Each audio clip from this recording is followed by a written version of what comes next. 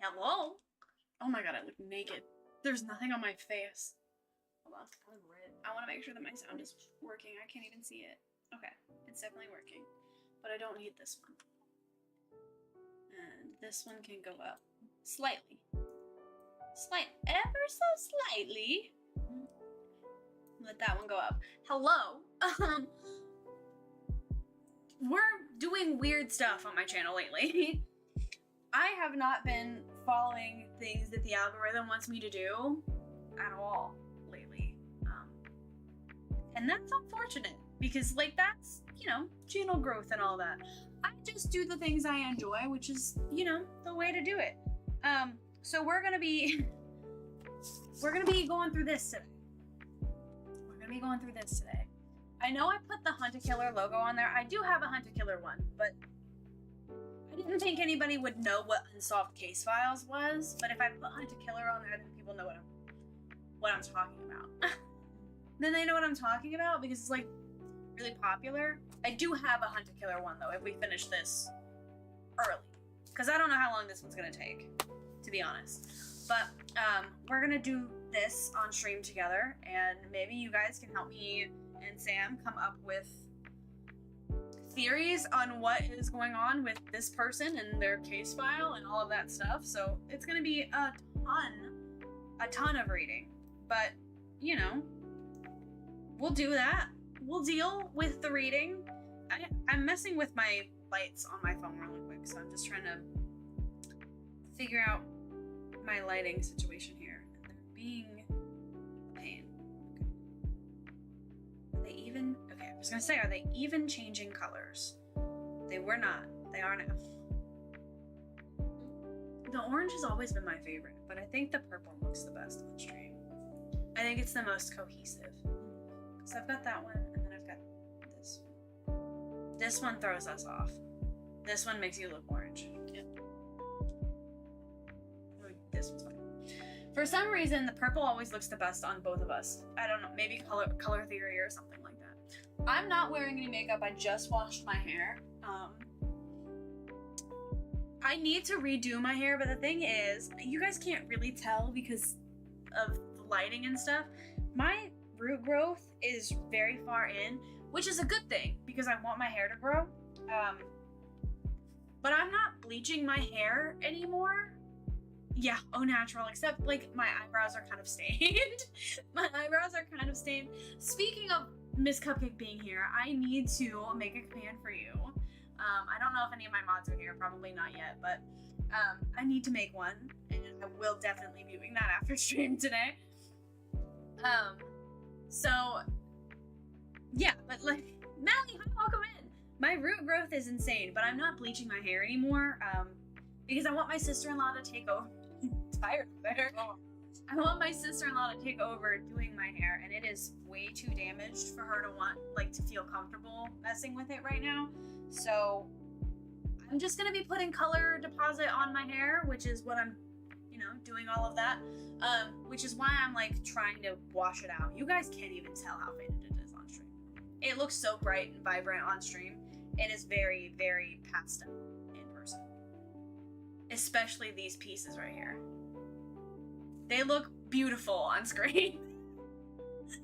They look beautiful on screen. Thank you. I have my rocks on my desk right now. Mine and Sam's. Sam did some too, but I think this one's my favorite one. This is my favorite one by far. It looks so weird on this camera. You're drawing marshmallow bees? Well, that sounds great for you, Nelly. It makes perfect sense.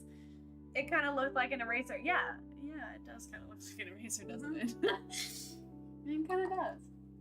I'm gonna switch this over to my art screen because we're gonna use my second camera so you guys can see the stuff for this. And keep in mind, this isn't necessarily a 16+ stream, but keep in mind that this is a case file. This is talking about, like, a fictional murder, more than likely. So I don't know if it's a murder or not, if something else happened, but it is a fictional case file. So this is crime related. but it's all fictional. It's not like a real case or anything. It's all fictional. So, switch that over here to this screen. It's so weird being able to see my hands in... It's so weird. But yeah, no, I have my... I'm addicted to crime shows. Me too. I have all of my little rocks over here, and Sam's also. If I can pick it up. If I can... There we go. I got the mouth on it wrong. You can fix it. You can fix it. Oh, it looks greener over here. This one you can't even see like the face markings unless I hold it in the right angle. I guess it goes this way, right? Showing it to you upside down. Strawberry. A strawberry. This is my favorite one. This is what it looks like in person. It's my favorite one. And then the watermelon. This is actually the first time I've ever really painted on rocks. I also did this one, but I didn't post this one. I don't know why I'm showing it upside down. I think that's my favorite one. Aside from the lime. The lime is really good. I'm really proud of the lime. Because I didn't mix the colors of that one on the canvas, or on the little thingy. I mixed them on the actual rock. Okay. So I've only opened this to make sure that everything is in here. I have not, like, tried to read this or anything yet. So let me go ahead and open it and take all the contents out. Take all the contents out of the bag. I can get it out. It is, like, in a manila envelope type deal. Tampering with evidence already. I know, listen, I had to make sure that everything was here. So we weren't missing any parts. Because if I had opened this and it was missing parts, you know how upset we would be? Okay. So. I don't know if you can read any of this. No, you cannot. Some of it. Like the big bold things you can read. Okay. So, over here, we've got Unsolved Case Files Instructions. Unsolved Case Files is a game that lets you solve fictional crime using the evidence and documentation from the cold case file. This is the case number here. You can't read that.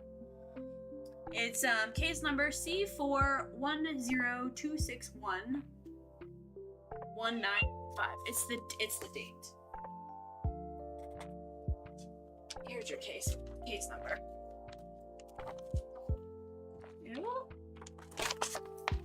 There's your case number. Just in case. Just in case anybody wants to, like, follow along. Okay, so objective number 1 is to find out how the killer got to Max. When you figure out how the murderer got to Max, visit the webpage to see if you're right. unsolvedcasefiles.com/max1. After proving how the killer got to Max, you may open the bonus envelope A. For questions or support, visit this URL. Okay. So we've got evidence. I think I'm just going to take everything out of here, out of the manila folder, because we don't need the folder. Okay. Ready for this? We've got evidence. We don't need these yet. The bonus envelopes. There are 3 of them. There are 3 bonus envelopes. Find where the camera is happy at. 3 bonus envelopes. We don't need those yet. We have to find the first objective first. There's a lot of stuff here. There should be a, like, paper in here that tells us, like, what's in the box, but maybe not. It might be in that. Is it in the evidence folder? There's a little blurb on the back of this, though. The mystery game that lets you be a cold case detective. On October 26, 1995, the campus of a small Georgia college, Tubman University, was shocked by the brutal murder of the newly appointed dean of the history department. The victim, Max Cahill, was working late in his office when the killer bludgeoned him to death with an unidentified object. Despite several viable suspects, police were forced to close the case because they couldn't determine how the killer got to Max while avoiding detection by video surveillance cameras. Think you can bring Max to justice? Okay. There's nothing on there about what is supposed to be in here. Do not bend. This just says that it's photographs. Am I supposed to like rip it open?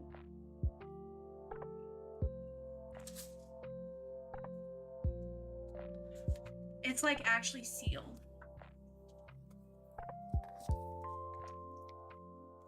What in the heck? I've used these before, but I've never had one actually sealed like this.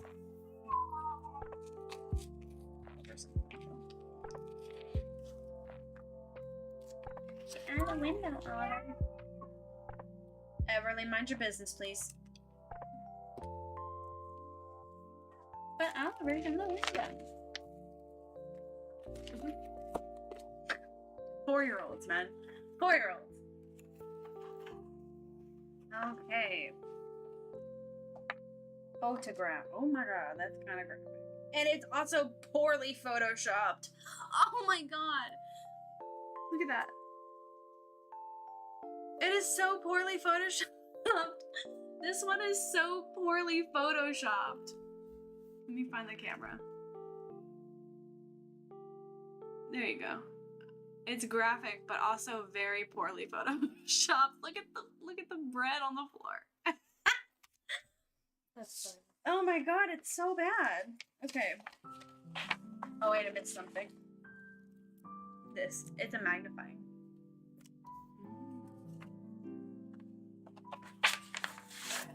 Put that over there.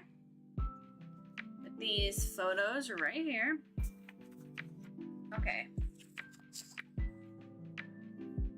I don't know. Let me get ornaments here. I'm gonna move my rocks because they're kind of in the way. That just makes the stream more lighthearted. It's so terribly photoshopped. Okay.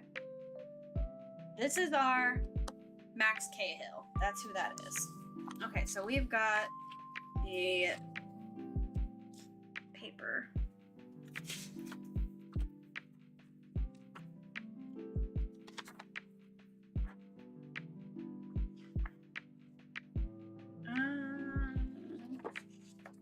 I'm trying to like organize this stuff, but it doesn't make any sense to me yet, so we'll see if I can get it organized. We got maps here.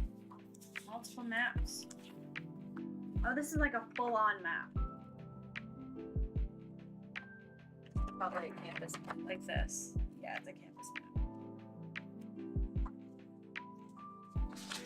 Okay. I'm trying to like, okay, we've got that. So we've got maps, and then these are police reports. All of these are police reports. And then this is a surveillance log. This is from the campus. Police department, police department, police department. Okay. We're semi-organized here now. This is stuff from the campus. And the newspaper clipping. Police department stuff. And this is a surveillance log. And okay. This. To Detective Lieutenant Bruce Armstrong, which I think is us. From Detective Carl Gaynor. Facts of the case. On Friday, October 27th, 1995, at 8:28 a.m., the Northup police received a call from Georgia Robinson at the Tubman University security about a murdered faculty member. I almost said facility.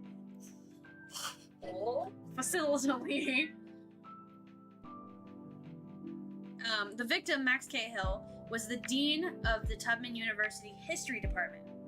Mr. Cahill was found dead in his office on the second floor of the Meekum building by Miranda Hart Grimes, his secretary's adult daughter.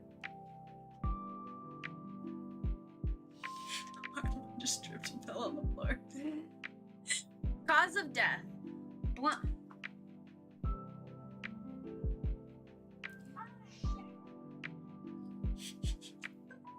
Cause of death is blunt force impact to the head with a spherical object. Time of death is 8:23 p.m. Thursday, based on the victim's broken wristwatch and autopsy. The victim had been alone in the empty and locked building since 7:45 p.m.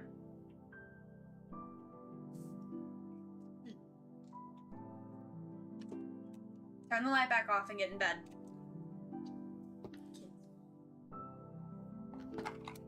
Everly, turn the light back off and get in bed. Turn the light off and get in bed, please.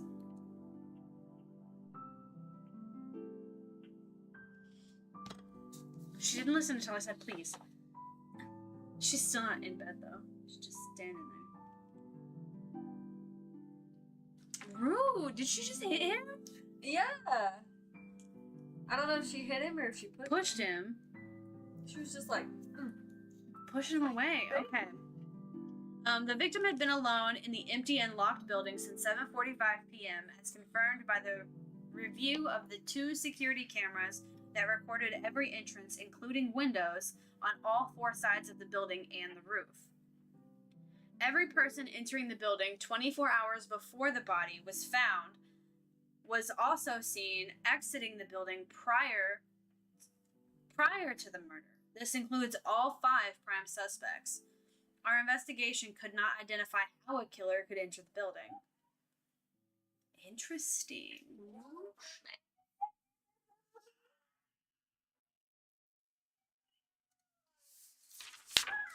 Okay. Prime suspects. Michael Baskin. A Tubman... Whacked him. Yours is angry about something. I bet mine is not keeping her hands to herself. is he stuck? No, he's not stuck. I bet he hit his head on the bed. What screen? 3 kids in one room is a nightmare, you guys. Like, completely a nightmare.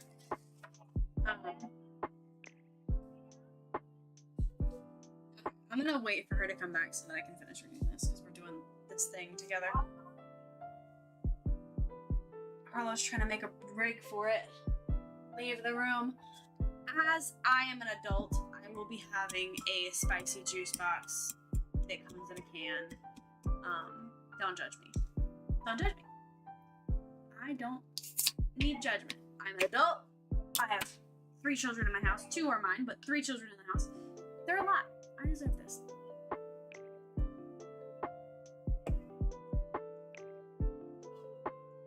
Oh my goodness. Poor Yaya. Sam is their Yaya. Oliver's Mimi. I'm his Mimi. This child full on threw himself on the floor, didn't he?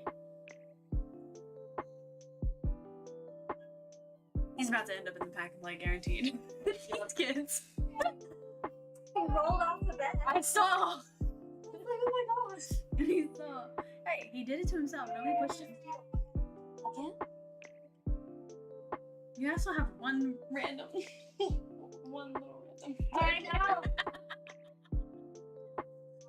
They couldn't see it. My head was in the way. Weird eye. My head was in the way. Okay, I figured I would wait to keep reading this until you get back here. Crawl in bed. Crawl in. No. Let me just stick my feet in the air and kick the bed. Okay. Michael Baskin. Tubman. Don't do it again. Tubman basketball player caught cheating. He's gonna pull those tacks off the wall. don't actually hate my dog. So everybody knows. Listen, if you're not a parent, you don't understand. Sometimes you gotta say you're gonna do things.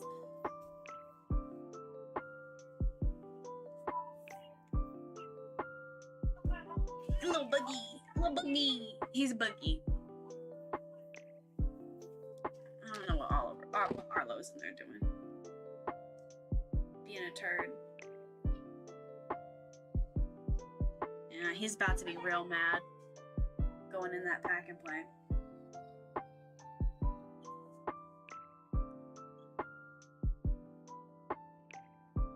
Okay, I haven't seen you in a while, I don't think. Yeah, Bailey's here all the time.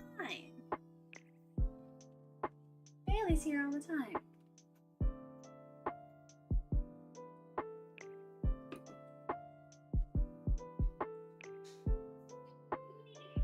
I'm sorry. I'm listening to what's going on in there. Poor baby. Yeah, well, it all depends when I put you in there. Right. I'm here for like 99.8% of the time. Literally. He'll be alright. I think I can. He stopped crying this loud, so I can turn that back on. I turned the volume off so it's like one both. Yeah. Okay. Let's try this again. Michael Baskin. Tubman basketball player caught cheating by the victim. He would lose his scholarship, face suspension, and be kicked off the team and risk losing future professional athlete careers if reported by the victim. Gregory Grimes, current husband of the victim's ex-fiance, Suspect number 1. was jealous of the victim's relationship with his wife and heard saying he wanted to kill the victim. Ooh. Suspect number 2. Yeah, last stream, we went until like 1:30 a.m. for me, which was like 2:30 a.m. for you, which is insane. Alex Jameson, victim's old college roommate, a vagrant. I don't know what that word means. Vagrant? Vagrant? I don't know what it means. It's kind of like a drifter. Okay. Who had a violent outburst at the victim's office and also made threats against him. Who's that? Random Facebook message. Same guy that keep randomly calling you? Yeah. At least this time it's not 2:30 in the morning. He was freaking calling me at like 4 a.m. the other night. I'm like, dude, we don't. Those are booty call hours. Listen. We don't. No. In the Discord group, y'all go until 5 a.m. my time, and I'm like, how are you functioning? Listen, and the thing is, on top of that, the people that stay up the latest are the ones that have the kids, and I don't know how the frick we do it. I don't know how we do it, to be honest. And function. And Literally. Manage to take care of children at the same time and keep them alive. Because our boys, they try to unalive themselves. Arlo was chewing on the video monitor cord while it was plugged in. Yep. And Oliver unplugged the HDMI and put it in his mouth. So, and Everly, it's all of them. And Everly put her friggin' mechanical dog in the sink to give it a bath today. They're all trying to electrocute themselves. Well, Oliver's dad actually did one time, like, straight up stick his finger in an outlet. Not bad. Sounds like what my dogs do. Imagine that, but they can talk. I feel like since Sam came, y'all have stopped chatting until late hours of the night. Yeah, I don't really stay in here. After we finish stream, usually I go downstairs and we like fall asleep on the couch watching like Twin Paranormal. Yeah, mostly Twin Paranormal, or like we're binge watching Grey's Anatomy again. I mean, we totally could be in the Discord at all hours of the night. You know, we could do that. We could do that. We've got two more. Professor Arthur Hodges. Shout out to my boy.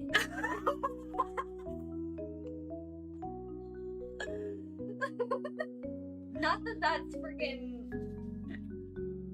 his dad and what's his name's last name? Yikes. You said what's his name? I know.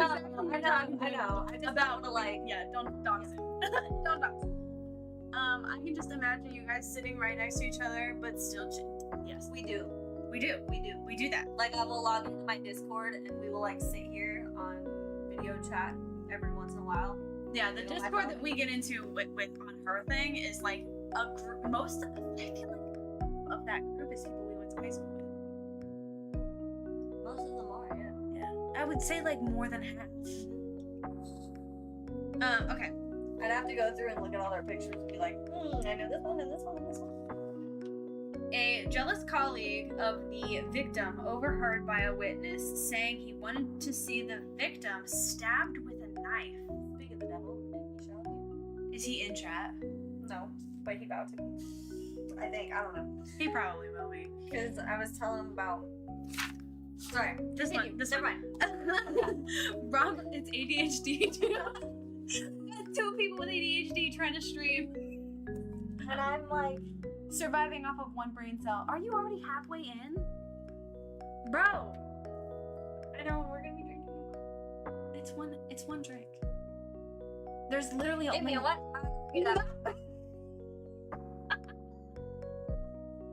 What happened to Car? I don't know what happened to Car. I know that Car posted on their community tab that they had to go home for like personal family reasons after they had just moved to the States, I think. And after that I haven't heard anything. I have no idea. I hope Car's okay. Yeah, that was literally a year ago. I hope Car's okay. The group I'm talking about. Yeah, I knew what group you were talking about, Bailey. Over here, everybody. Listen, I don't think everybody wants to know. I don't think they all want us to know. I don't think that everybody wants that. I don't think everybody wants everybody to know that. Okay. Robert Fallon, former head of Tubman Security, victim caught him living illegally in a shack on campus, was also being hunted down by loan sharks. Didn't show for a meeting with the victim scheduled for the morning his body was found. Yikes.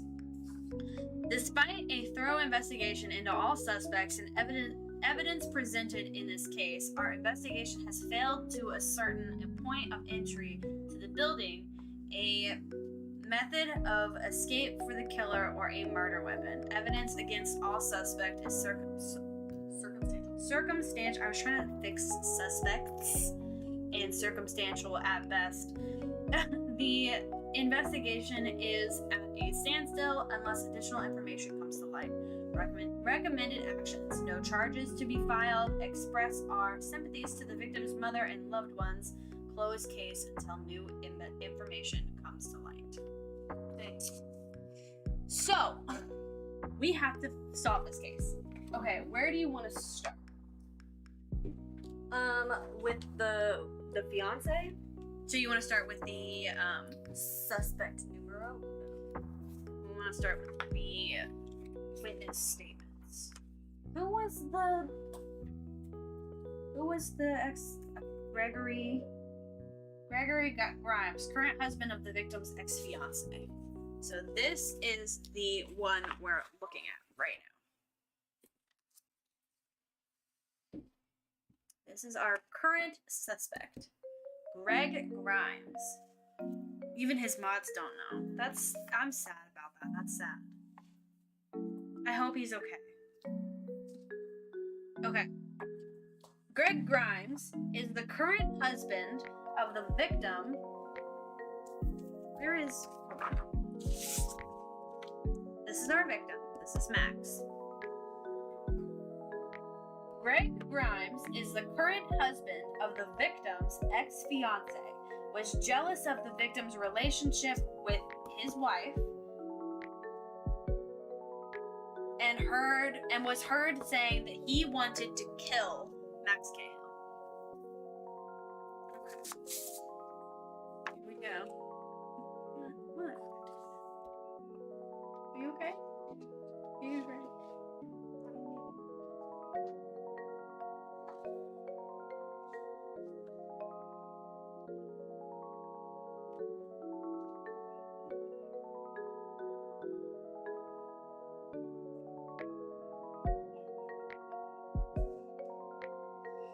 Yeah, that's a bad idea. Yeah. Like, I wasn't about to tell him what we were doing wrong. Yeah, that's a bad idea. Yeah.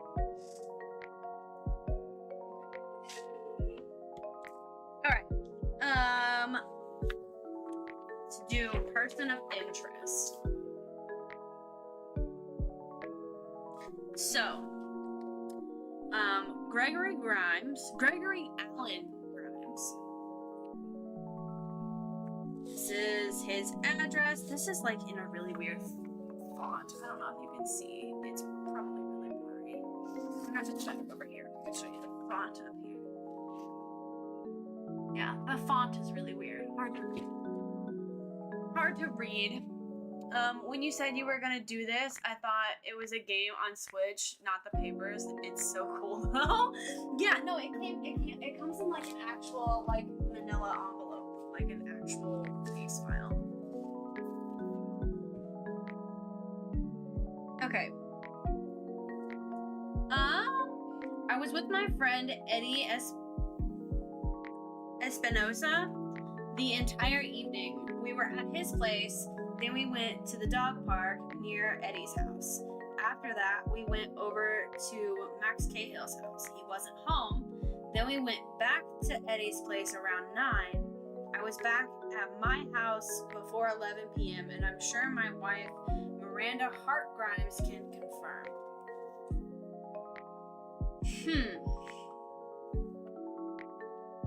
Okay.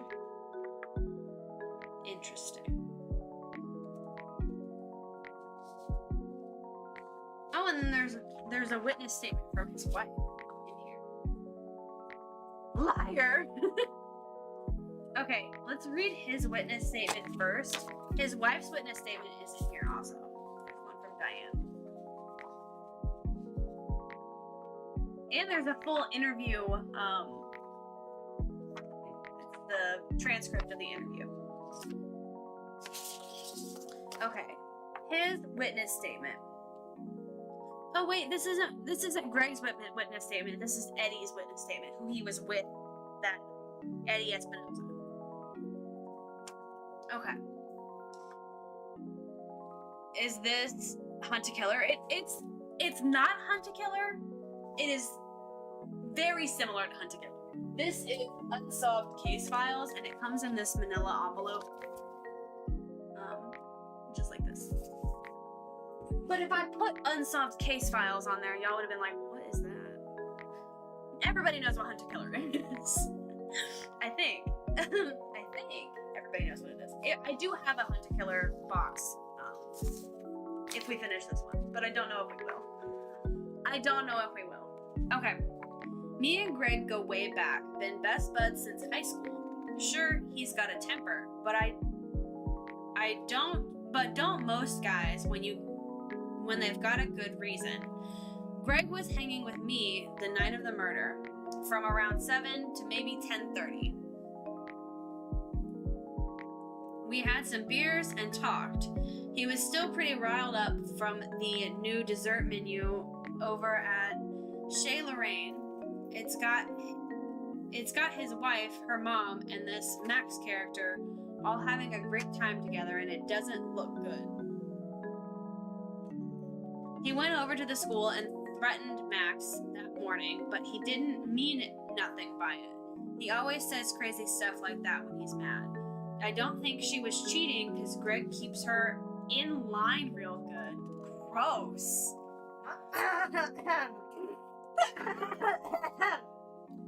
Which is why you're not going to go see the thing. I straight up told him, I just don't know if me saying the night would be good for me.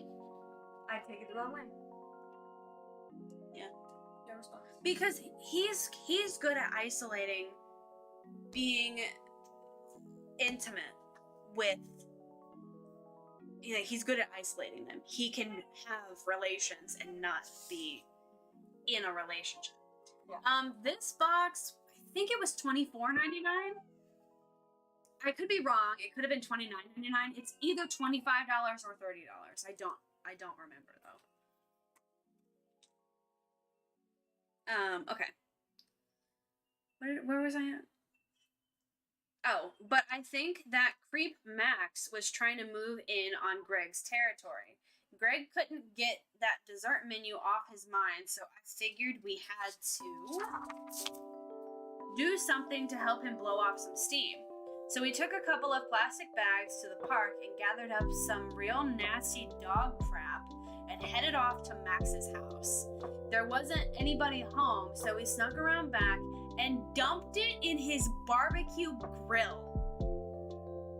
I'm sorry? You didn't want?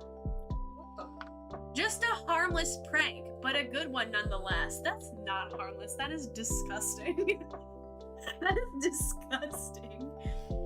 I'm not really proud that we did that, but I'm sure you can inspect his grill and confirm my friend Greg had nothing to do with the murder. He was with me the entire time, and that grill can prove it. We went back to my place, had a couple more beers, and then he went home. Greg might pull a dirty deed or two now and then on someone who deserves it, but he isn't someone who'd go and murder anybody. He's a real upstanding guy. That guy didn't deserve to be killed, and I'm sorry about that, but I'm not at all sorry about what we did to his grill. He had it coming, and Greg finally stopped talking about macaroons. Why macaroons? Why is that good? Seasoning. Oh, it's literal crap. Doggy doo-doo. That's disgusting. Okay, so the menu that they're talking about is this one. This is the menu. So I'm assuming that this is Max, this is the ex-fiance Diane, and this is Diane's mother. Weird. Okay, Amber Turd.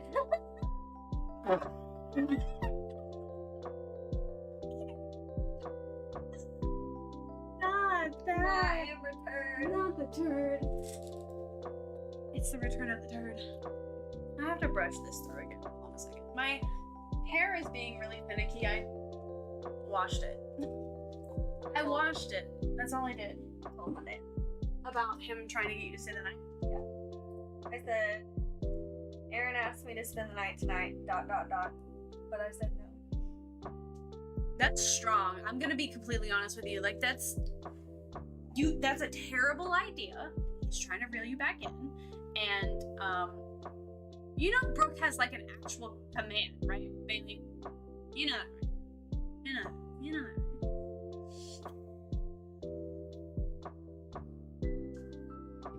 right? Okay. Brooke also has, like, a timed thing that'll come through. Okay, so let's move on to the wife, the ex-fiance. So this guy's wife and this guy's ex-fiance. I think I dropped something. I'm not sure though. No? No. Oh, there's something in the pic. Oh, why is it in cursive? Okay, so this one's font was weird. This one's font was weird. This one is in cursive.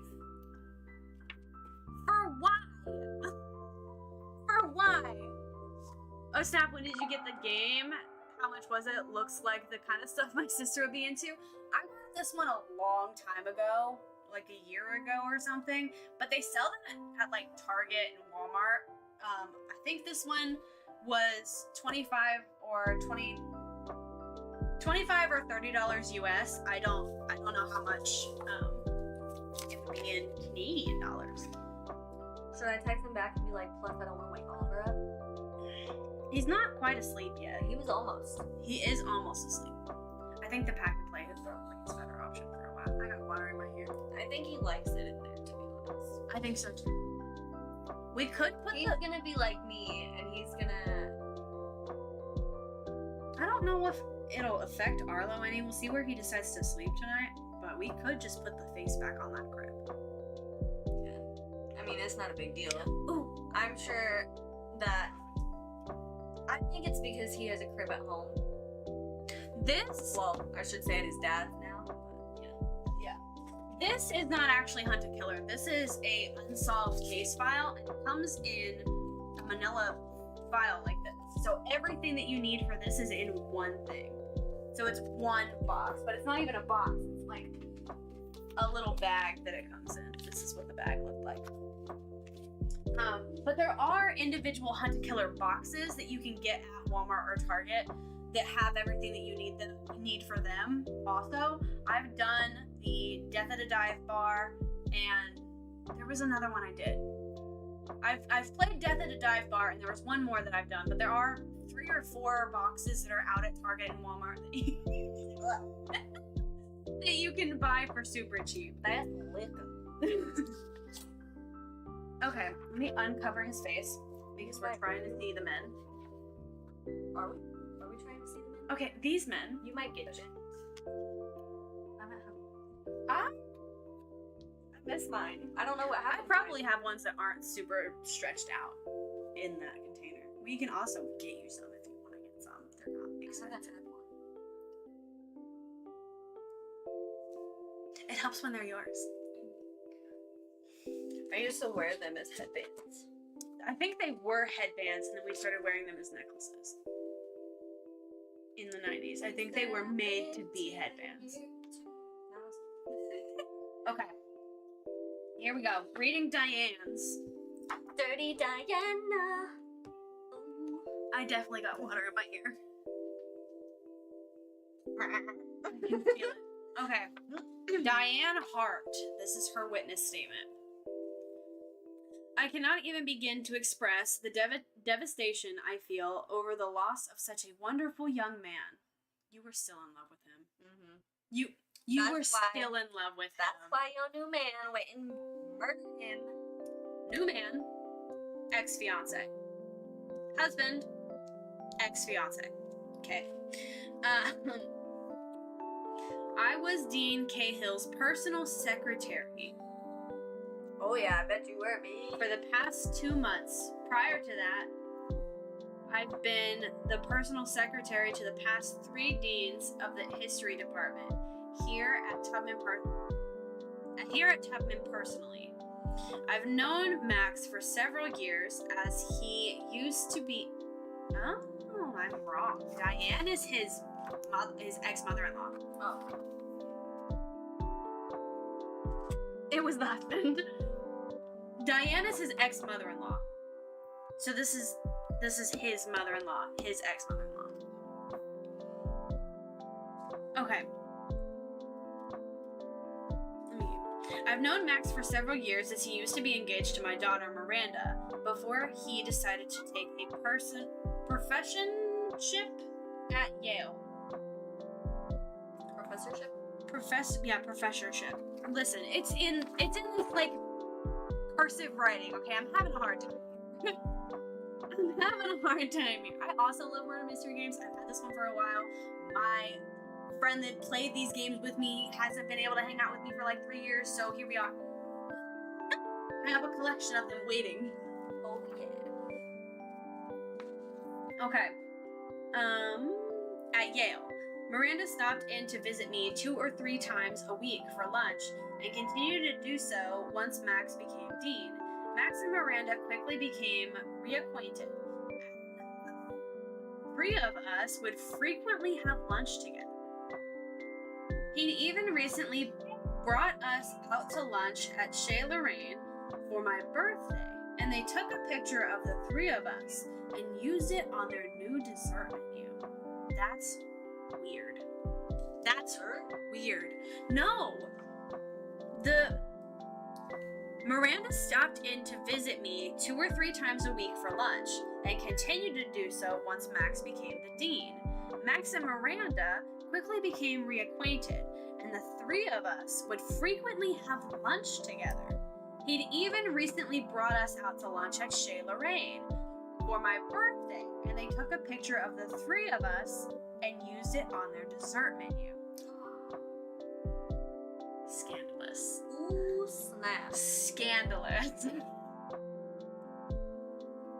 Chez Lorraine is my son-in-law's favorite restaurant.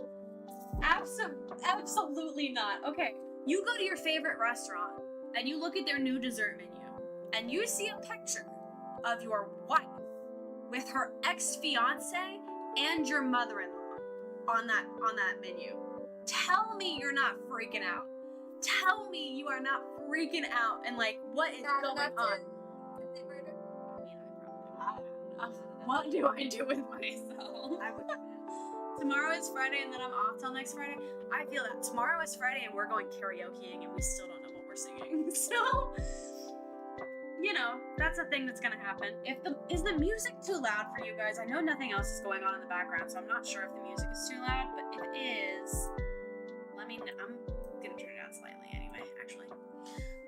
Okay. Chez Lorraine is my son-in-law's favorite restaurant. He even proposed to Miranda there. So as you can imagine, Greg was out of his mind with jealousy when he saw that new dessert menu. I turned it down. I don't know if it's still too loud. Murder. Miranda sings. Like a canary. Okay. Out of his mind with jealousy when he saw the new dessert menu. Max and Miranda were just friends. Nothing else. They used to be engaged. There is no just friends. Once you've gone over that freaking. You guys were gonna get married. Yeah, once you've gotten over that, like you we're can just in a relationship into we are possibly getting married, you cannot you can go back to being friends. You can still be friends, but you're no longer just friends. No. You're no longer just friends. No. Let me find out that my man, allegedly, my new man. My new boyfriend. Me, my new boyfriend. Not anytime soon. But like, if you go somewhere and you know that your husband is gonna see it. You knew that this was his favorite restaurant. He proposed to you here. I would have been like, no thank you on the picture. Right. I would rather not. This is my husband's favorite restaurant. But also, why are you going out to dinner with your ex-fiance? Or lunch. It's lunch. That part. That is insane. Wait, you wouldn't care about your partner going out to dinner with their ex-fiance?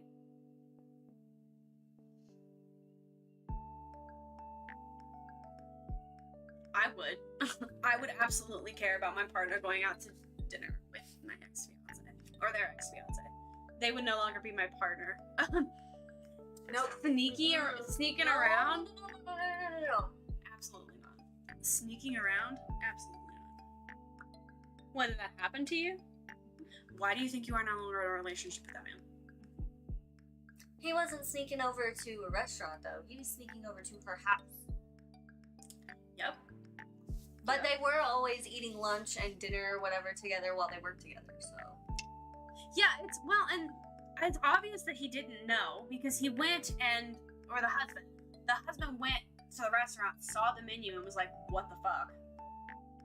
I would have gotten up from that table and I would be in this case file. The wrap, exactly.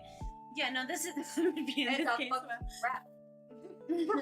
It would be in this case file. Listen, I'm okay with people having friends and being friends with your exes and that whatever. I'm friends with a couple of my exes. I think Nick is also friends with a couple of his exes. Where I have an issue is if you're hiding shit, you're being secretive, that is still cheating. I don't care if you're sticking it in. I don't care. I don't care. I don't care. I don't care. Emotional cheating is still cheating. Lying about going to somebody else's house is still cheating. Emotional cheating is still cheating. If the intent behind what you're doing is to keep it a secret from your partner, and it's not like a surprise, you're not doing something nice for them, whatever. You're keeping it a secret to keep it a secret because you don't want to hurt their feelings. That's another thing. If you want somebody new, why not just leave? Why not say, hey, I'm not feeling it with you anymore. I kind of want to like see where things go with somebody else instead of leading me on. Yes. Instead of, oh, I love you and we're such a happy family, blah, blah, blah, blah. No, we were not. Yes. No, you weren't. You weren't. No. Babe, it's been like 3 weeks and he's seen him one time. And he's had time off. 6 days off. And he's seen him one time. That's why I'm like, I'm not gonna hold my breath tomorrow. He would. If he wanted to, he would. He's trying to put the ball in your court, though, by asking you to stay the night. Well, I kicked that ball right back to him, so.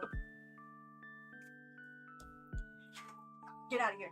I almost spit that everywhere. I washed it. No, it ain't.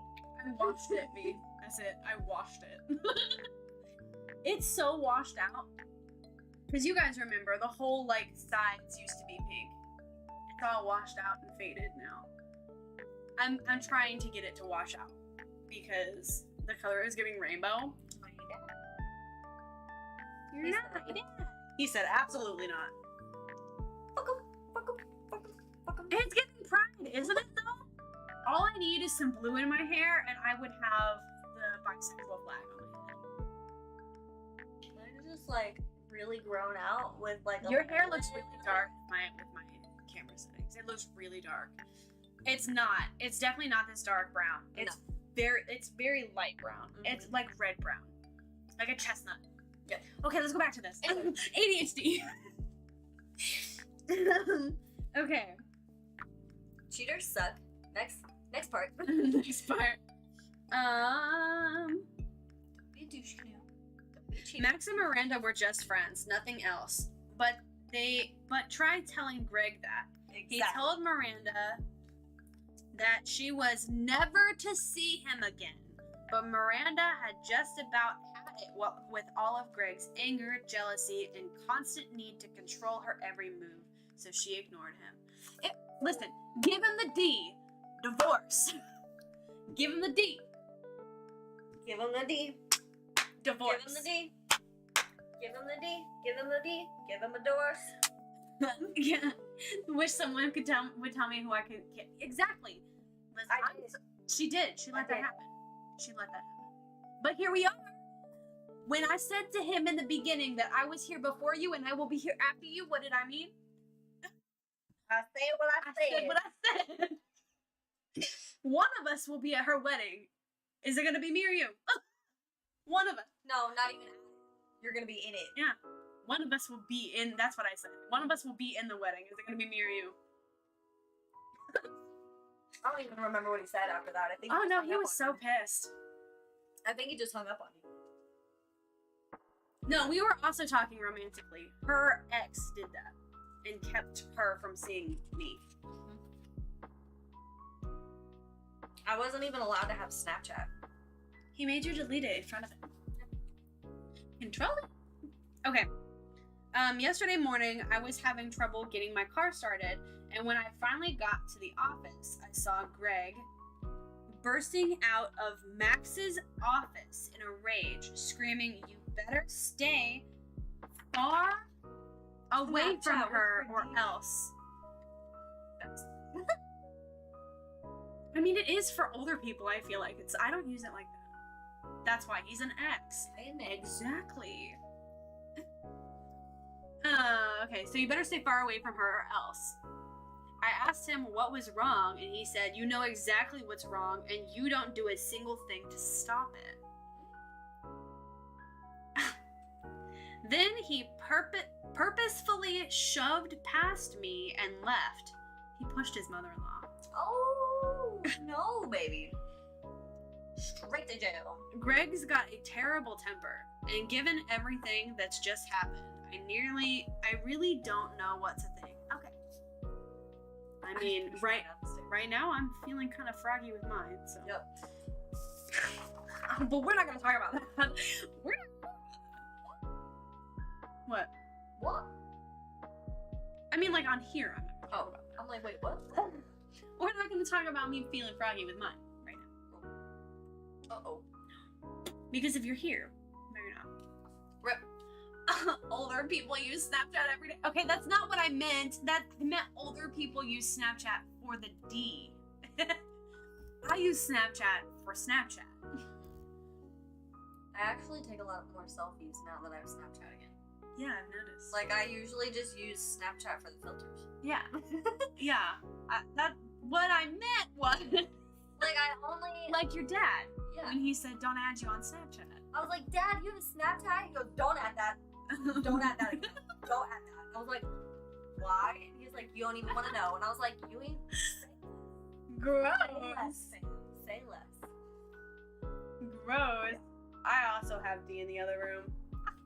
Sam doesn't though, so I'm not trying to rub that in her face because she will go stay there with her ex. She could pick a different ex.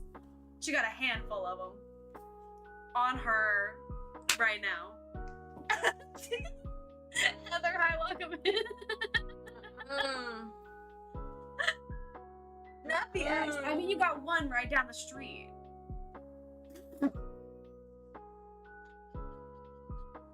But you told me not to. I did tell you not to because that's No, I'm terrifying. not. Listen, If you hear... are you gonna be with a person who is a thumper? Really? You. Nope. You. I'm all for people and having their religion, but he definitely pushes that on people. Okay. No. I said thumper. You didn't see my hand. I went like this. I said thumper. Oh my god. Not that. I'm never gonna finish this. No, you're not. I'm never gonna finish this. Okay. She's like, oh, I'm scared. Me too. He's got a terrible temper, and given everything that's happened, I really don't know what to think. There was also a couple of times in the past week when Max's old college roommate showed up. Max said his name was Alex Jameson. The first time, he was clearly drunk.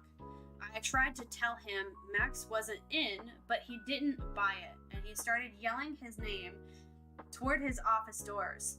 When Max came out to see what was going on, the drunk man got right in his face and said something like, "Hey buddy, remember me? The guy you threw under the bus? Doing pretty well for yourself, huh? You better watch it, cause I learned a thing or two and a slammer and how to deal with a snitch." Then just like that, he turned and staggered out of the building. Snitch. Snitch. Snitch. Well, I'm just saying this girl could be lying because she got caught up, make him look like the bad guy. This is the mother-in-law, not the wife. I was mistaken. This is the mother-in-law. She is also his secretary. So the mother-in-law of this guy and his secretary.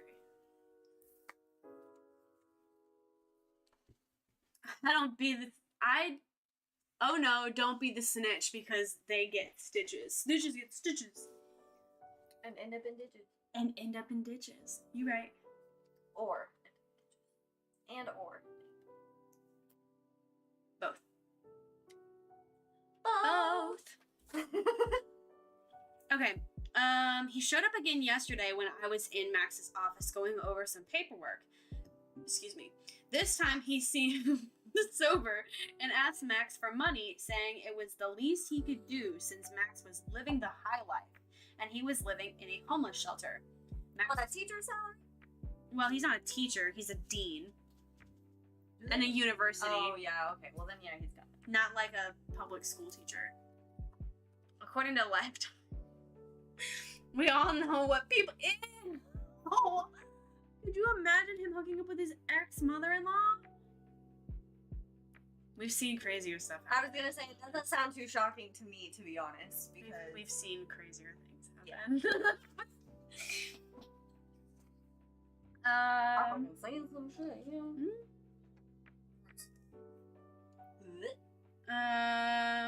Max declined, and things quickly escalated. He stormed over to the liquor cabinet and smacked liquor cabinet in his office? Yeah. Beans have liquor cabinets. My grandma was going out on her smoke break in her car while she was a gym teacher, smoking a joint in her car. She come back inside, go in her office. Pss, pss, pss, pss. These teachers be wildin', man. These teachers be wildin'. Okay. I mean, did you not see the teachers we went? I mean, had in high school? there was one teacher we had in high school, man. Listen. Listen. The gym teacher. Shout out to Miss Preston. What up, girl? If you're here, no, you're not. That'd be weird. Honestly, that'd be so weird. Having an ex-teacher come in. She got arrested my freshman year, so you weren't even there for that. Oh! No, I remember now. I remember. Yeah. Yikes. Yikes. A, they looked photoshopped. B, her titties weren't all that. I said what I said. Said it with my chest too. Oh my Where from? The Midwest. The Midwest. She was. If you know, no you don't. Yeah, if you know, you know you don't. But she was hooking up with her students and in high school. She was a high school. The seniors, the senior boy, not even seniors, senior boys. I'm in Florida, so I know. Listen. Yeah, junior boys. And she had just, like, become a teacher herself, right? Like, yeah, it was her first year teaching. So she was, like, our age the summer before school started. Yeah, she was, like, 24 or 25. She was, like, our current age. Yeah. No, you're younger than I am now. Alligators in the pool. Probably. She tried to skip. Mine's court. asleep. He's almost there. Does he still have pants on? It looks like it, but I can't tell. It might be his blanket. It looks like he still has pants on, though. Yo, you be in your pants, little man. I don't own a pool, but maybe in a pool. Yeah. Yes. Okay. Where was I at? Okay. He stormed over to the liquor cabinet and smashed several bottles into the floor. Max quickly got in front of me and told him to get out of his office now, or he was calling the campus police. He glared at Max and said, "Always the snitch, aren't you? You're going to pay for what you've done to me." And then he left. Yikes. If you ever have to fight a croc, hit it in the head with a pan, you'll live. What? Hey, I've seen, what's that show called? Swamp People? Where they're hunting alligators? I haven't watched that. Is that one of the ones on, Discovery? Is it Discovery? I think so. It's either that or the Travel Channel. No, Travel Channel's Ghost Adventures. I got my cast iron skillet prepared. Get it right in the donker. You gotta get it right between the eyes, like on top of the head. Between They have one soft spot. I said the donker. Badonk-a-donk. Yeah! Ghost Adventures is so good. Zach Bagans can definitely get it. If you're here, yes you are, daddy.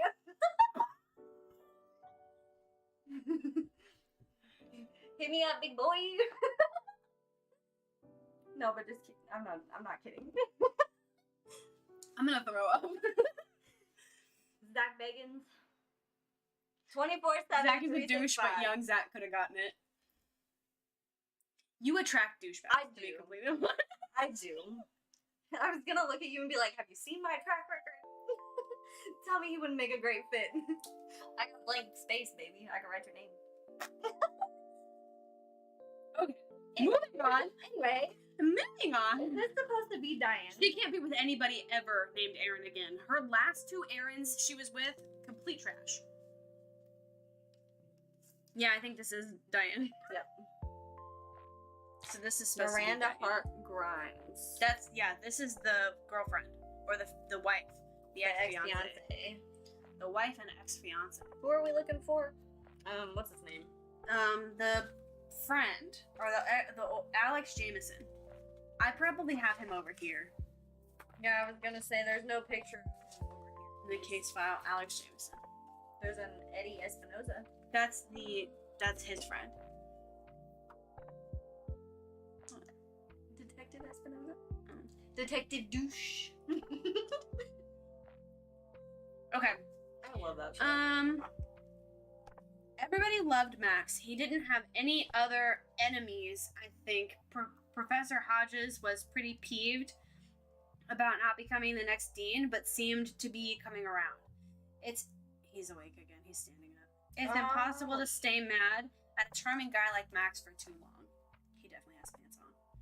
Ayo. I tried to convince Max to go to the banquet last night and told him he needed a break, even if it was just for one night, but he insisted that he needed to superglue his nose to the grindstone because the deadline for the project he'd been working on had been moved up a couple weeks, and I will always regret that I didn't try harder to make him go. That's sad. Bailey, I appreciate you. I'm still waiting for YouTube to switch my stuff over. It hasn't yet. Once it does, I will put in my application for the new monetization stuff with the light version. Kind of look like a young Dr. Burke. He does. But his actor was a complete douche. Okay, and now we have the police department's transcript of the interview with Greg. I was like, I can do this.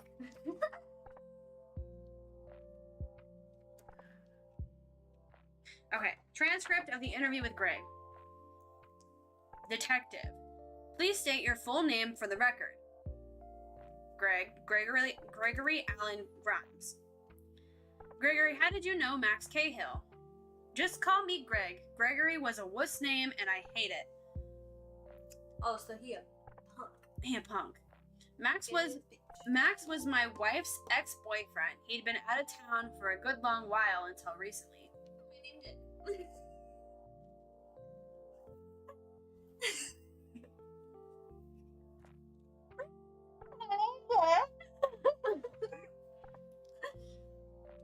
Oh my gosh, okay. I need some of this. Okay, can you describe your relationship with him? Didn't have one. Never met him till he came back to town. Seen him a few times, that's pretty much it. When did you see him last? I don't remember. Wouldn't want to. So you weren't friends, I take it? No, we weren't friends. Detective. It sounds like your wife was on super friendly terms with him, though. Super friendly terms? What's that supposed to mean? Max brought your wife and her mother out to lunch to a nice little place called Chez Lorraine recently. My wife loves it there. Calls it the most romantic restaurant in town. Guess they just wanted to have a change of scenery since the threesome frequently had lunch at Max's office. Seems super friendly to me. Cozy, too. You really got lucky with all the changes YouTube has made. They changed the community tab before 500 and now they changed monetization. I know. And I don't feel like I deserve it. But I've been grinding, so also I kind of feel like I deserve it a little bit. Okay. How'd you find out about that? You mean besides seeing all three of them on the dessert menu at Chez Lorraine? We have our sources, but it sounds like you already knew about that. So what if I did? Look, there was nothing super friendly or cozy about it. My wife always visits her mother at work long before Max was there. There was nothing going on between them. Nothing going on, huh? Then why was your wife inconsolable when she found his body? She found him first, you know, bringing Max his favorite muffins. What a great gal you've got there. Did you get any from that batch, Greg? Or did your wife give the whole box to Max? I saw the muffins. It was a large batch. At least a dozen. Ooh, and she's making him muffins. Something right. Something right here. Something right here. Oh no, honey. Yikes. Guilty. She makes me plenty of muffins, okay? Whole batches just for me. Pretty much whenever I want. Is that right? Yeah, it is. Different flavors, too. What the hell are you getting at, anyway? Just trying to figure out the relationship between your wife and the deceased. There was no relationship. You sound a bit jealous and angry. Can't blame you. Heck, I'd be jealous too if my wife was making muffins for her ex. You claim you don't remember seeing him, but that's a lie. I remember one of the creators in the community went around saying that they got, yeah. Do you have? I remember that. Is your muffin buttered?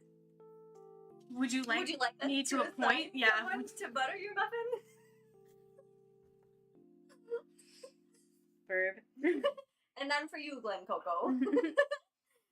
Or no, and none for Gretchen Wieners. Bye. It's like 4 for you. Oh, you go, Glen Coco. Yeah. Excuse me? You stormed out of Max's office yesterday morning You screaming. go, Glen Coco. Yeah. You stormed out of Max's office yesterday morning screaming, "You better stay far away from her or else." That doesn't sound like something that you thought nothing was going on, does it, Greg? Maybe there wasn't anything going on, but you saw where it was going, and you weren't going to let that muffin lover steal your wife. So you wanted to put a stop to it. Not that he called him a muffin lover. A muffin lover. Of course I wanted to put a stop to it. Who the hell do you think he was? Who the hell did he think he was? Wouldn't you want to put a stop to it if it were your wife? Ooh, Sure. Yeah, put a stop to it. Right. Sure. Someone would have to be a wuss. What? Someone would have to be a wuss not to. Right, Gregory? Absolutely. And it's Greg. You showed him who's boss, huh? Right again. But you knew he wouldn't listen because he was in love with your wife. You had to take matters into your own hands, huh? You're a married man. Can't blame you. You did what you had to do.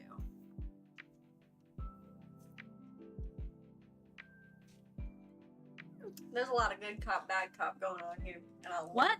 Wait, no, I didn't kill him. I wanted him away from her, yes, but I didn't kill him. Oh, come on.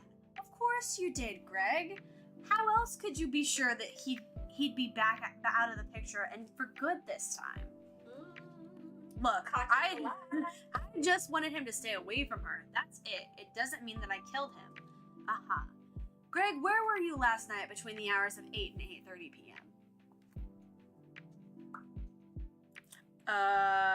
I was having a few with my buddy Eddie. At what bar? Wasn't at a bar. Went over to his place and was watching the game. Anyone else there? Nope. Oh, they picked a great actor for Eddie. Holy shit. That's Eddie. Listen. How you doing? Listen. Eddie can get in. Eddie can get it. Heck yeah. Wait, hold on. I need to see. Yep. Ooh, no. Not for me, he can't. No, ma'am. Why? No, ma'am. Oh my god, who does he look like? No. You're gonna show me who he looks like, aren't you? No motherfucking ma'am. No motherfucking ma'am. No, they don't look the same at all. At all. Yours is very upset. It's because I'm in here yelling, no motherfucking ma'am. Okay. I lost again. I suppose your buddy can vouch for you? Because that's what buddies do, isn't it, Greg? He's got a boyfriend! And he's got a boyfriend. Oh my god. That would be just my luck. Listen, when I was trying to get over my ex before Nick, I went on dating apps for the first time. And the guy that I ended up going on dates with he ended up being gay, and he was using me as a beard, and I didn't know. And the New Year's came around, and he sent me a message apologizing. He like ghosted you. Yeah, right? well, he didn't really like ghost me. Like we had plans for Christmas, but then he like bailed on the plans. But on New Year's Day, he messaged me and was like, I want to be honest going into the new year, and I'm going to tell my dad that I'm gay. And I was like, why couldn't you tell me that? Listen, I am all for being safe and like not outing yourself if you're not in a safe situation too. Yeah, like I would have been the best beard ever. Okay? I would have been the best beard ever. Here's the thing. My heart was hurting, okay? Because like I was newly out of a very toxic, like this level toxic relationship. Probably works, to be honest. Imagine if we had kids. How bad it would have been. Thank God we didn't. Thank God we didn't. The other ones are asleep. You can change the movie if that might make a difference. I don't know if the movie's even on, to be honest. That might be why it's yelling. Why am I yelling? I mean, we have been going for an hour and a half. Okay. Where was I at? Look, I was with him the entire time, okay? And you were at his place the entire time. No, not the entire time. We got to talking about Max and what to do about him, and we decided to teach him a little lesson. A deadly lesson? No, look, we were drunk and thought a little prank might be in order. Nothing major, just a joke. Hey, you might have even done something like this back in the day. I doubt it. What happened? We walked over to the dog park, and with a couple of flashlights and a trash bag, we collected the nastiest rank piles of dog crap we could find. Why? I told you, to teach him a lesson. His car wasn't there, so we snuck around back and smeared it all over the inside of his barbecue grill. And at least we think it was his house. It was pretty dark and we were drunk. What's wrong with you? Not the grill, bro. He didn't just put it in there, he smeared it. Need to get ready for sleep, but thank you so much for being here, Heather. I appreciate you so much. Flashback. Flashback, patting that. Hold on. Aw, come on, detective. You gotta admit it was funny, and he had it coming. What else did he have coming? Nothing. Okay, look, I told you where I was and what I was doing. Yeah, I was stupid, but Eddie can confirm everything. Ah, yes. Confirm it with your buddy, Eddie. Unbelievable. You still think I did it. We'll be in touch. Don't leave town. This was good. Of course we believe you did it, you freaking scumbag. That was good reading. Okay, so we have... Whatever one you... This is all of the stuff I already read. Oh. So, this is... Where did my... I wonder if that's what I dropped. That hit my leg. No, the paperclip. Yep. I knew I felt something hit my leg. You're all, no, nothing, Phil. I couldn't see it. Well, I couldn't see it either, but I felt it hit my leg. Blinded bitch. Melted it. Okay, we've got one from Miranda too. So let me read that also. First dish. Okay. Listen. We've got Miranda and Greg. Mother-in-law. And Eddie. Eddie looks like somebody else, and I can't place who they are, but it's from a movie or a TV show. He's an actor. And I can't place who it is. Okay. Miranda. Oh, is that you wanting to read? Oh no, I was just trying to look through this. Oh, what do you... There's these. The police department. These are all police department things here. Autopsy, and then this is case file inventory list. Oh wait, we don't need this. This is what I was looking for at the beginning. The inventory list. Dang. Yeah. Okay. Miranda Hart Grimes. I'm not even sure. This is Miranda here. I'm not even sure what to write. I'm in shock right now. I can barely even grip this pen. Max and I dated for a few years, and we were even engaged for several months before he started teaching at Yale.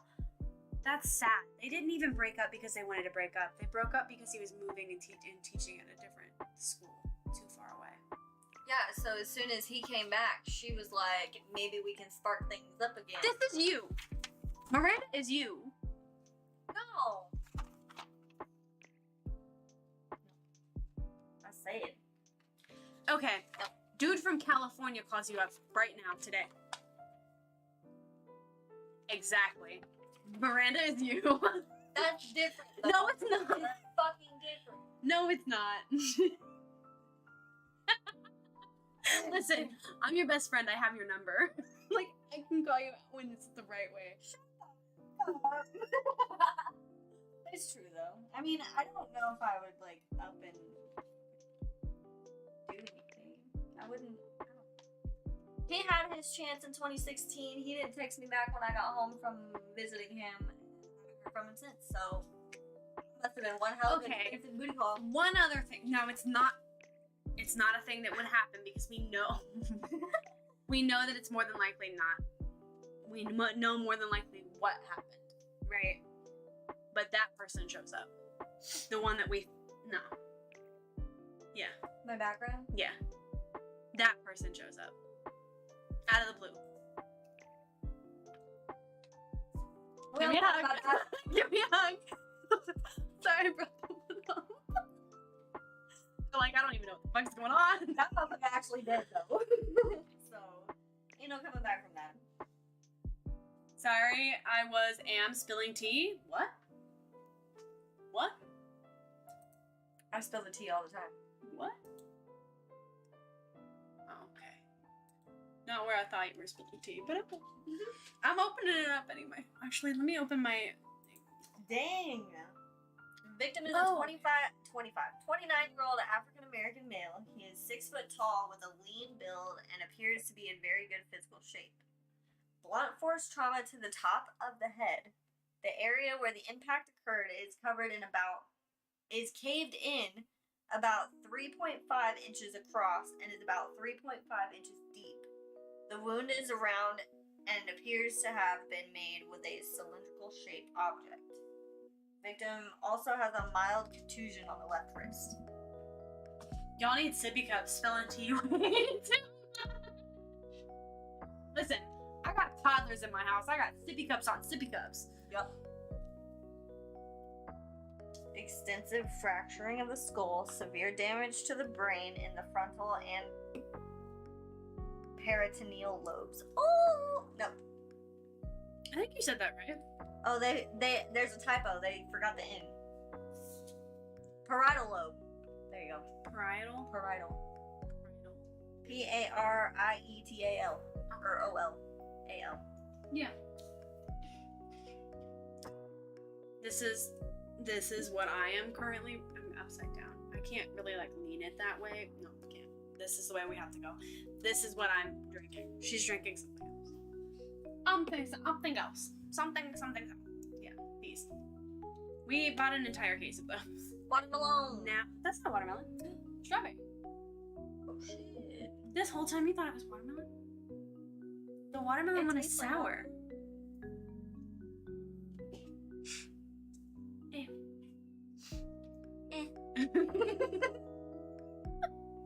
Is that exactly what I sounded like?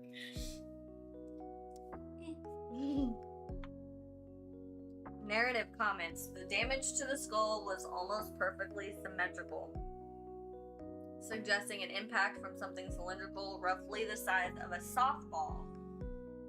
The impact caused extensive damage, indicating that A, the blunt object was considerably heavy, B, the killer had great strength, C, the killer was fueled by rage, and D, all of the above.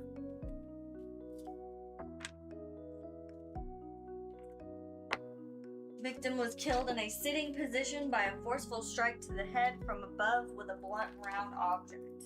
The angle of impact indicates a downward trajectory, nearly straight down at a 90-degree angle. This.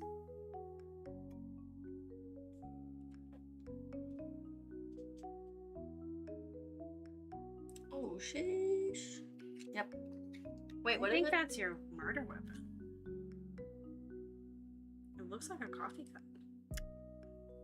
That would be round and cylindrical. I don't see anything else in this room. According to the victim's body temperature, the time of death is estimated to be between 8 p.m. and 9 p.m. Thursday evening. Rigor mortis observed in the body supports this time of death. There's also a bloody handprint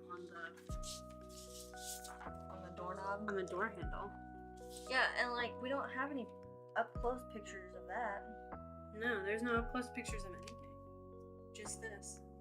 And this is the stuff that was on him, right? I think so. His belongings.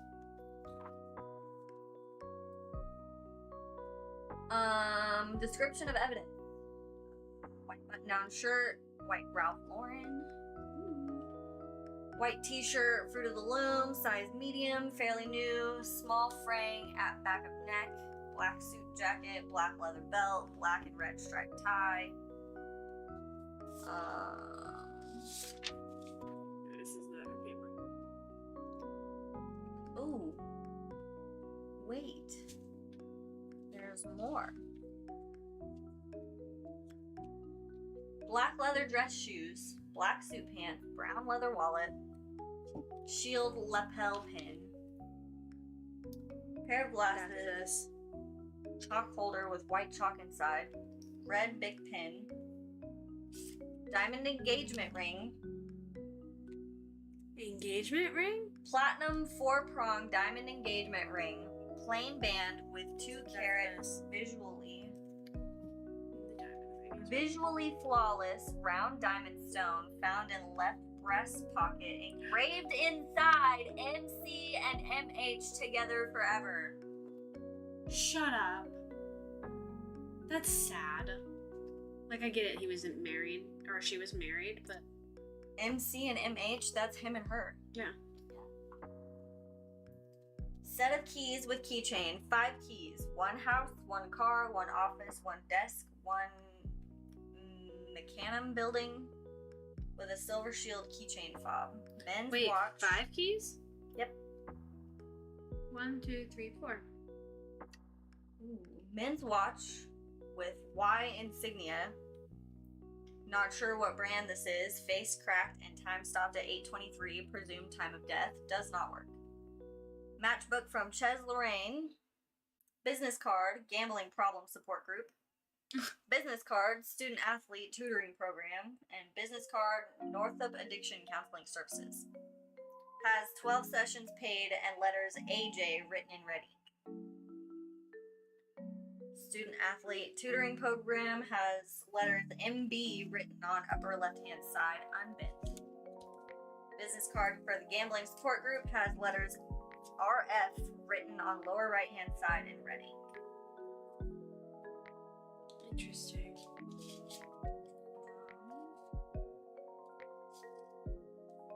Okay. Chalk holder shows signs of being used frequently. Fresh piece of white chalk slightly used. Round gold tone rims for nearsighted. 20/40, 20/50. Non-consequential smudges on the lenses. Green and gray. Collegiate.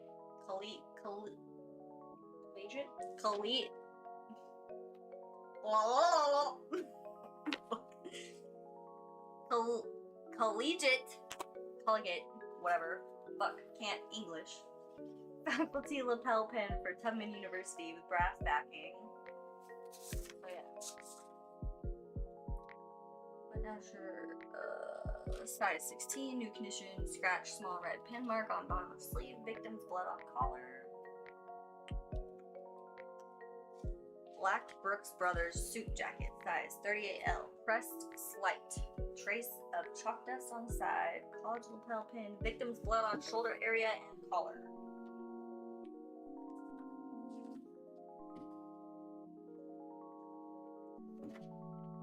Okay. Well then. Max and I dated for a few years, so this is Miranda's thing. Max and I dated for a few years, and we were even engaged for for several months before he started teaching at Yale. We'd lost touch but become close again when he moved back to Northup.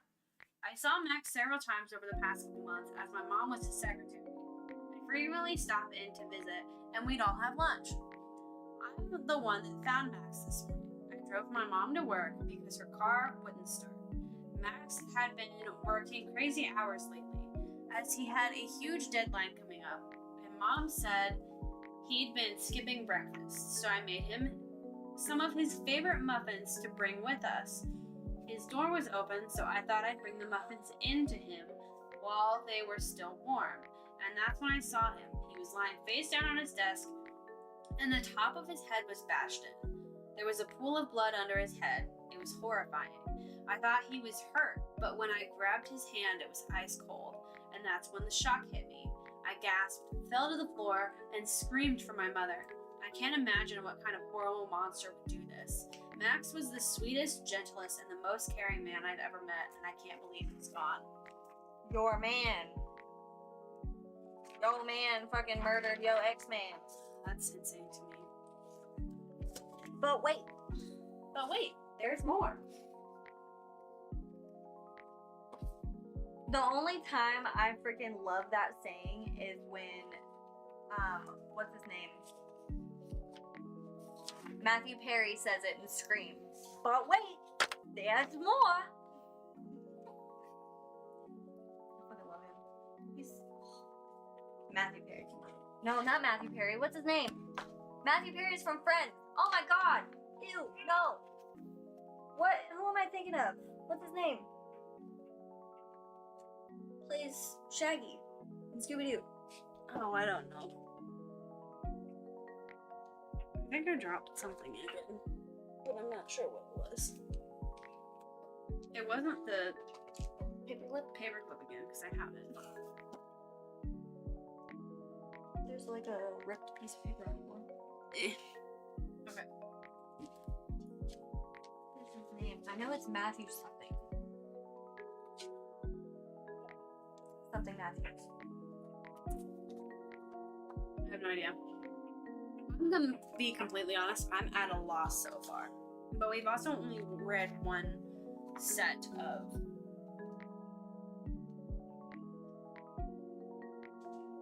these. Okay, so we're saying this happened on the 26th or the 27th? The death.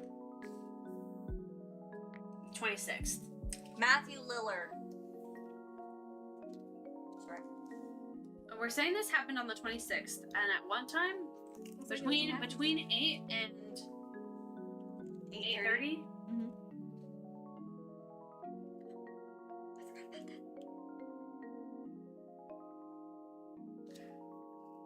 Okay, well, there's two people that came in.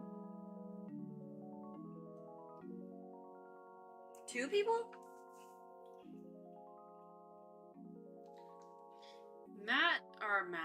Paul Olson came in at 7:57 and then came directly out at 8:02. Campus security. In and out at that time. But Max Cahill came in at 7:45, and he's our dude. So, where's the time before that? Is there another one? No, that's it. The only other person that came in...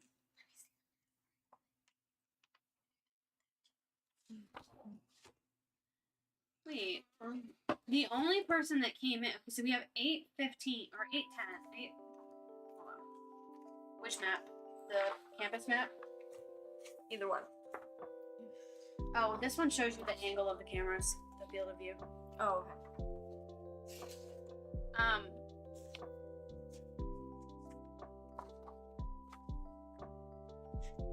Oh, this is AM. What time is 8 PM in military time? 16? 15? 16? 20. 8 p.m. is? Yeah. 12 is 24. So 12 or 24, 23, 22, 21, 20. 19. Oh, I'm counting backwards. Yes. It's 20. It's 8 p.m. Okay. Well, I was looking at the wrong time then. Okay, so Max came in at 7:46.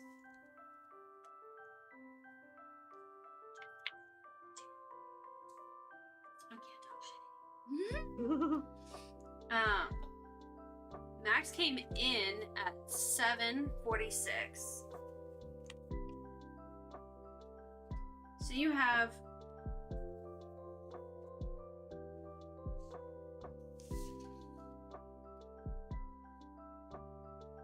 and Paul Olson came in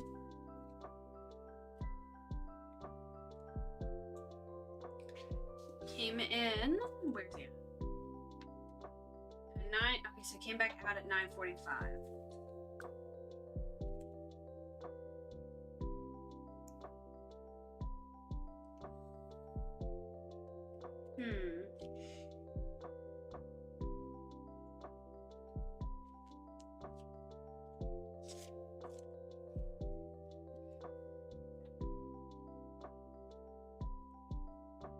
I don't understand.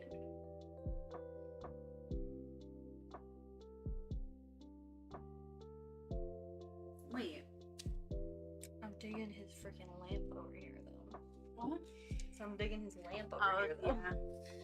This I don't think is helping me any. So I don't think whoever it is, like, is on here. Yeah. Unless I'm dumb. Unless I'm dumb, 20 is 8 p.m. Okay. Listen, I don't know military time. 2 eyeballs. 4 eyeballs. Is better. You meant 2 sets. Yeah. Okay. I meant to say 4 is better than 4 eyes are better than 2 eyes. Me and you. Listen, I got 6. We got 6 here. I'm okay. I think Everly did the murder. Listen, it's a possibility. I mean, she's probably plotting ours. It's a possibility. They're called glasses. Jeez, you're so... To myself. To myself. Okay. So now we're working on Alex Jameson. Ooh, if you notice, what's Miranda's last name? It was hyphenated. But it's got a G in it? Yeah, for Grimes. Yeah. She doesn't have an in, but she's got an out. On October 26th. Yeah, but that's it. This is the time. This is earlier in the day. Oh. Down here. It's later in the day. Yeah, but it says out. There's no in. It probably happened before this time frame. That's way earlier in the day.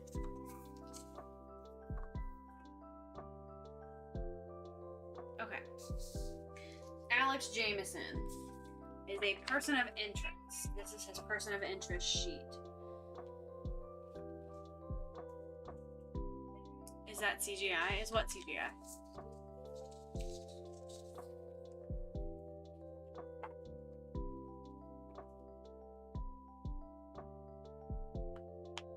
Is what CGI? I don't know what you mean.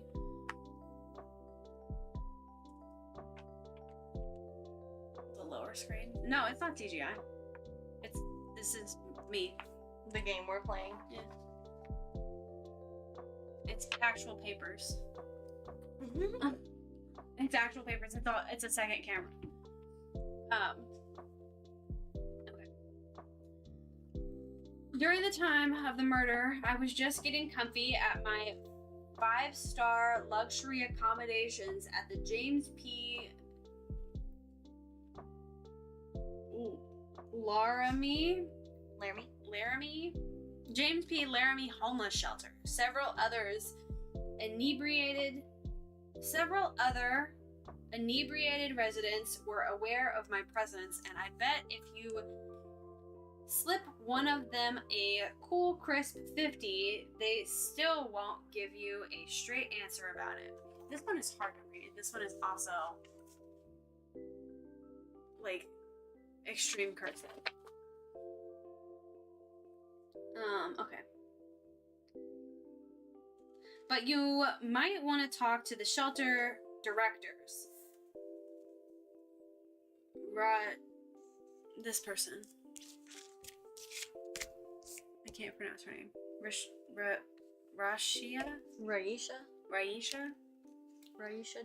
Raisha Jones. She was there when I checked in around 7 p.m. And you probably won't even have to bribe her for info. You never know, though. Okay. That's his person of interest sheet. There are two. He has a witness. She has a witness statement. Rashia has a witness statement. And then he has a transcript for his interview. Okay. Her witness statement. My palm itches. Her witness statement says, I've been the director of the James P. Lorraine Homeless Shelter for the past 3 years. Alex Jameson has been staying with us for about a week now, but he's been in and out many times over the years. I was at the front desk on the night of Thursday, October 26th, when he checked in just before 7. That's the cutoff time for the night. If they come in later, they're turned away.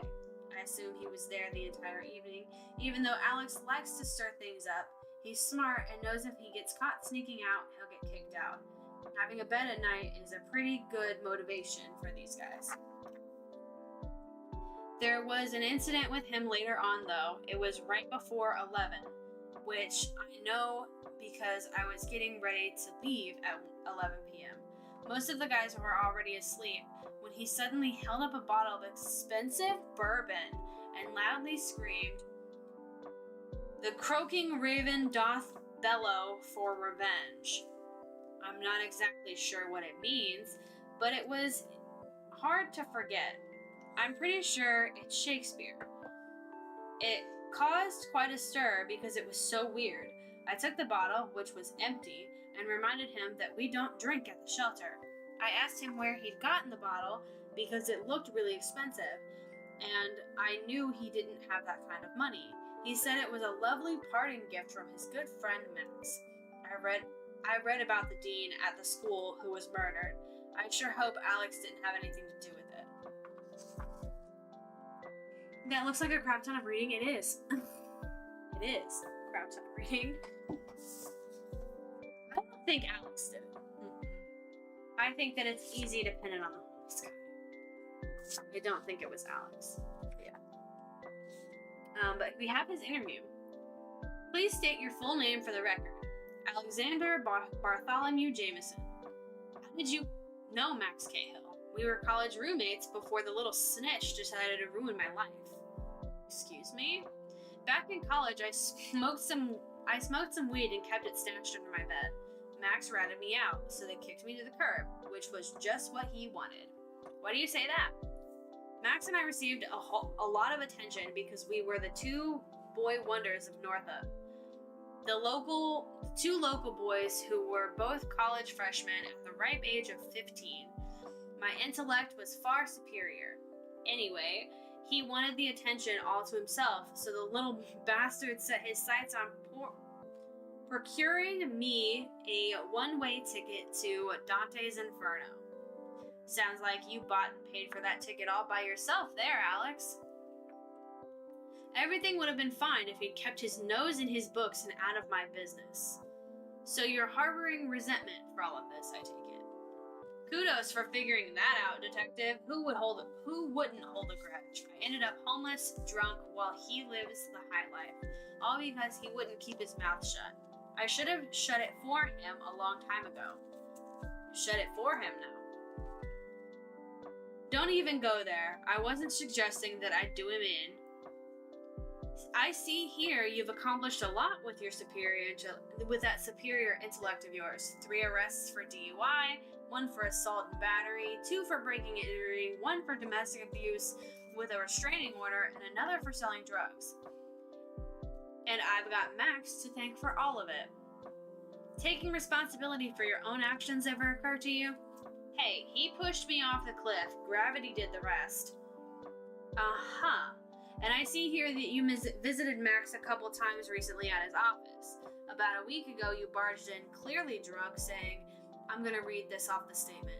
Hey, old buddy, remember me? The one you threw under the bus? Doing pretty well for yourself, huh? You better watch it, because I learned a thing or two in the slammer and how to deal with a snitch. Sound familiar? Don't remember. And on the second visit, the day Max was murdered, it sounds like you were actually quite well-mannered at first. At least until you asked for money, and when he wouldn't give you any. I understand you smashed up a bunch of expensive liquor bottles, and it said something like, you're gonna pay for what you've done. Suppose you don't remember any of that either. Nope, none of it. Let's try your memory again, shall we? I hear 3rd time's the charm. Alex, where were you between the hours of 8:30, 8 o'clock, and 8:30 Thursday night? Now that I remember. I was over at the ultra-posh establishment over on 4th Street. Perhaps you've heard of it. The James P. Laramie homeless shelter. I call it Jimmy P's. Did anyone see you there around that time? Let's see. Yes, several other drunk homeless guys who'd never admit to seeing me there because the last thing that they want to do is talk to cops. But you could probably talk to Rashia over there. She's the only person in that whole place who you can actually trust. Okay, so you've harbored a resentment against Max for ages, blamed him for basically all of your problems, and recently showed up out of the blue twice at his office and made threats, along with having violent outbursts. You've got no real alibi for the time of the murder, and then lo and behold, he ends up dead? You're a smart guy, Alex. How would you say that makes you look? I'm done with this conversation.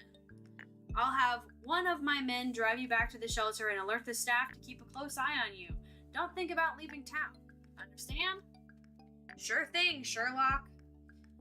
You're a person of interest in an active murder investigation, and if I find out you even walked past the bus depot, I will have someone bring you in. Am I making myself clear? Crystal, I'm done with this conversation. Get out. I mean, that was a lot. Well, it says that 1411, a unknown vagrant male was spotted on the camera walking in the door, the southwest camera. At what time? 1411. Which is 28.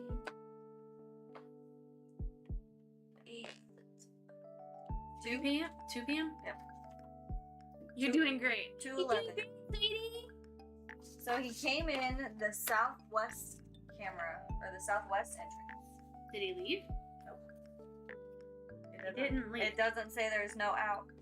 It just says in unknown vagrant.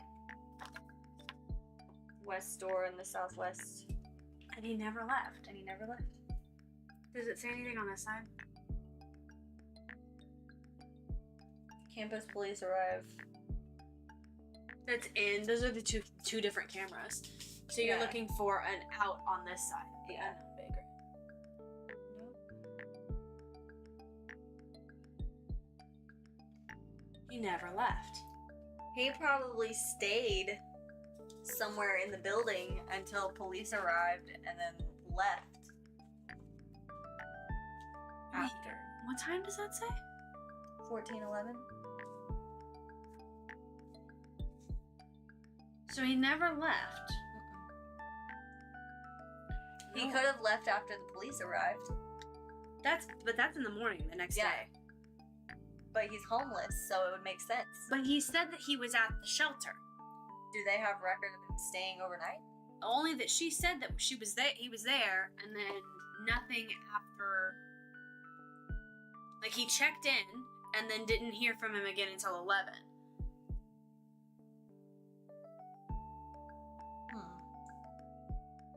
I think he might have actually done it. It's either him Wow, or the because there's no husband. out. There's no out. There is this one. It says unknown adult, but there's no. Vagrant Out. with bottle. There it is. Yeah. 1430. So he came in the southwest and went out the north. Yeah. Okay. So it So he wasn't was there. out. So it wasn't. But they all say this. Where's the map is on here? Okay. So does it show you the? No, it doesn't. I'm gonna say, does it show you where the thing was at? But no. Jesse Pinkman. Said Jesse did it.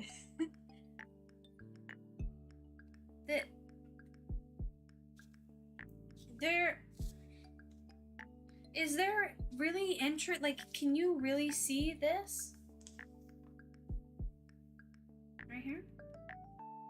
Which is the west Yeah. entry? Like, can you really see that? Not from the camera, no. But there's no... This is the west...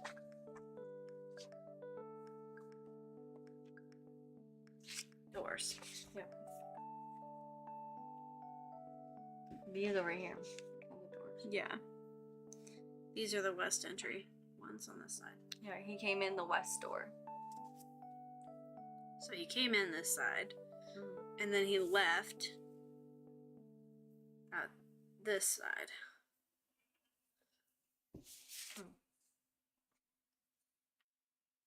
Okay.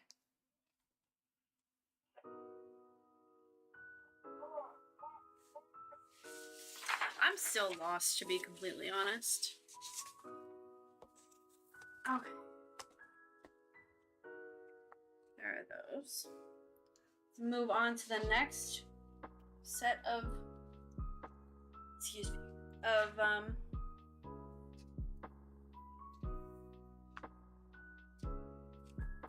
who do you want to read next?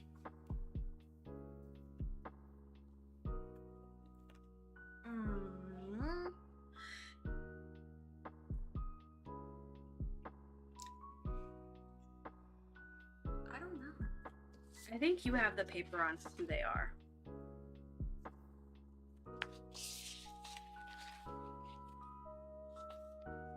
No, maybe not. You about to throw that. Yep, there it goes. Where did that paper go? It's the one that tells you who they are.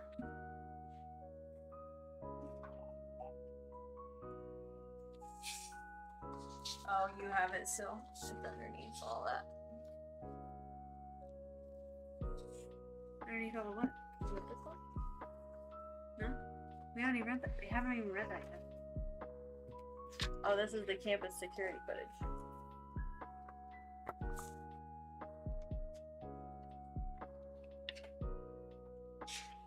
Yeah, I don't have that paper.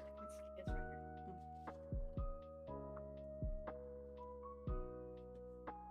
Okay. I know that this is the basketball player. Michael Baskin is the basketball player who was caught cheating. This is the jealous colleague. And this is the former security. We should probably read the former security one next.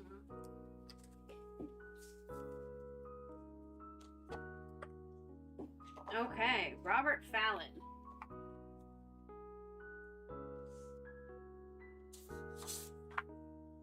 My neck hurts. I'm sitting in the spot for so long.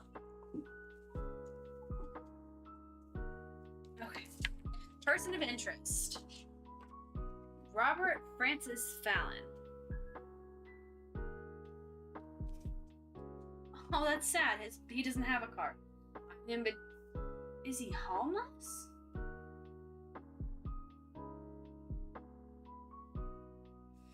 Okay. At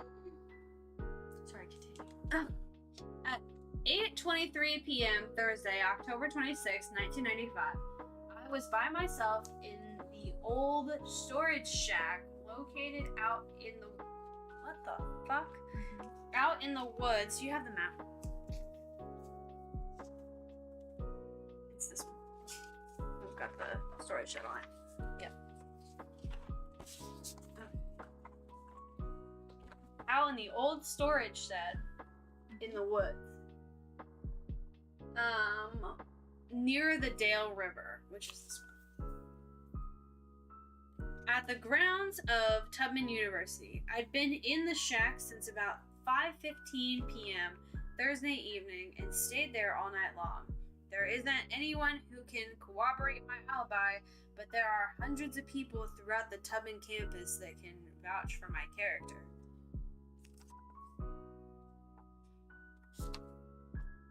Yikes. Okay. Okay, Paul Olson is the current campus security, which is this guy. Paul Olson. This is his witness statement. This is a lot. Okay. Around 5:30 Wednesday morning, I was making early rounds and spotted Dean Cahill in a heated debate with a strange guy down by the storage shack in the woods. I watched in case there was trouble and soon realized that the guy looked familiar. The guy went in this old storage shack, and then Max, who had been jogging, came my way. I asked if that was Robert. Hard to tell, as he dyed his hair black, grown out his beard, and was wearing sunglasses, and Max confirmed my suspicions. What? Your kid just put his mouth on the thing and goes, hey. What are you, a dog? Okay. Confirmed my suspicions. I worked for Robert Fallon for 4 years as his assistant while he was head of campus security at Tubman University. We became close.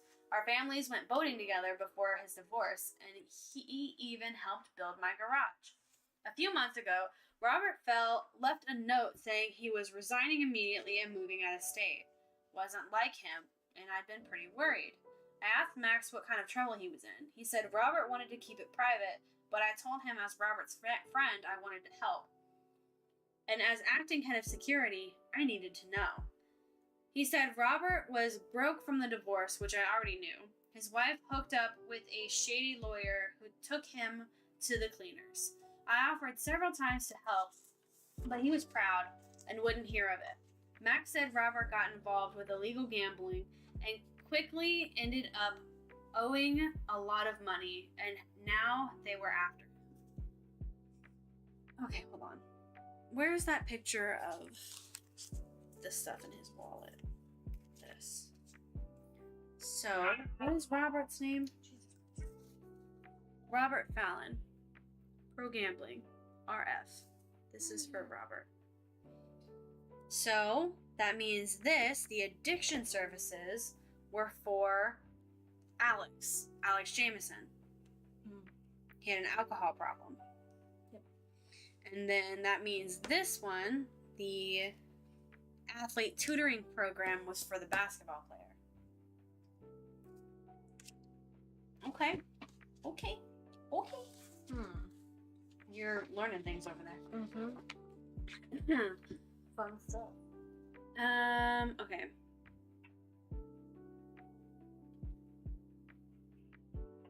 Max said Robert got involved with illegal gambling and quickly ended up owing a lot of money, and now they're after him.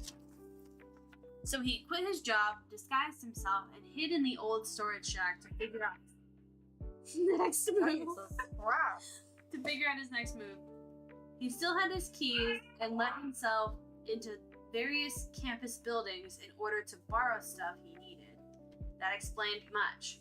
There had been multiple unexplained thefts recently of locked buildings, stuff people wouldn't normally steal, like a used mattress and pillow, and an old blanket, some basic living necessities, as well as some food and small amount of cash. I just recently had security cameras installed on the buildings in order to find out what was going on. I'm sorry. A university just had cameras installed? That's sketchy. Yeah, so the ex-security guy, this guy, is living in the shed.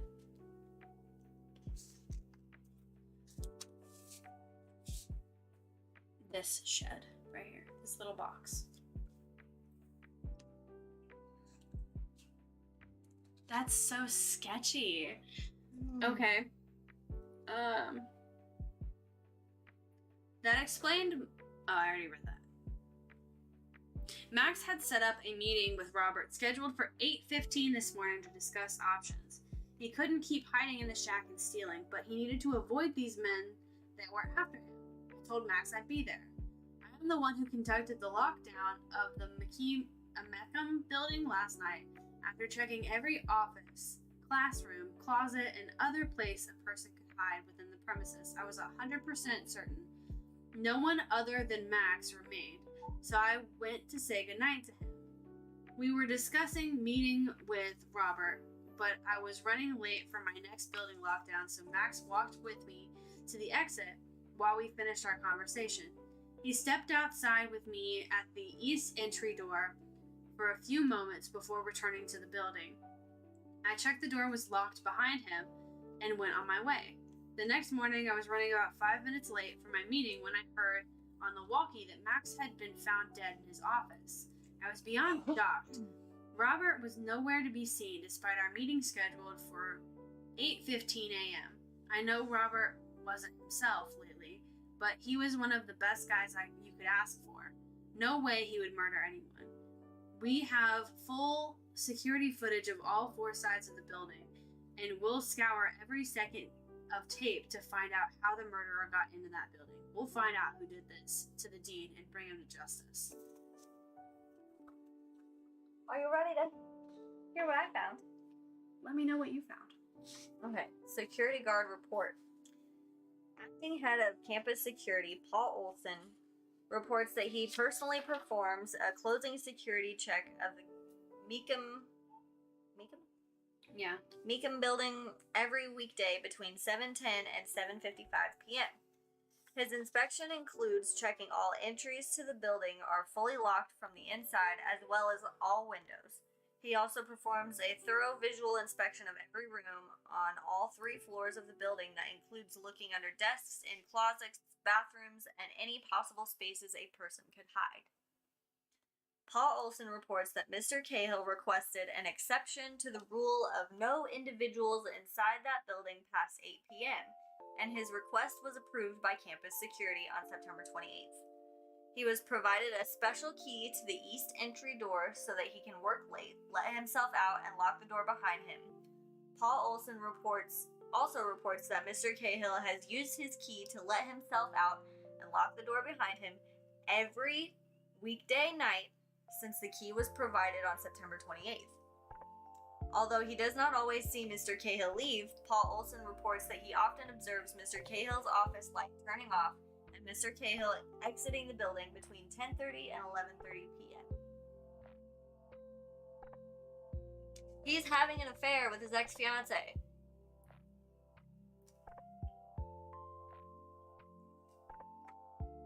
On the night of the murder, Paul Olson reports performing his usual inspection and saying goodnight to Mr. Cahill in the dean's office at approximately 7:40 p.m. The two discussed a former Tubman employee who has been squatting illegally in the old storage shack. The 2 men carried on their discussion while walking to the east entry together, where Mr. Cahill stepped out of the building just outside the east entry. There, the 2 men had a brief conversation, shook hands, and Mr. Cahill returned into the building. Mr. Olson checked the door was locked behind him and walked away. This interaction is entirely captured on the Northeast security camera and has been viewed by Detective Gaynor of the Northup Police Department. After confirming the door was locked behind Mr. Cahill, Mr. Olson then walked in a southeasterly direction toward the pedestrian bridge and out of the frame of the video. According to Olson, the conversation with Mr. Cahill was entirely normal. He did not see Mr. Cahill leave the building. However, he does recall noticing the dean's office light was off during a scheduled pass-by at 10:15 p.m. The following morning, Paul Olson reports unlocking the doors to the building at 6:15 a.m. and conducting a walkthrough of the first floor where he did not see or hear anything unusual. There are 2 external security cameras that face the outside of the Meekin building at all times. Both cameras are Michelson 484s with infrared night vision that send a direct feed to a remote video recording station. Both cameras are fully functioning for the entire 24 hours prior to the discovery of Mr. Cahill's body and had clear visibility of every door and window of the building. There were no interruptions in the view of any entry or exit to the building. We have the videotapes in our possession, and a detailed review of every second has been performed by 3 members of campus security. Our review of the tapes included tracking every person who went into and out of the building and looking for anything out of the ordinary. These notes have been included in this report. Security guard Paul Olson was seen entering the building at 7:16 p.m. and exiting the building with Mr. Cahill at 7:45 p.m. The 2 can be seen having a discussion that lasted about a minute. At that time, the 2 men shook hands and then Mr. Cahill re-entered the building. Mr. Olson checked the door was locked behind him and then turned and walked away. That was the last time Max Cahill was seen alive. The blinds in Mr. Cahill's office were shut the entire time of the video, but the light can be seen being turned off at 8:28 p.m. Neither Mr. Cahill nor anyone else was seen entering or exiting the building after that. There were no other visible lights turning on or off, or movement visible through windows anywhere in the building the night of the murder, and no other visible movement inside the building. Unfortunately, the review of the security footage found nothing out of the ordinary, other than the 2 women who entered the building and discovered the body on Friday morning, where no unaccounted individuals who entered the building and did not exit other than Mr. Cahill. Damn. I think that's accurate. After Northup Police concluded their forensic investigation of the Meekin building, including the K-9 unit searching for hidden individuals, we conducted our own investigation of the building to look for signs of forced entry or other clues to indicate how someone could have entered and exited without being seen by security cameras after Paul Olson's closing security check. Every window in the building was manually locked from the inside. The doors were all locked with no evidence of tampering. At this point, we have no conceivable explanation for how someone could have entered or exited the building undetected without digging a tunnel or using the teleportation machine from Star Trek. Based on the results of our investigation, we are unable to provide any plausible explanation for how someone could have entered or exited the building to murder Mr. Cahill. Unfortunately, we have no leads or information to go on, but will cooperate with the Northup Police Department in every possible way.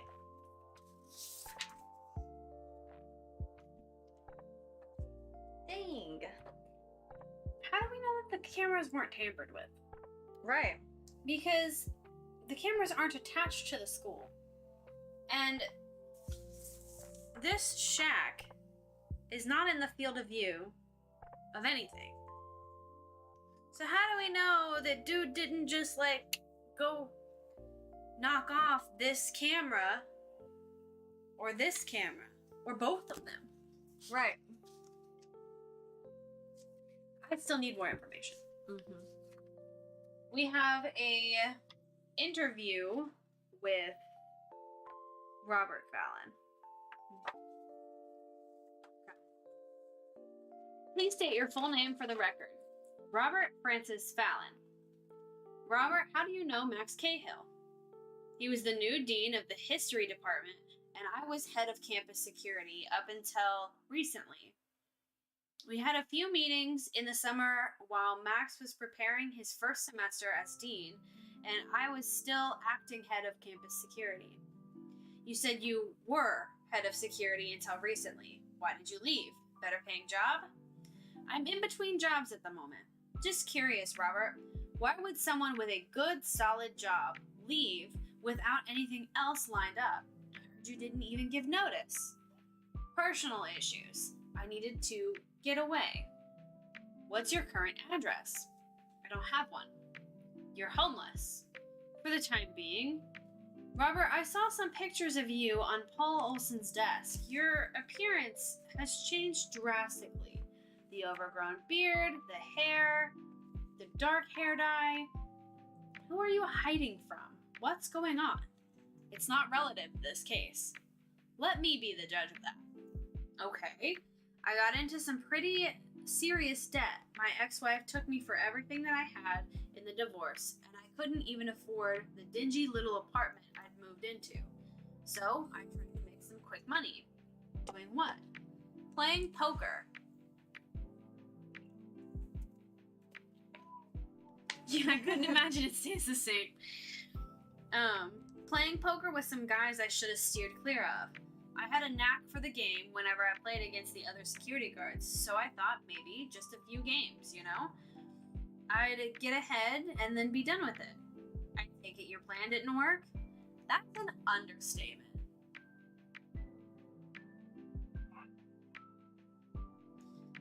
That's an understatement. What's funny?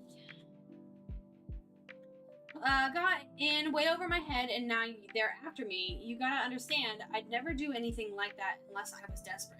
Had no intentions of getting in this deep.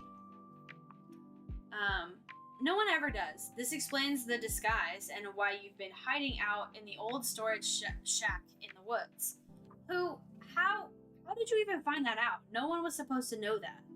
Your former colleague, Paul Olson, saw you and Max talking outside the shack the other day. Oh, you're being dated. He was concerned and asked Max what was going on.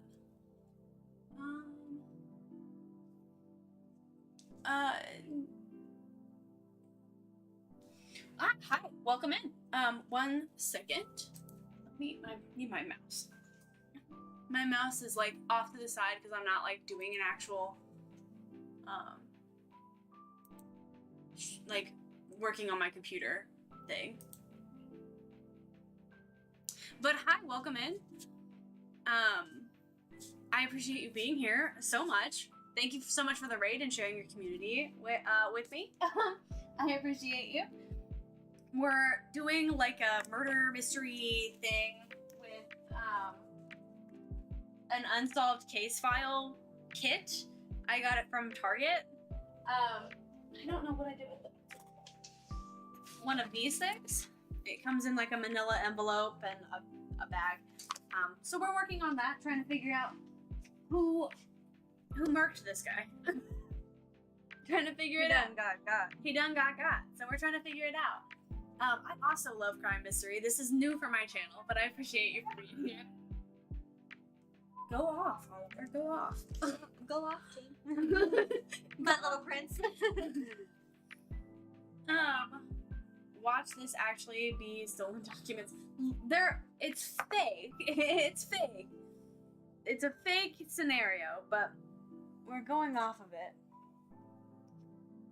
Yikes. Yikes. Anyway, we're going off of it. So we're currently reading the interview transcript from this guy who is previous campus security, and this is the new campus security. And this is the guy that died. This is the guy that died. Okay. I don't know where I was at. Something about going through divorce. Okay, no, how did you find that out? Yeah, your former colleague, Paul Olson, saw you and Max talking outside of the shack the other day. He was concerned and asked Max what was going on. What? Max had no business telling anyone. I told him it had to stay between us.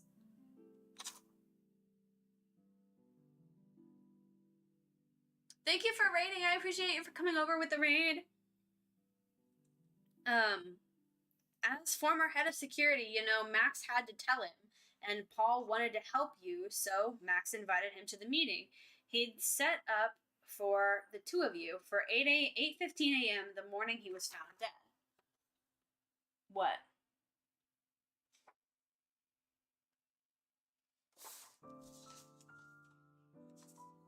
I need that. 50 cents cousin, 20 minutes did it.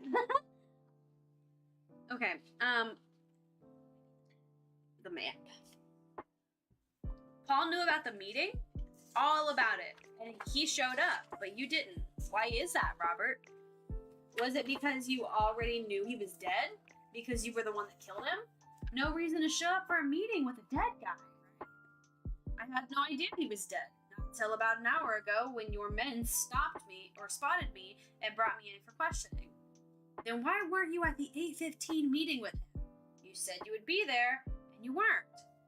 I just decided it wasn't worth the risk, and I needed to find a new place to hide for a bit. These guys are after me, and they're serious. They want to kill me, and I didn't know if Max could keep his mouth shut, which apparently I was 100% right about. I think I get it. Max knew too much, didn't he? What are you talking about? He knew about the illegal gambling, knew you were stealing stuff from the college, by letting yourself in and out with the keys that you still had. Things spiraled out of your control. You were desperate. You panicked. And you did what you thought you had to do. I didn't kill him.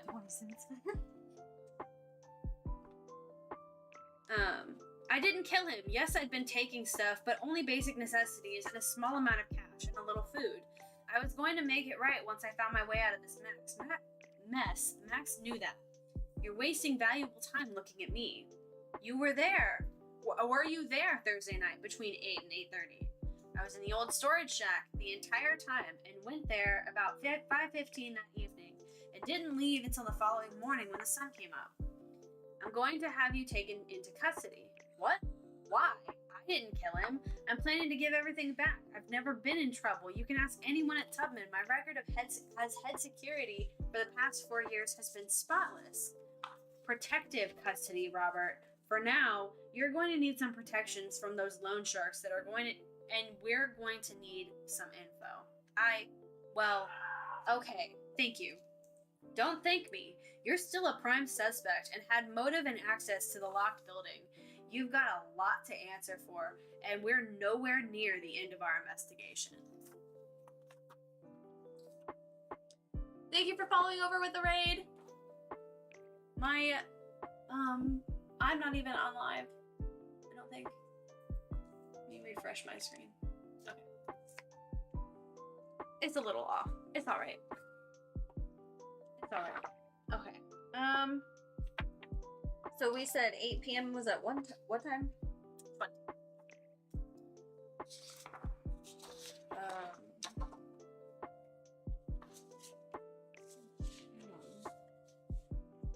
So it said the 2 men. Yes. But we don't see anything Olsen on there Mr. about... Cahill. Mr. Cahill stepped out of the building. Oh, wait, hold on. On the night of the murder, Paul Olsen reports performing his usual inspection and saying goodnight to Mr. Cahill in the dean's office at approximately 7:40 p.m. Right here. Paul Olsen left 1945. Which is 7:45. Yeah. So that tracks. But it doesn't say anything about seeing both of them on the camera. It's the report says it. Yeah. But the camera log doesn't say that. But it also shows Fallon at 17:03 entering the south door of the building. Does it say him leaving? 17 is 5, right? Yeah. Entering. Yep, entering 17:03 and exiting at 17:07. What'd you come in and go out for? He came in the south. I have no guesses yet, no. We still have 2 other... he came in the south door people to read. and left through the east door. So he went whoop, whoop. So Why did he the not go storage out? shack. He walked from the storage shack and went this way. To go out of view of the camera. And then go back to the storage shed.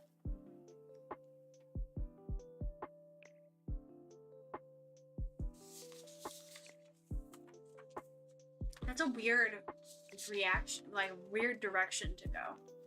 Right, like especially if you have to walk in view of the camera to get to the south door. Yeah. But then you walk out the east door in view of the camera to go over the bridge. It's like he wanted to be seen on both cameras.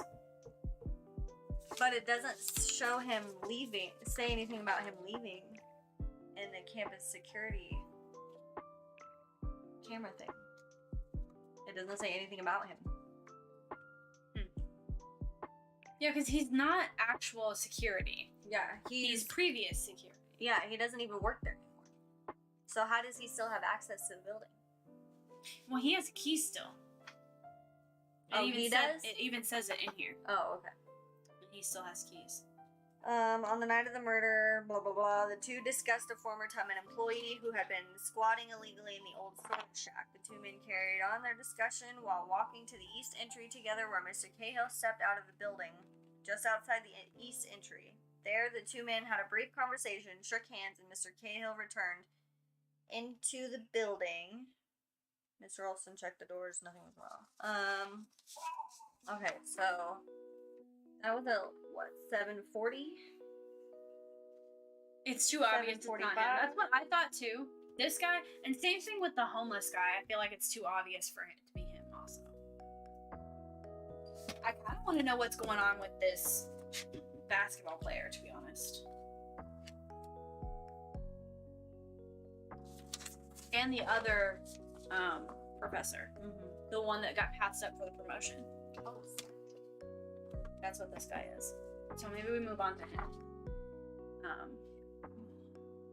We still haven't read this.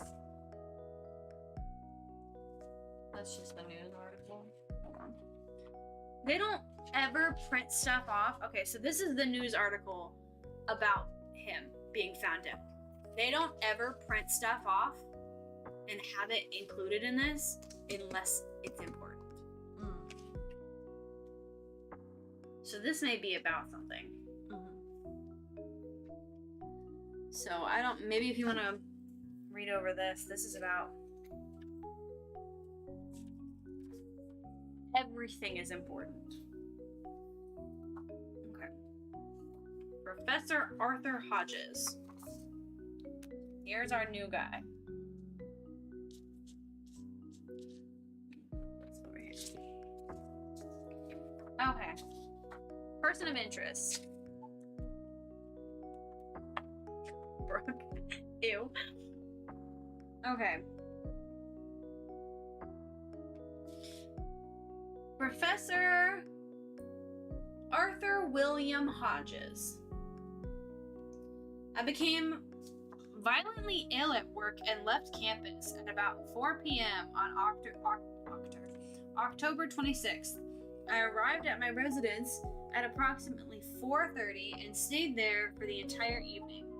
Once at home, I was quite sick and fell into complete exhaustion, sleeping off and on until Northup Police woke me up around 10 a.m. Other than frequent visits to the bathroom to vomit and getting up to find the television remote, I cannot recall leaving my bed all night. He didn't look it up. I'm not gonna say what, but he looks like what he looks like, but you. Yeah. No, I that tracks. Fully agree. Fully agree. Okay, witness statement. Eli Davenport.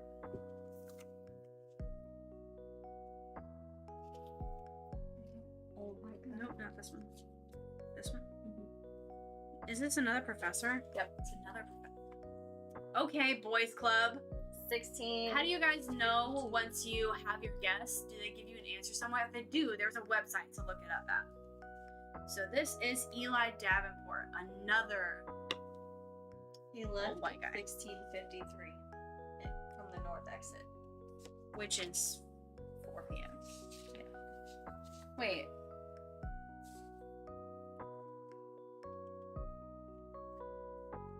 He left at what time? 16:53. So 4. Almost 5 o'clock. Night. Is that right? Yeah. Almost 5 o'clock. I became violently ill at work and left campus about 4 p.m. on October 26th and arrived at my residence at 4:30.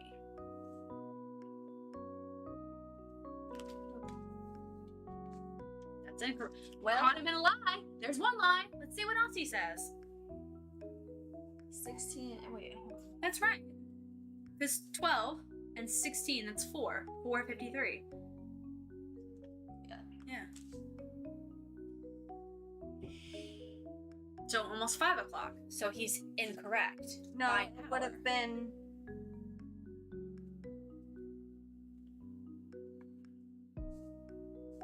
16:53. 13 is 1. 14. 16 is 4:53. Oh wait, Davenport. Right? No, not Eli. We're talking about Hodges. And then Davenport. Oh, Hodges. Davenport left at 16:53. Oh, okay. Hodges, where are you at? Professor Hodges left at 16:02 from the north exit. Okay. So that's Yeah. 4:02. Yeah. Nothing about him coming back, though, right? No. Even on the other camera. The only other time Hodges' name is on here is at 11:37 a.m. entering the west entrance. Okay. All right. So. Oh my God, this one's even worse. Look at the print. Ew. Imagine reading that. My camera hella caught out there for a second. My stream like lagged out. Okay. I am a history professor here at Tubman University, specializing in medieval folklore. I've been a colleague of Professor Hodges for the past 21 years. Thursday afternoon, I had the distinct misfortune of having tea with him in my office, where he became extraordinarily ill and vomited all over me. That's disgusting. Ew. He was looking through my bookshelf for an old copy of The Count of Monte Cristo. Nice. When he suddenly turned towards me, made a strange facial expression, and vomited. My clothes were covered, but fortunately, I've always kept a... Wait, they were having tea. You're drinking tea in his office? I don't have that one. This one. Tea. Oh, snap! They were drinking tea. Oh, My clothes were covered, but fortunately, I've always kept a spare set of pants and a clean shirt in my office. So after the thorough shower at the gym, I was just able to make the bus we'd chartered to the academic banquet taking place off campus. Poor Professor Hodges was greatly distressed he couldn't attend, but there's really nothing one can do about it in such a situation. Everyone was going, with the exception of Dean Cahill. He's a bit of a workaholic, and I even told him a few times it was going to kill him. Of course, I didn't mean anything like this. Good luck with figuring out the mystery and have fun. I'm heading off to bed. Thank you so much for rating. I appreciate you so much for being here. And have a great rest of your night. What? Food? Is that what you said? My stomach keeps cramping over here. We didn't eat dinner. Where was I at?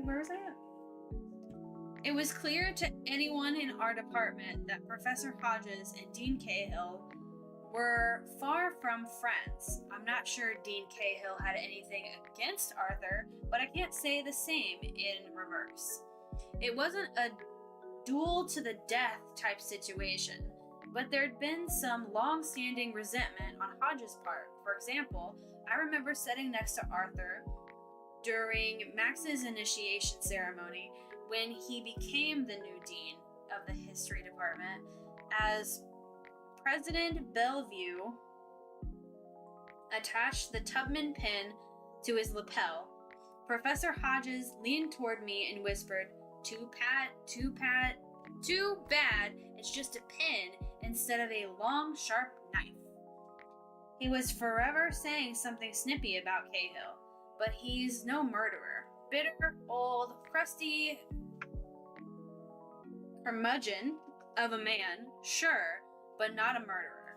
I haven't read the word curmudgeon since high school. High school. Are you laughing or crying? He's watching. Oh, is he naked? He has his pants off. He does still have his diaper on though.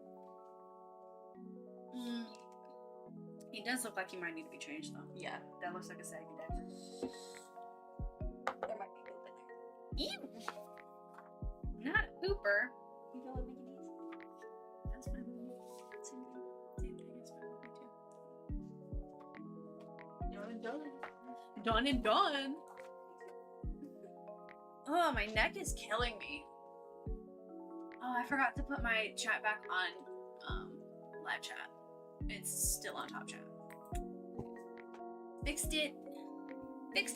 Alright, now we're moving on to the interview with Hodges. So let's do that. Okay. Please state your full name for the record. Professor Arthur William Hodges. And you teach at Tubman? My hair gave me a heart attack just now. It felt like a bug was on my arm. I'm okay. I'm okay. I thought I was gonna die, but I'm okay. And you teach at Tubman with concentrations in both architectural history and Civil War. Professor Hodges, did you know Max Cahill? He was the newly appointed dean of the history department at Tubman. He also taught a couple classes for our department. How long have you known him? 14 years? He was one of my students and had only been dean a couple of months, a position I was in line for, but favoritism is prevalent at Tubman. How's that? Max was one of those young prodigies, and the president of the college, who's still the president, was so utterly impressed he took Max under his wing, becoming a father figure to him. So here we are, or were, rather, with a 29-year-old dean, still wet behind the ears, who never worked at Tubman a day in his life until becoming dean. I do sense a hint of resentment, Professor. How very astute of you to pick up on that. That position had been all but granted to me. Then Max showed interest in returning to his alma mater, and just like that, here we are.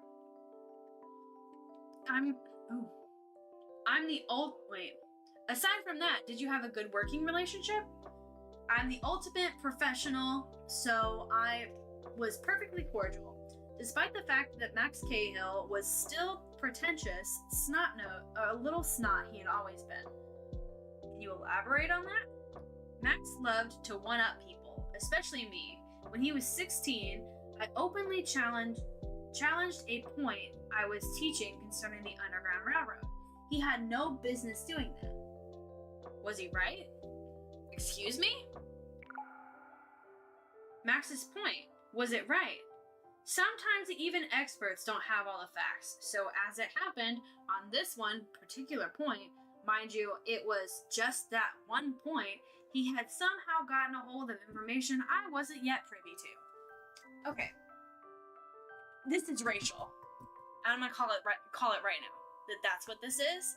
Because this is Arthur Hodges. This is him, Professor Hodges. And this is the dean.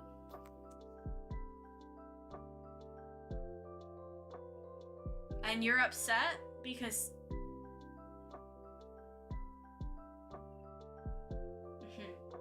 You see where I'm going with that.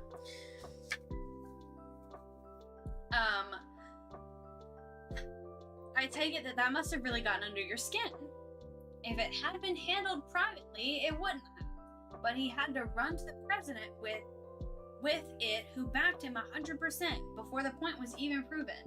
Once it was proven, word spread throughout the school like wildfire, and I was made a laughingstock. Please forgive me for speaking ill of the dead, but you asked. It must have been infuriating that a pretentious little snot steal the position right out from underneath you.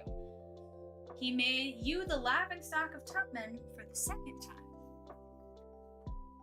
That's right. It was quite upsetting, to say the least, and I bet it was so infuriating that you could barely see straight. Detective, I see precisely where you're going with this, and not only is it highly insulting, but it's not going to work. You're not going to pin this on me. Yes, I despise that little instigator, but that certainly doesn't mean that I'd stoop to murder. But why not? He'd made you the laughingstock twice already. Given his track record, the third, fourth, and maybe even fifth time were probably just around the corner. You're a distinguished member of the faculty and a noted historian. You didn't need that. Plus, that was your job he took. With him out of the way, you could have what you rightly deserved. That worked, and he was quiet. He's tired. I threw that elephant. Oh, okay. So he might use it as pillow. Yeah, that's fine. This relationship between the two of them. This, my friends, is why you ask for an attorney and don't say a word. Exactly. It doesn't make you look guilty to ask to have your lawyer present during these investigations. It is to keep you safe. Always ask for a lawyer. Because if you accidentally, say anything remotely incriminating, they could use it against you. Yep. Don't say a single word if you ever get called in for an investigation or anything to give a couple sentences on how whatever. Do not talk. Don't talk. Always get a lawyer. Always. As soon as they say you have the right to remain silent, you shut your fucking mouth. Yes. Absolutely. Call a lawyer. I don't know from experience. Right. The only thing you need to say when they say you have the right to remain silent, and you respond with, I call my lawyer. Yeah. Or appoint me one, because sometimes, whatever. Public defender. Some of them suck. Some of them suck. So, but not everybody can afford to pay a retainer for a lawyer. Yeah. I had to have a public defender in my. I know I couldn't pay for a retainer to have a lawyer. I'm barely able to pay for my lawyer for my bankruptcy. Mine was technically the state versus him. Yeah, it is better than because I was a minor. Yeah. Okay.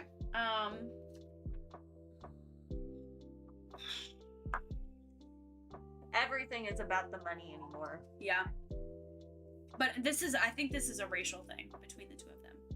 Because he's an old white man, of course it is. This guy was his teacher back in the day. So he was in his class. And they were doing some thing about the Underground Railroad, and he corrected him on his point. And basically he kicked him out, or was very upset about it, and they had to go to the current dean at the time. And they went to the dean, and the dean immediately, or the president? President? Is that the right word? I think it's president of the, president of the college. They went to the president of the college, and he immediately sided with Max. Before even knowing the facts, he immediately sided with him.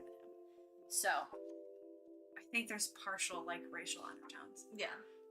They're talking about the Underground Railroad. Yeah, that's what I said. And if he's correcting him, he obviously is well, if you think you know so much more than... Yeah. Wait, no. Since you think you know everything, you got your freaking degree. Since you got your degree, you think you know every fucking thing. That's what it reminds me of. Yeah. Okay. If you think you know everything, I'm gonna smash your head with my teacup. Literally, the teacup. Listen, okay. Professor Hodges and the other professor were having tea in Davenport's office, right? One of their two offices. Davenport's office. And they were having tea. So tell me, you guys can hardly see it. Barely see it. Hold on, maybe I can get it up on this camera. There is the tiniest, it's very blurry, tiniest little teacup right here. There it is. You can see it. A shattered teacup. And he was bashed over the head with a small cylindrical item. The area where the impact occurred is caved in about 3.5 inches across and is about 3.5 inches deep. The wound is round and appears to have been made with a cylindrical shaped object. The victim also has a mild contusion on the left wrist. So, I think it happened with this teacup that's on the floor here.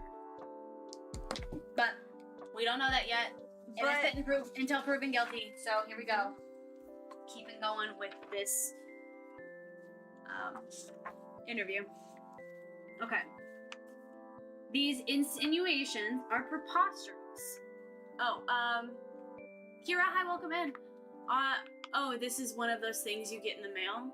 I didn't get this in the mail. It's broken. Yeah, I didn't get this one in the mail, but yeah, it's very similar to the Hunt Killer boxes you get in the mail. This I got from Target. The teacup is broken. I don't know if I can see blood on it, but the rug is red, so it's kind of hard to tell. But it is broken. It is broken. Let me see if I can get it to focus again. Focus, camera. Kind of. It's that right there. But it is broken. It is broken. But that still doesn't explain to me why he had a diamond engagement ring in his pocket. Yeah. And the diamond ring that was in his pocket was engraved with Miranda and MH together forever.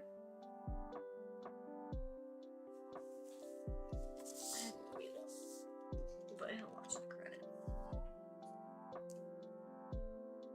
Is there no DNA in that file, or are we not there yet? We may or may not be there yet. I have no idea. I still haven't checked the other. Well, we can't open those yet. Oh well, yeah. We have to come to a conclusion on what we think happened, or what is our thing that we're doing right now? We're trying to prove how on this. Okay. Yeah, it is. My feet are cold, but I'm sweaty. Yeah, it says 79 degrees in here. Okay, so our objective number 1 is to find out how the killer got to Max. Oh, how? Oh, shit. Ow. Okay, so I think somebody was hiding. Yeah, I think somebody had to have been hiding too, but I have no idea who. Okay. But we don't need to prove who. We do have one person that is. Wait. I found it. Hold on a second. Let me see this. Okay, we have students. Because this person is not on here. Who? Is he? Michael? He's not over there. Michael No, Bauer he's is in right the. here. Yeah.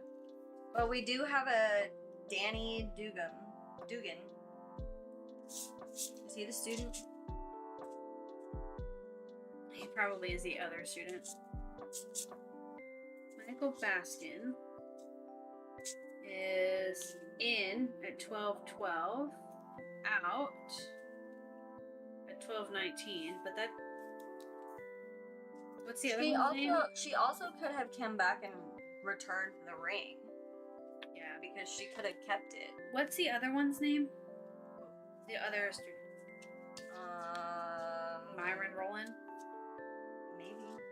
No, I'm asking. Oh, I don't know. I don't have another one. I just have a Danny Dugan. Danny Dugan. Okay. I don't see that person on here. Yeah. So there's a lot of unknown students. But Michael is on here.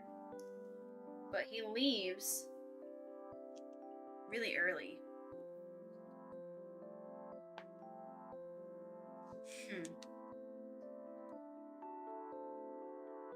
Curious to know who Myron Rowland is, though. I don't know who that is yet. Okay, let's finish this. Okay. Are they, Professor? Tell me where you were last night between 8 o'clock and 8:30 p.m. I was supposed to attend the academic banquet in the city where I was scheduled to be a keynote speaker, but I had to bow out because I got extremely sick at work that afternoon. How sick? A case of the sniffles? Don't condescend to me. If you must know, I became violently ill shortly before we were to leave. I vomited at work. Any witnesses? Indeed there was. Talk to Professor Eli Davenport. Medieval folklore. We were having tea together in his office and I threw up all over him. Now if you don't have any other questions, I have things I need to attend to. Bear with me, Professor. Just a moment more. By the way, you seem fine now. You must have recovered quickly. What time did you leave work? I believe it was right around 4 in the afternoon. So did you puke your guts out at home as well? Yes, I was extraordinarily ill for some time. Sounds serious. Did you call the doctor? No, but I spent the rest of the night in bed. Did Mrs. Hodges make you any chicken soup? Mrs. Hodges and I have been divorced for 13 years. I live by myself. Did you sleep straight through till morning? I don't see what this has to do with anything, but no, I didn't. I woke several times to vomit. The first time was around 8 p.m. I had some ginger tea to help settle my stomach, watched Murder, She Wrote. I can even tell you who did it if you'd like to know that too. No need, I'm a huge fan. I would have watched it too, but it was a rerun. Wish I could say I was able to sleep it off. I was back and forth from the bedroom to the bathroom all night. I even vomited a few times this morning, and I'm still not feeling well right now. I have several other things that are more important for me than talking to you about Max Cahill. Are you finished? For now. End of interview.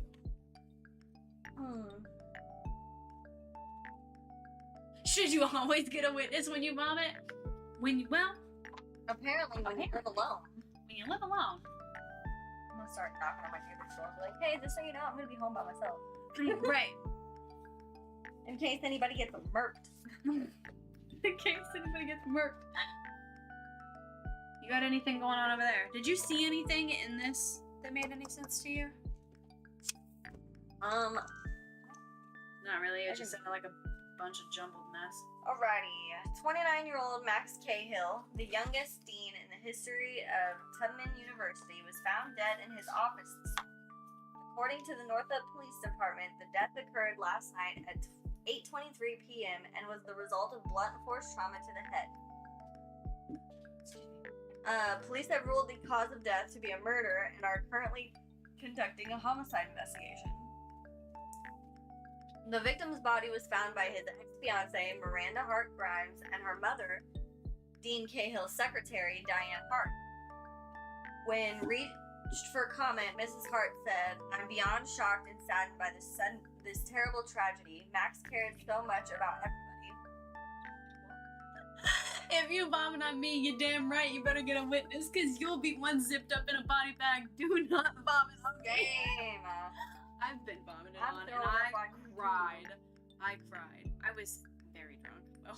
Like, very drunk. Max cared so much about everybody. He'd been working crazy hours lately, so I tried to get him to take the night off and go to the banquet with us. I'll always regret not trying harder, because he'd probably still be alive if I had. Mrs. Hart Grimes was too distraught for comment. Dean Cahill was working late Thursday while the rest of the history department faculty attended a banquet in downtown Atlanta. Acting head of Tubman University security, Paul Olson states, "I personally checked to make sure everything was secured in the Meekum building that night, with the dean locking the main door behind me. We're not sure how the killer got to him, but we have security footage of all four sides of the building and we'll be scouring the tapes for clues to find the murder. We'll catch whoever did this." Cahill was born and raised in Northup, attending Northup Public Schools until the age of 15, when he became a freshman at Tubman University. "I've known Max since he became a student at Tubman over 14 years ago," said Tubman University president Malcolm Bellevue. "He was a phenomenal student who turned into an equally phenomenal man, professor, and newly appointed dean of our esteemed history department. Max was like a son to me. He will be deeply missed by many." After graduating from Tubman with a 4.0 GPA, Cahill did his graduate studies at Yale, where he went on to become one of their youngest professors. His area of expertise was history, with concentrations in American history and British history. He'd earned several awards for his outstanding work at Yale, from the American Historical Association for his published works on the Civil War and for his charitable work with underprivileged students within the city of New Haven, Connecticut. Returning to his roots, Cahill recently left Yale to become the dean of the history department at Tubman. His mother's health began to decline and he wanted to move back to look after her, so he inquired if there were any positions available, Bellevue said. "We were thrilled at the prospect of the position of dean of the history department just opened up, and we thought he'd be perfect for it." Cahill also taught a couple of history classes at Tubman and was working on a large-scale project that would enable underprivileged students at Northup High School to take some free introductory college courses at Tubman. This was what he was working on the night he was murdered. The Northup Police Department is working around the clock to find the killer. Detective Carl Gaynor is leading up the investigation and has confirmed that they are questioning several suspects, but as of yet, there have been no arrests.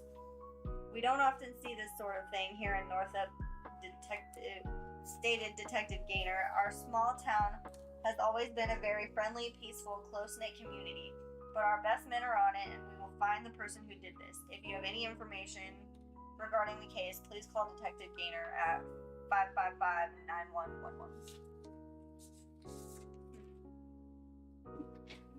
Okay, we have one more witness thing to read. Why does he look the most guilty? Here is Michael Baskin. Call that number. You know what? Sometimes these numbers are actually associated with like actual things for this. 555-9111. There's a whole bunch of 5559 what? 9111.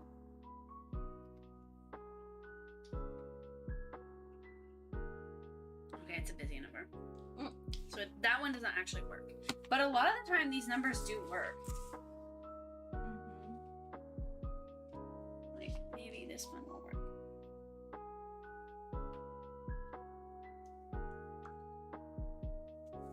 Home improvement loans. The Knickers Pub mystery. Piano lessons, kids parties, free landscaping, pet and homesteader, Northup handyman, knife guy. Okay, here's the full phone number.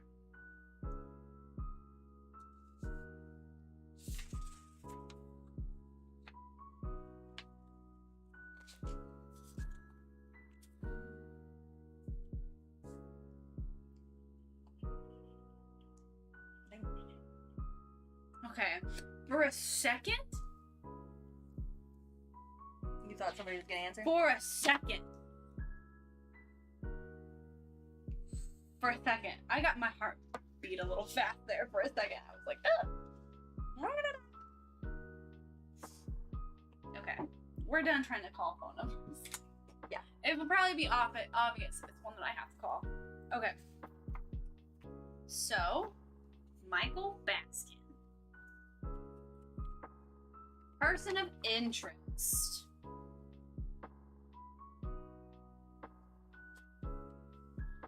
Okay.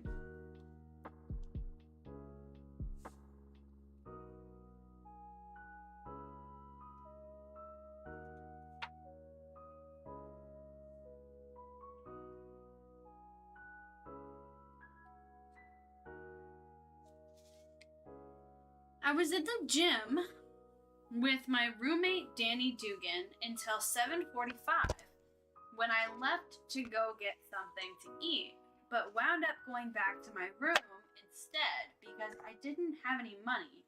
Around the time of the murder, I was in my room studying and fell asleep pretty early, probably sometime around 9 p.m.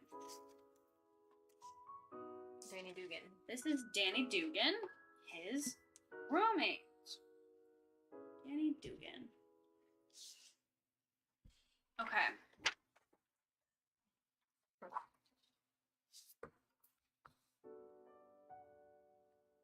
You want to take that? That's new to me. Okay. Danny Dugan, his witness statement. I met Michael a couple years ago when we were roommates freshman year. Yeah. When we were roommates freshman year. Since that time, we've become great friends, and we're still roommates.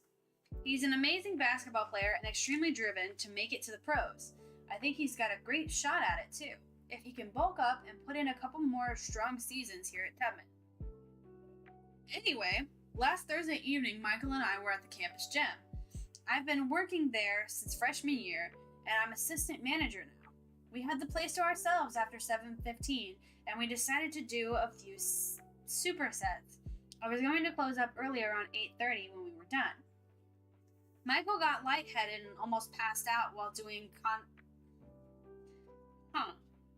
doing concentration curls. I've seen this happen with him before when he hasn't eaten much, so I told him to go grab a pizza for both of us while I finished up, but he ended up going back to the dorm instead because he didn't have any money on him, so on his student spending card. He left the weight room about 7:45, and when I got back to the room around 8:45, he was already asleep in bed with his British history textbook tucked under his arm. This is the most sus. I used to stay up and call the Jesus numbers and ask for prayers. They would ask for payments, and I'm not ashamed to say that they got cussed out. Yes. Okay. This is sus. This is extremely sus. So let me find the thing.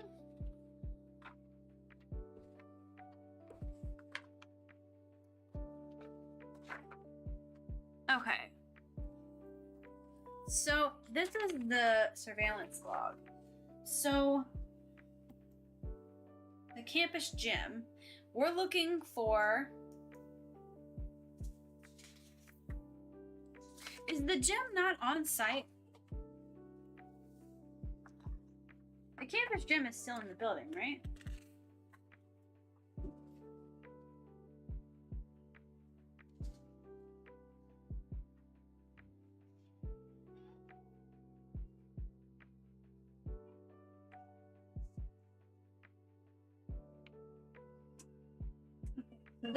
This doesn't show a gym. This isn't part of that office.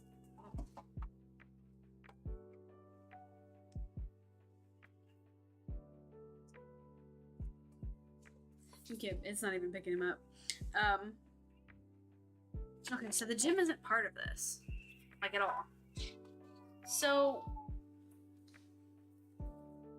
why doesn't? Where's the other map? Does it show the campus gym on here?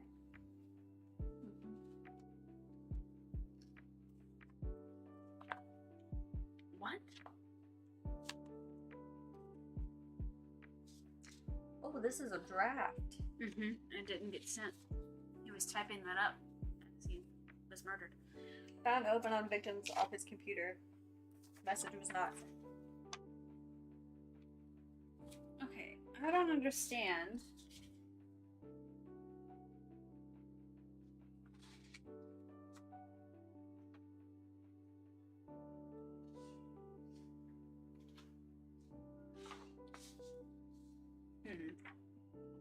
I was gonna say these two were still in the building, but the gym isn't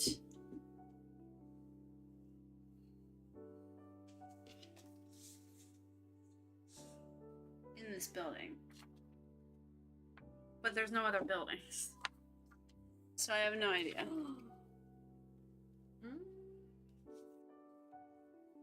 All I've got left over here is transcripts.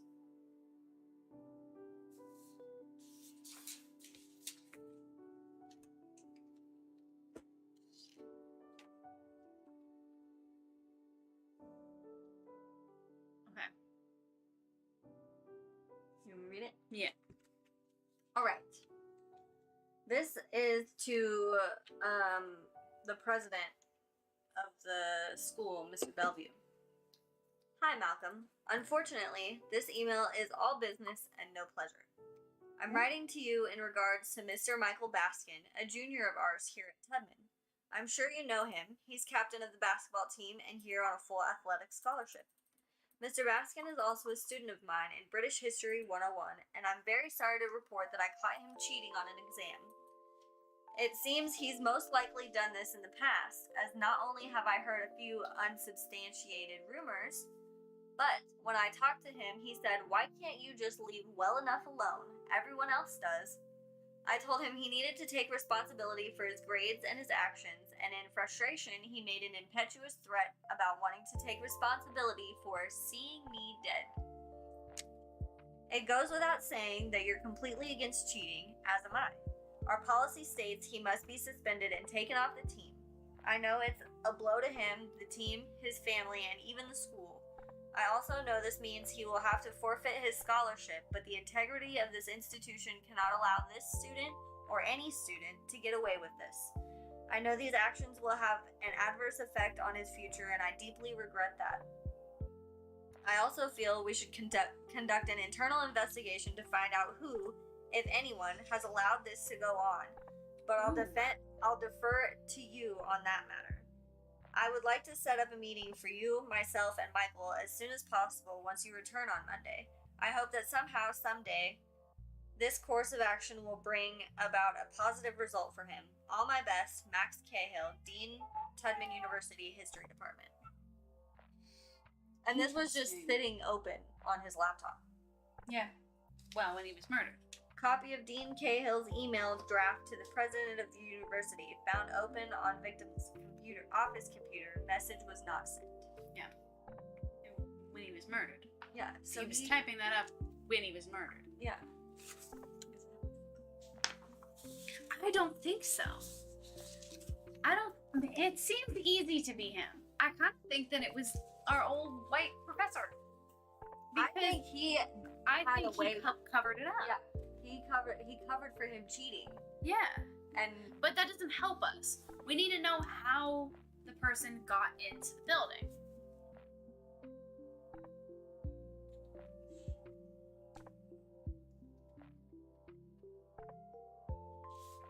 Okay, let me read his little... Wait a minute. We got an unknown student. Oh no, they're going out. Okay, I've got his interview. Good evening. Please state your full name for the record. Michael Benjamin Baskin.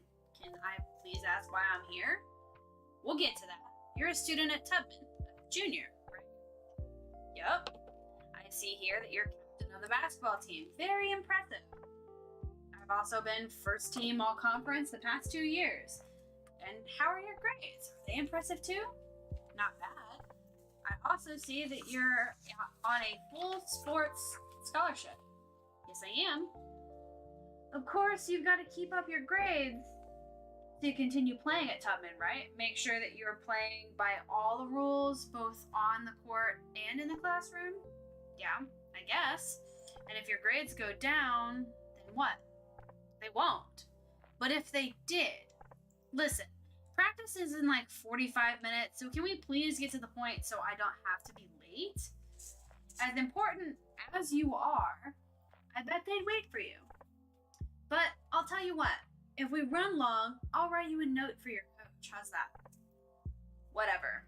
Michael, were you a student in Dean Cahill's British History 101 class? Yeah? How are you doing in it? Fine. Really? Then why did you feel the need to cheat on your test? What? Yeah, I know, Michael Baskin. What? Where are you getting that from? I didn't cheat on a test.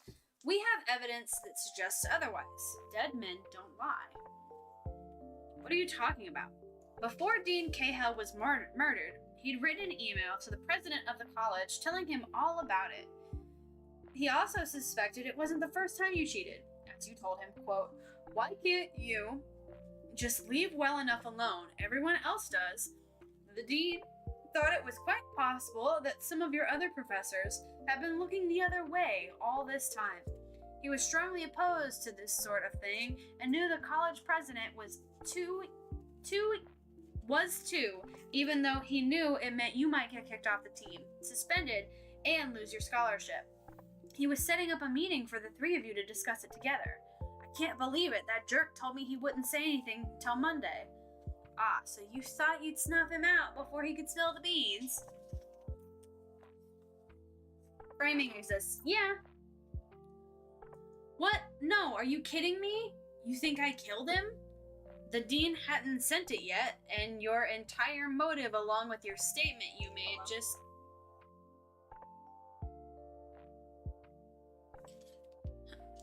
along with your statement you made about wanting to take responsibility for his death was right there on his computer screen, just waiting for us to find. And to think, all you had to worry about then was getting kicked off the team and losing a scholarship. Seems like small potatoes compared to the death penalty, doesn't it? I didn't kill him. You've got to believe me. What? I'm pretty sure he was a girl at his hotel room. He just fucked out of me. Oh. Oh, yikes. I don't know. It could have also been you echoing, but I don't know. I don't want to know. I hope you've got one heck of a good alibi. Tell me, Michael, where were you last night between 8 and 8:30? I was at the campus gym with my friend Danny, who helps run the place on a work-study program. We were lifting. Who else saw you there? I'm not sure. I don't remember if there was anyone else there. Danny was going to close up early because it was dead. What time was he closing? Around 8:30. And you were there with him until then? No. I left a little before that. Not sure to what time exactly. I hadn't eaten much that day, so I had gotten a bit lightheaded. And that's not a good thing when you're lifting, so I went to go grab a quick bite before coming back to finish my workout and help him close up. Where did you eat? I was heading to the Pepperoni Palace, but then realized I didn't have any catch on me, so I went back to the dorm and ate some stale chips. Do you know what time you got back to the gym? Thing is, I never went back to the gym. I had a big test the next day in British history and decided to cram in some studying instead. That's the best you can come up with? I find it pretty hard to believe that a jock who's cheating his way through college suddenly transforms into a super student when he needs an alibi.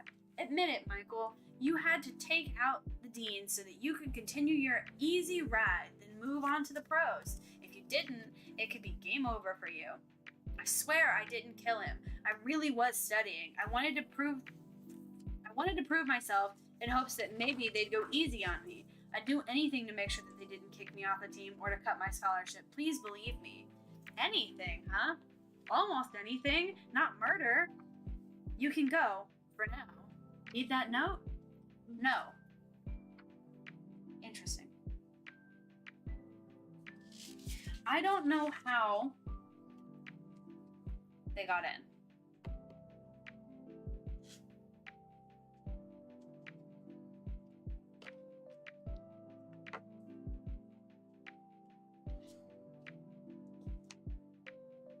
We, the undersigned Tubman campus police officers, do solemnly swear that we reviewed every second of both videos for the entire 24 hours leading up to the discovery of the body. And this list includes every person who went into or out of the Miko building. There's Miss 24 hours prior to the discovery of Mr. Cahill's body. Which one of y'all this is lying? Okay. Well, we'll get there. But now we have to figure out how this person got to Cahill.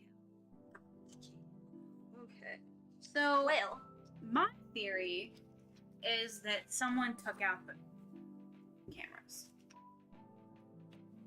where is his office located? Does it show it on the map? It shows it on the map. Yeah, it shows it on this map.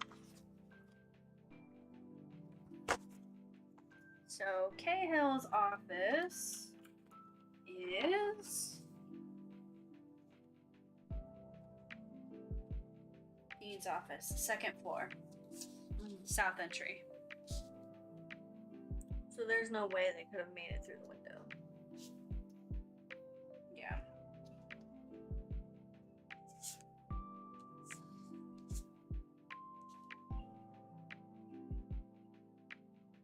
Although this sits on top of it, and there is a veranda, the north veranda, But that still would have been seen by the camera. coming in on the west side. So the west comes into the veranda and comes all the way around in the first floor.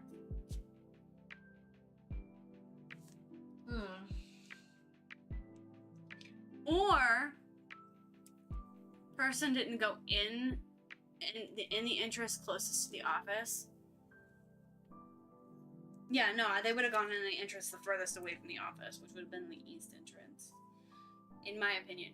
But that doesn't say anything to me. What I think happened is there's one security officer. There's one officer. How do we know that the person didn't hide and then move Right. and then hide in a new spot? Who's to say they were? Who's to say that it wasn't the other? It was a flesh pedestrian. Oh, it was a flash pedestrian. Who's to say though that it wasn't Robert Fallon, Right. who knew this route that this guy the takes? whole routine. Yeah. Who's to know that it wasn't him Because that followed behind? I kind of want to look up and go with that because it'll tell us if we're wrong. because it would take him only 4 minutes. He was only inside for 4 minutes. Yeah. So he could have gone in the south entrance, murked him, and ran out the front Yeah. in 7 minutes. Because he, So other I'm than gonna go to this web address, and because it won't tell us it won't tell us the answer if we're wrong. no, because he went in at 17:03 and left at 17:07. Yeah, but he also has a key. Yeah, and he's missing the He's missing Fifth one of his key. keys. yeah. So I'm gonna go with that idea. Hi Rosie. It won't tell us the answer if we're wrong. It'll just tell us we're wrong.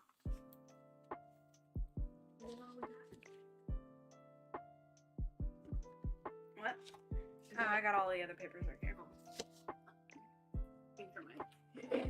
Frick? Forgot it was plugged in. Okay.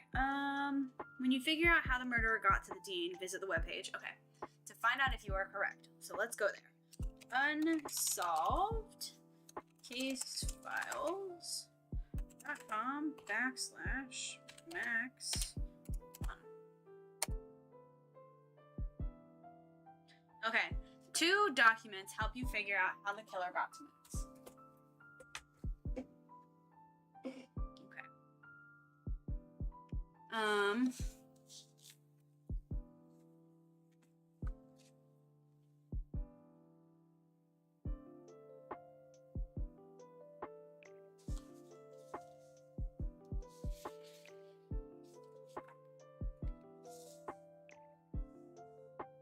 So we're figuring out how they got to him, not who did it. We have to figure him out in steps. Because before we can open up these other things, we have other envelopes. Before we open these envelopes, we have to figure out how they did it first.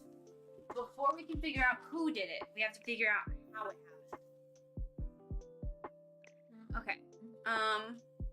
So I'm gonna go based off of, what do you think? I still think that the couple, the Grimes, had something to do with it. Because why else would he have a diamond ring in his pocket? Yeah. That's obviously for a woman. Yeah. But that doesn't tell us how they got in the building. Well, she's got keys. Oh, the mother-in-law? Both of them. She doesn't have keys. It says on there that she is seen... Oh, I guess it's just seen entering the building. Yeah, with her mother. They come in at the same time. Yeah. Her mother has keys. Diane is the secretary. They come in at the same time.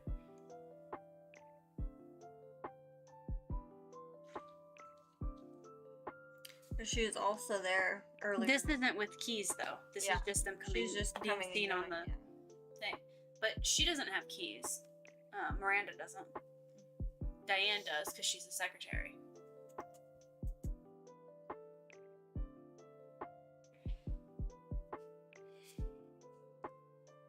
It is odd. It is odd that you have to do this first. Mm-hmm. I think we're going off of... The last person to see him alive is Paul Olsen. Yeah, I think we're going off of the... So Paul Olsen's witness statement. And the interview with Robert. Mm-hmm. Yes?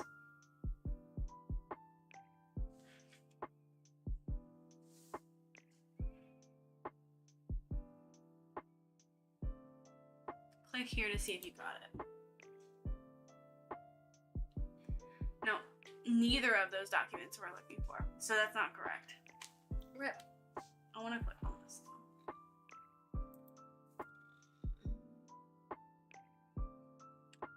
The solution will not be found on the video surveillance log, which I figured. Yeah. Oh, my knee hurts. I don't understand. Oh, what is this? I did it. Oh, this is the list of items. Okay, so we're not right. We're not right. Not even in the right No. Okay. Need to think a little harder. Okay. I mean, did you look at the back of this? Mm-hmm. Where's the map? Do you have the map? It's somewhere in there.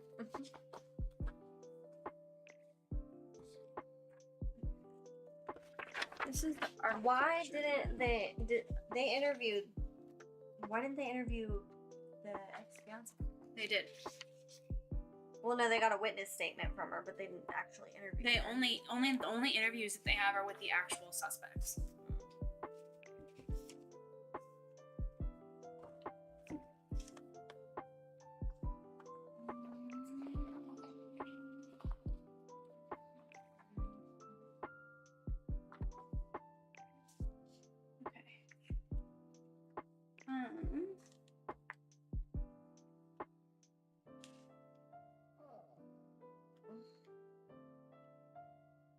Ain't no doubt about it. I still think it's Greg. Something just seems off about him.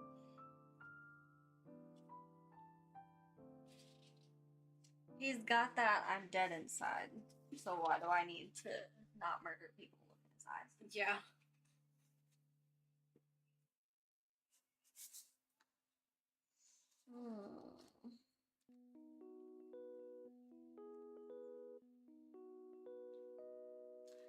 Did he know that they were engaged? Because he says Max was my wife's ex-boyfriend. I think he says something in there about them being engaged, but I'm not sure. Can you describe a relationship with him to have one?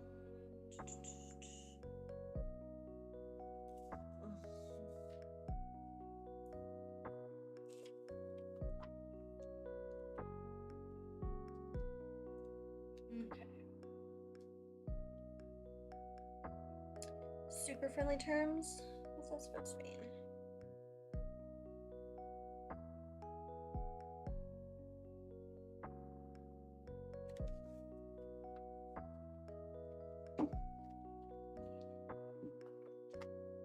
I got more phone numbers. Hold on. These ones might be important.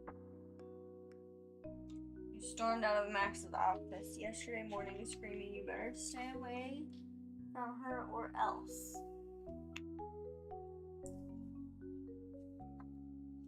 Eddie Espinoza. Me and Greg go way back. Been best buds since high school. Sure, he's got a temper, but don't most guys when they get a good reason. Greg was hanging with me the night of the murder from around 7 to maybe 10:30.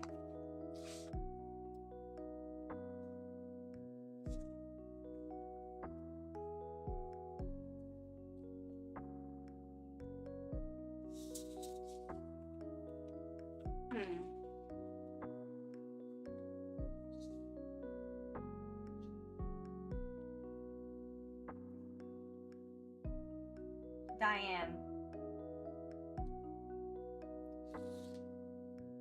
Instead of, starting off with like what happened, she says, "I cannot begin to express the devastation I feel over the loss of such a wonderful young man."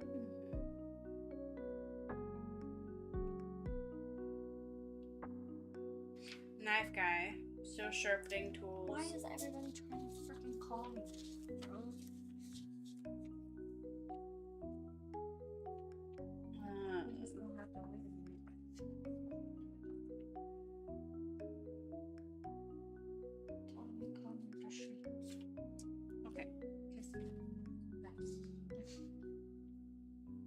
I'm not even sure what to write. I'm in shock right now and can barely even grip this pen.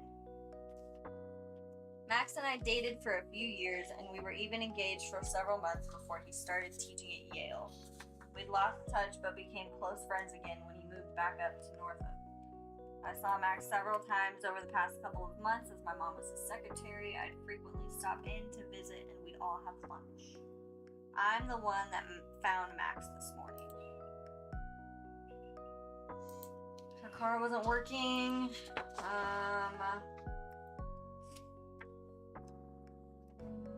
Max had been working crazy hours lately as he had a huge deadline coming up, and my mom said he'd been skipping breakfast, so I made some of his favorite muffins to bring with us. His door was open, so I thought I'd bring the muffins into him while they were still warm, and that's when I saw him. He was lying face down on his desk, and the top of his head was bashed in. There was a pool of blood over his head. Under his head. It was horrifying. I thought he was hurt, but when I grabbed his hand, it was ice cold, and that's when the shock hit me. Can't imagine what kind of horrible monster would do this. I don't know, babe. Ask your man. He seems like the type.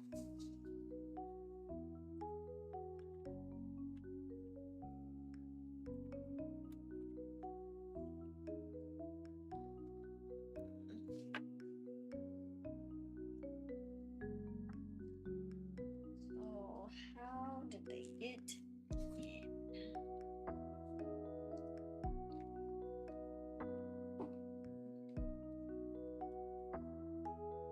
And there's like not a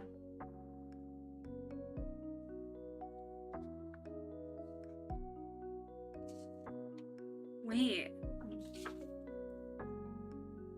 Okay. In classic murder mysteries, right? the one place you don't look. Okay, you've seen the movie Clue, right? Mm-hmm. How are all of the rooms connected in Clue? Secret doors. Is there a secret door? Are we sure that there's not a secret door? Because there are so many bookcases labeled through here. So how about we look at this fucking map? Because I think there's a fucking secret door. He's asleep. I'm turning it off. I think there's a secret door. So help me look at the bookcases and see if there is a secret door. See if there's one that swings open that doesn't look like it should. Or that's like blocked off somewhere.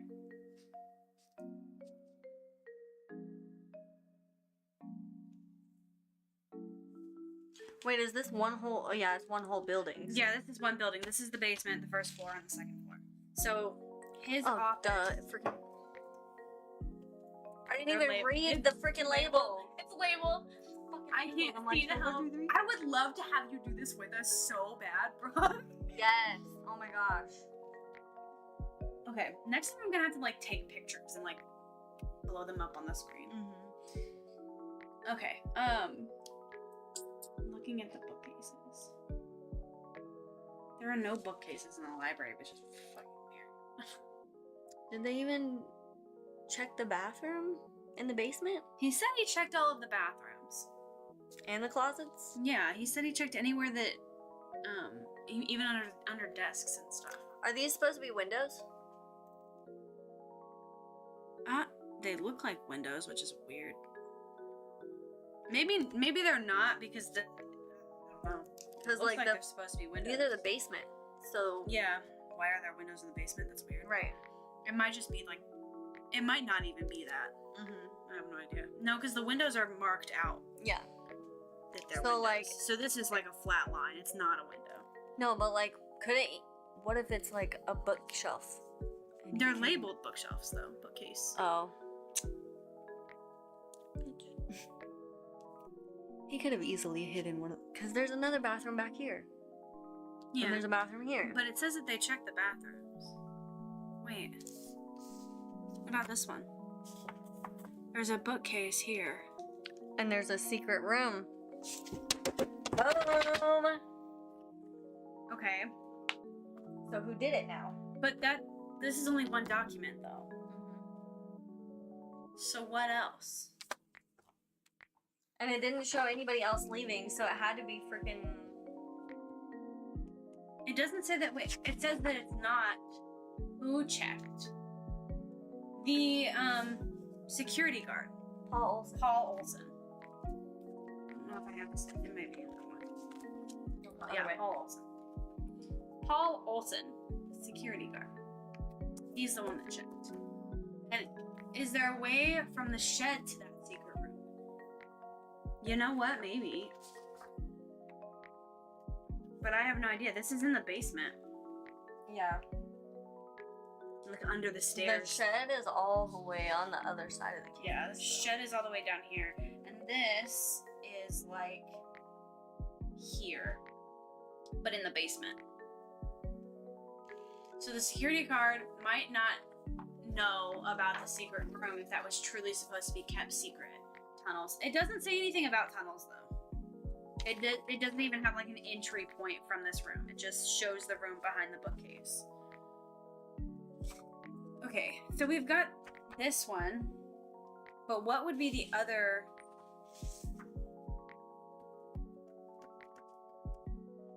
What would be the other document?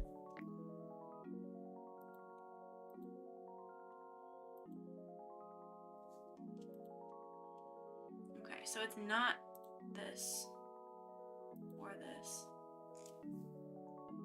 It's the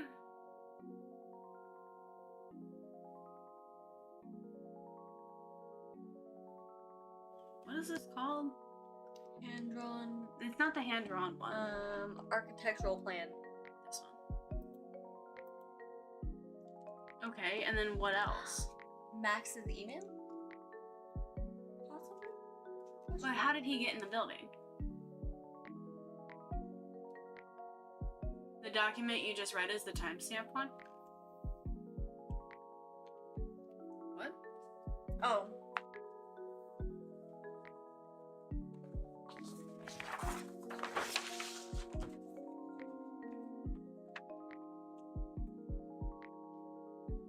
But didn't it say that it wouldn't be this one? Yeah. Yeah, we got our clue on the thing said that it wouldn't be the timestamp sheet. To see when and who went in and out and where and who could have had access to the secret room. Yeah, it says that it wouldn't be this one. I'll go get us some coffee. Listen. Facts. Listen.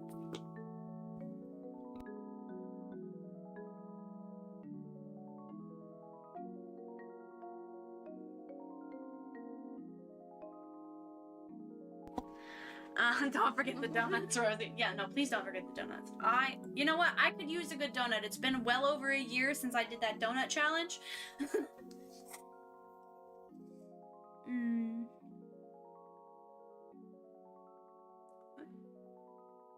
Oh, okay. I was just like, neither of us has eaten anything really. I'd venture to say it's probably a statement. Yeah, it's probably in a statement. I don't know whose one it would be, though.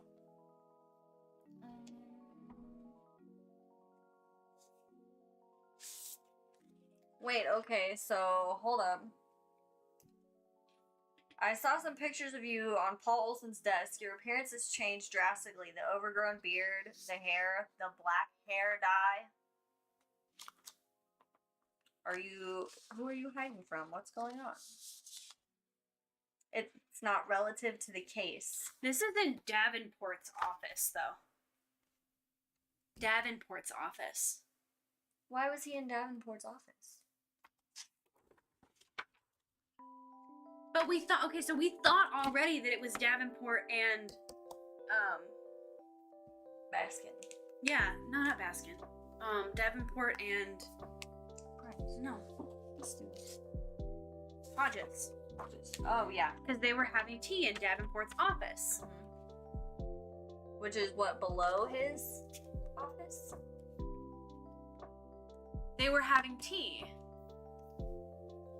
Davenport's office is in the basement?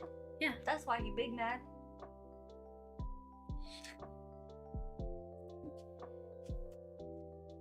Had no blood if he couldn't shower. I'm gonna go with, okay, who? Wait, he was looking at his bookcase in Davenport's office. That's the bookcase. This is the bookcase he was looking at. So, who said it though? Which one of them said it?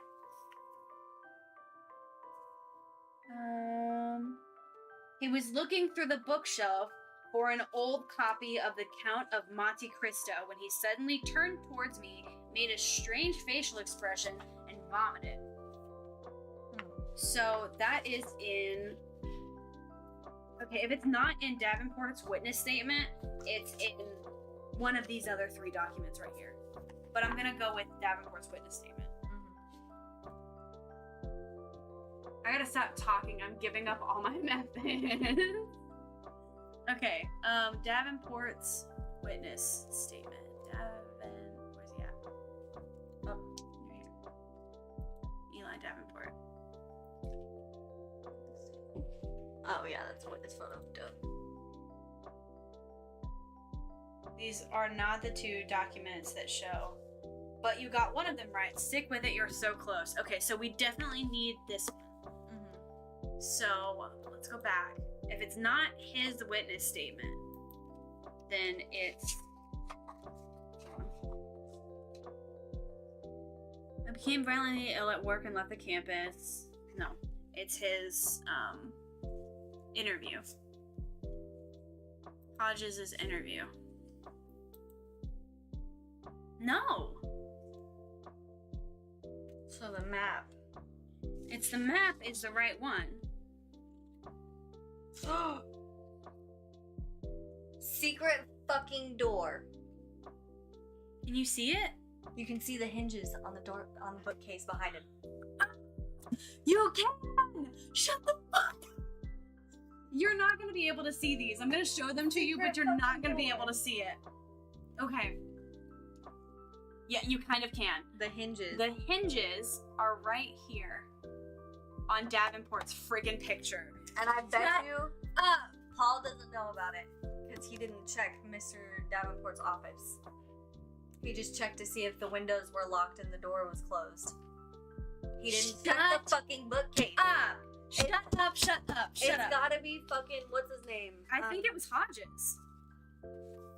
I think he hid inside.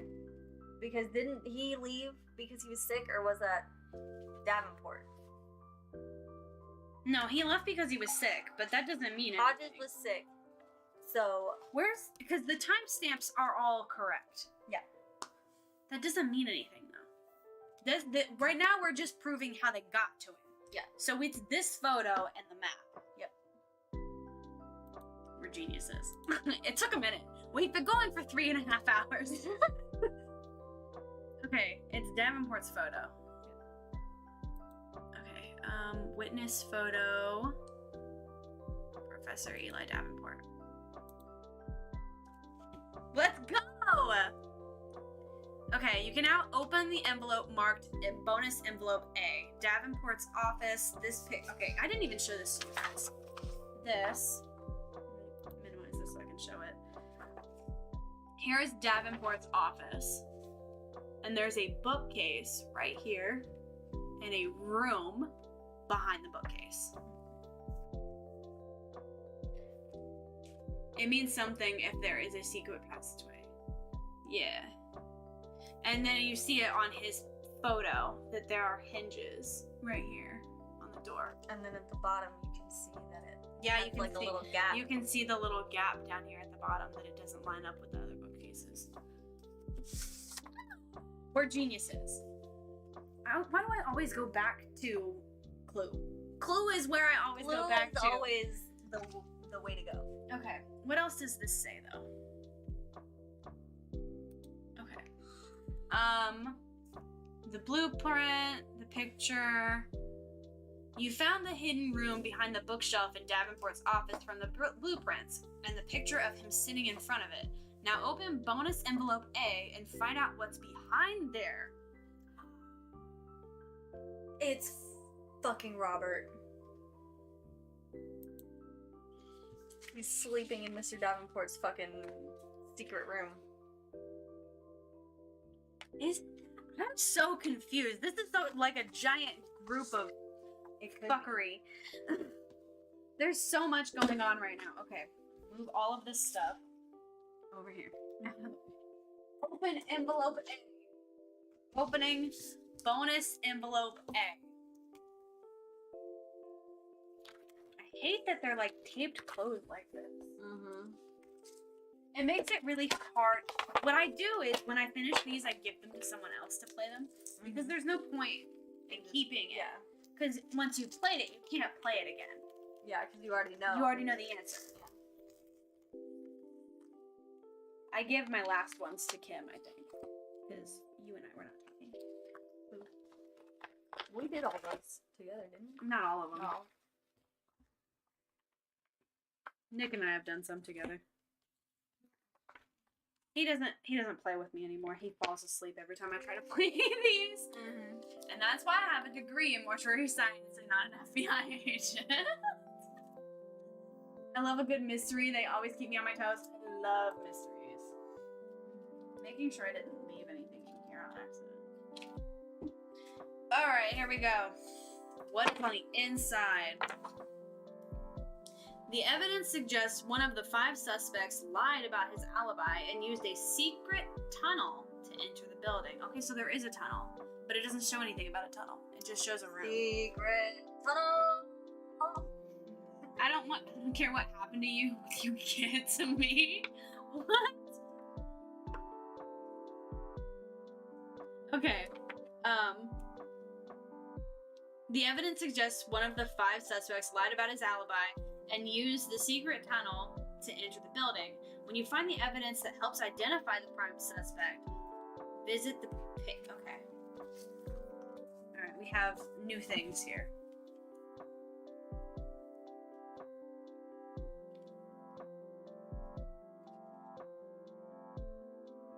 That's definitely a fucking tunnel.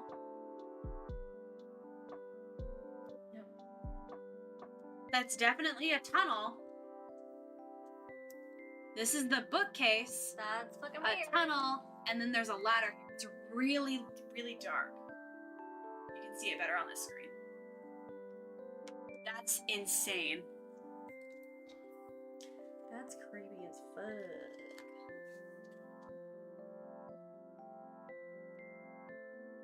How do we know that it wasn't the homeless guy? It is, Alex. It is. Because also on the thing, It said he had an empty bottle of bourbon. yeah, and on An expensive empty bottle of bourbon.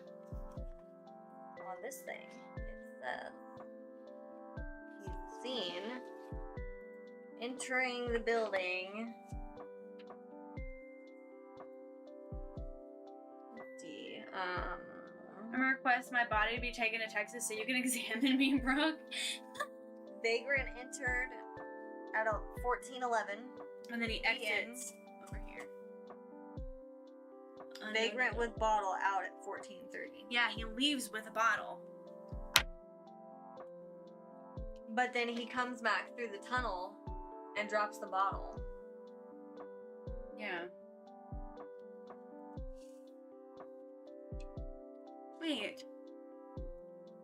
Wait. Is that why they argued about the Underground Railroad? Look. This is what Hodges knew about the Underground Railroad. What he thought he knew.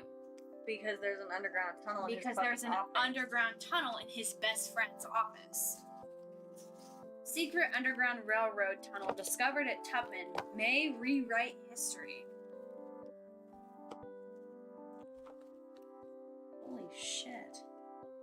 Could you imagine finding this out at your college? Crazy. Okay, so he freaking murdered him. Okay. Northup police discovered a secret tunnel on campus yesterday that is believed to be part of the Underground Railroad. Police received a tip from a private investigator working on an unsolved cold case of the 1955 murder of Max Cahill, dean of the history department. The secret entrance to the tunnel was found behind a bookcase in a basement office of the Meekum building. The tunnel travels about 15 feet underground and connects to a drainage pipe emptying into the Dale River. Where's that drawn map? Where are you, bitch? Where are you?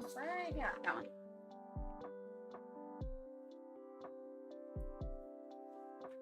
Abso-fucking-lutely it is. Okay, the Dale River. It's either Alex or freaking what's his name? Yeah. The Dale River is right here.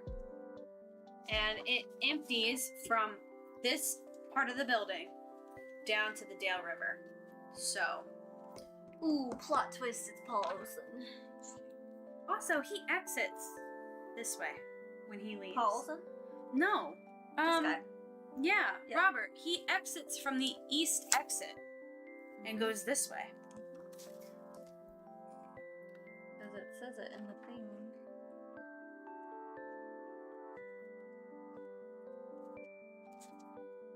Okay. Yeah, it says it on there. But he exits from the Robert east Fallon exit. enters the south South exit. exits the And then- east. Yep. Exits the east at 1707. So yeah, he walked through the building for 4 minutes. Only to double check and make sure. Yeah.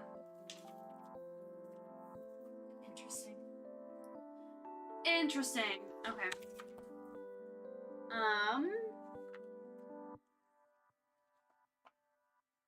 Not only do police believe the discovery can help an unsolved case, historians believe it may also rewrite American history. When contacted for a comment, Professor Arthur Hodges. Wait. Emeritus? What? What is his name actually? Arthur? Yeah, Hodges. Yeah. What's his actual name? It just says Professor Hodges. Professor Arthur Hodges? No, it's his first name. Arthur. No. Emeritus?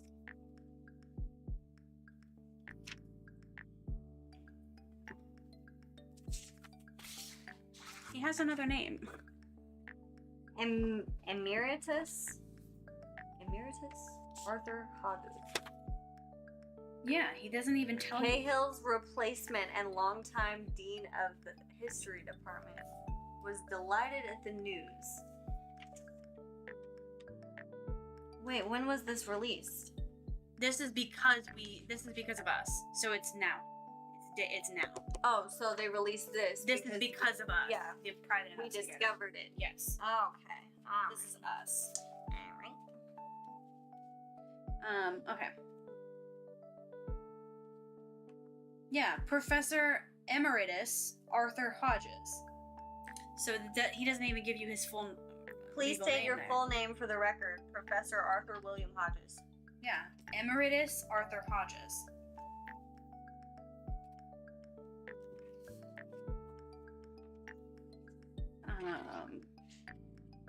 Hodges Arthur Williams. Yeah. He lives on Rosewood Court. This is a highly significant finding and an incredibly important discovery for the college, the local community, and quite frankly, for history itself. You already knew about it. This is the Right. reason why you were arguing with Max about the Underground Railroad. Mm-hmm. The tunnel is currently considered a crime scene, but Professor Hodges is seeking immediate access for himself and a group of distinguished historians to conduct a thorough exploration of the space. It is my great hope that we will get a chance to unearth priceless historical artifacts and information concerning the Underground Railroad before the police inadvertently destroy everything. Those are chains. Like ankle Yeah. locks. That makes me uncomfortable. Me too. The secret entrance to the tunnel is located in the same building where Dean Cahill was murdered on October 26, 1995. The newly appointed 29-year-old Dean was alone in the locked building working late when someone apparently used the secret tunnel to enter the building and murder him. The case was closed several decades ago without a conviction. As police were unable to ascertain how the killer gained entry to the building. When questioned, Detective Anthony Sayer of the Northup Police Department said, "We're hoping the investigator who tipped us off to the hidden tunnel will continue to support our efforts to put whoever committed this heinous crime behind bars. Now that we know how the killer got in, we're confident justice can finally be served and this unsolved case file can be put to rest." Interesting.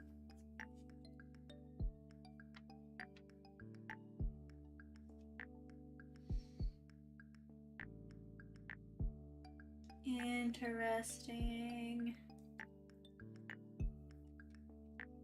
Okay. Wait, okay, so this happened almost a decade ago? Almost 2 decades ago. And then that... This is because of us. So Okay. this is today because of us. Jesus. Okay, so now what we're trying to find is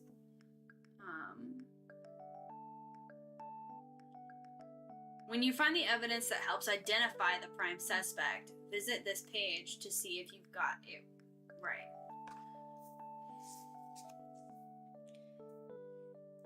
So it's either Alex... Wait.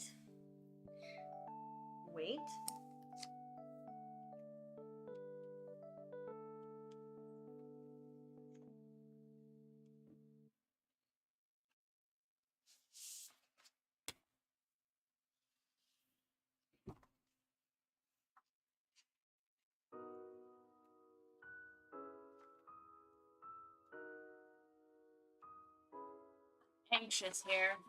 Took a tour of a local funeral home where I live, and I never knew you could get a college degree in the field of mortician or funeral home. Mortuary It says science. mortician, yeah. That's what,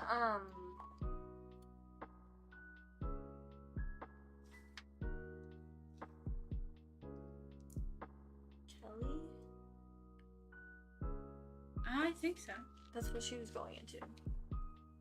I think. I thought that's also what Jonna wanted to do. Yeah, that's what I'm thinking of. I don't know. Somebody said something. I'm pretty sure that it was Jonna that said that she wanted to do that. Okay. Wait. Whose friend was violently ill? Davenport. Okay, so no. Who was over at the liquor cabinet? Hodges. Okay. In Davenport's room. Okay.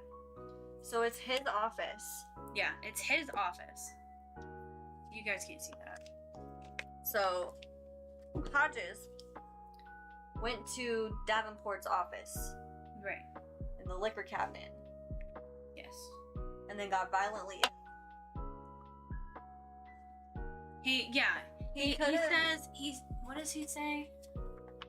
He said, he was looking at my bookshelf for an old copy of The Count of Monte Cristo when he suddenly turned towards me, made a strange facial expression, and vomited. What's on his shirt? Dirt? It doesn't look like blood. It looks like dry. It looks like hair dye. There you go. I was like, it looks really fucking dark. Yeah, it looks like hair dye. Because the police would have asked him, like, what the fuck is that shit? Yeah, because he's grimy. His face is all dirty and shit. Yeah, but so is his. Yeah, but they're both homeless. Technically. But this one is actually homeless. Yeah, he's hiding out in the freaking shed.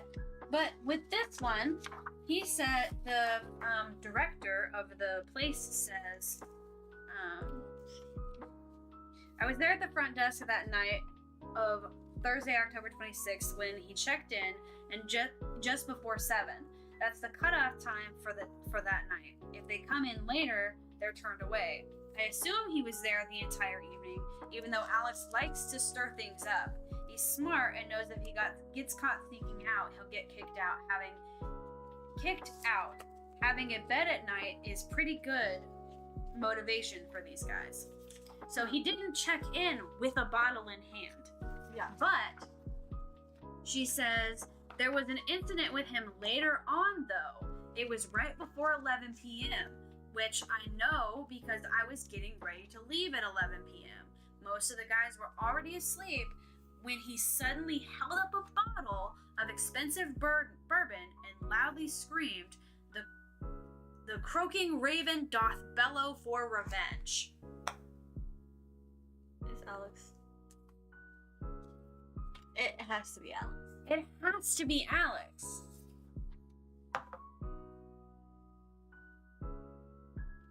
Because where else was he in there reading a book too? Like, The Count of Monte Cristo. That is a quote that's a quote from The Count of Monte Cristo. Well, I wouldn't know that. I fucking love that girl. Alright, hold on. I gotta fact check. I don't want to say that I know it for sure and then be like, oh, just kidding, I'm fucking stupid. Let's see. It's on that one. It's on the back. Screamed out.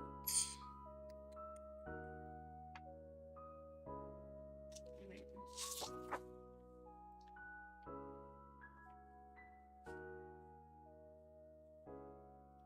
The croaking raven. Yeah.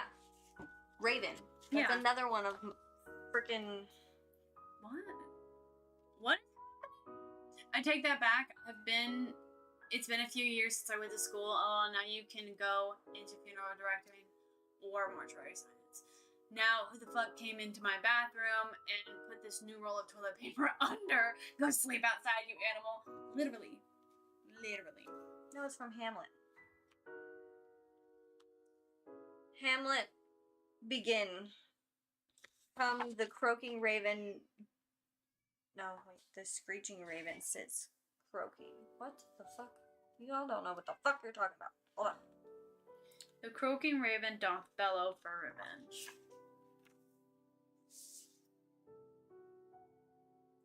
Act 3, Scene 2 Occupation. of Begging. Hamlet. Hamlet rephrases two lines from a famous revenge tragedy, Tragedy of Richard III. The screeching raven sits croaking for revenge.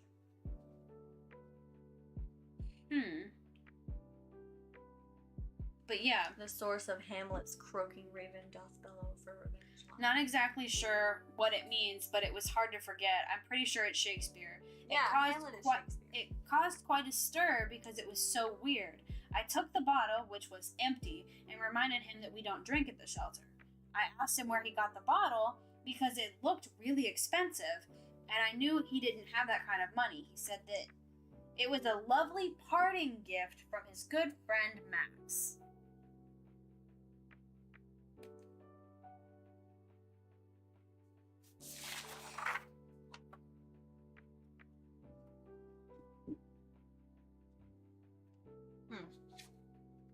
Yeah.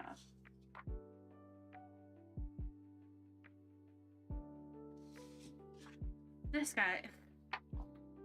They asked about a car, and he wrote 1966 model, bat, make, mobile, color black. Then he wrote the license plate and the VIN number, ask Alfred. That's funny. Oh no, not the toilet paper roll under. No. That thing hangs over the top. Not. Right. I almost had a conniption when I went into your bathroom and the toilet paper roll was hanging down instead of. I was like, ugh. Yeah, that's Nick for you. He either will do that or he'll just leave it sitting on the counter. Men. Literally. So yeah, it's gotta be friggin' Alex. I think it's Alex. What does Davenport teach? English? What did Davenport teach? I don't know where his thing is at. I don't know if he even have one. Yeah, you did. You read it. Yeah. It might be with. It's a witness statement in Hodges. Specializing in medieval folklore. There you go. Medieval. William Shakespeare was in medieval times. Or no. Arthur William It was a poem Hodges. about medieval. Arthur William Hodges. William is nowhere on his other thing for his name. What's one of these two guys? And since he lives alone, he could have easily felt better and just Gone back. popped back up. Yeah, especially because he was arguing about the Underground Railroad. Yeah. I think it was him. Okay, let's see what we've got. When you find the evidence that helps identify the prime suspect, visit the page to see if you've got it right. Okay, let's try that. Who raised him? I raised my husband better than this. Yeah. What? Kat is no longer on Euphoria? Yeah, she quit. She got fired. Yeah. Why? There were a couple reasons. She was like a mean girl, and she demanded money, and She was my favorite. One of my favorites. I want to watch that again. I also want to watch it again. But we're currently rewatching So many other things. Grace. We can't even start Yellowstone yet. No, we're in the. Well, we could. We need to start that other show first, because I guarantee you it's only got one season. Which one? The one that's on HBO. It's got the Jenna Ortega? Jenna. Oh, no, that's a movie. Is it a movie? Mhm. Well, we need to watch that. Thought it was like a limited series or something. I think it's. I saw that same clip. That was traumatic, to be Yeah. honest. Okay, this is what is the website for this one? I've seen the. I looked it up a long time ago and wanted to watch it. The Fallout. Yeah. / next. She's also in You. Yeah. Oh yeah, she's freaking. You didn't know she was in You? She's what's her name's sister. She was a little bitty She baby. is gorgeous. What's her She's name? also What's her name? In You. Oh, I don't remember. That was her first like adult role. Yeah. She's also in my favorite show that I keep trying to get you to watch with me, Iron Man 3. Jane the Virgin. Jane the Virgin. She plays young Jane. Insidious 2. I love Jane the Virgin so much. I love that show. Absolutely love that show. Excuse me?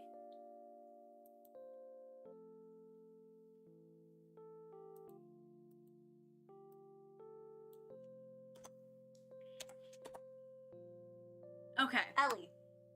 Yeah, that's her name. Duh. She did Wednesday with Tim. She has my heart. So does he. Okay. I don't know why I'm trying to put that She's also gonna be in the new Beetlejuice movie. I'm so glad she's gonna be in the new Beetlejuice. She's in the new Scream movie too. Yeah. Coming out this year. Yeah. I've seen the trailers for that.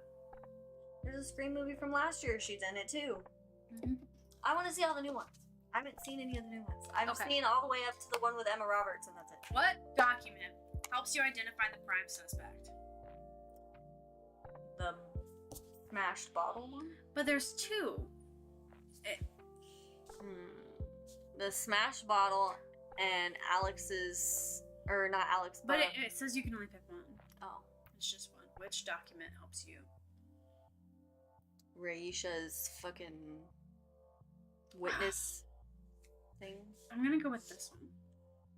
If this is an option. The railroad tunnel.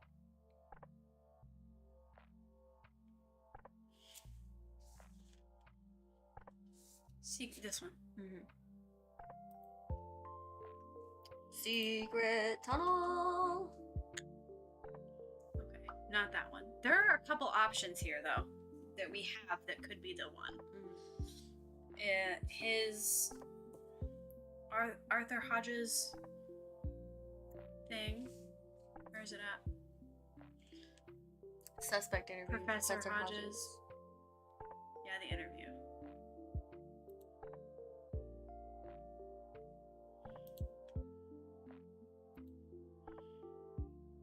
Okay. Do you want to get a hint, or do you want to keep looking at the ones we're already looking at? Oh, is it not right? No, it says it's not right. It's not the document. You want a hint? Do we want a hint? Do we want to hint? No. I wanna guess the ones that we have. That could be freaking Raisha's witness statement. Witness statement form. That's not What the document either. Okay. So it's not that. Alright. What else did we say about? I'm gonna put these back in here. Yeah. Because we don't need those anymore. Yeah, we're getting. Well, we might need them, but we're getting them mixed up with. Okay. Sorry. Stab you with a picture. Yeah, you stabbed me with it. I'm just kind of sharp. I'm sorry. Damn, I did good. I got you. got me. Okay. Death by 1,000 cuts. That would suck.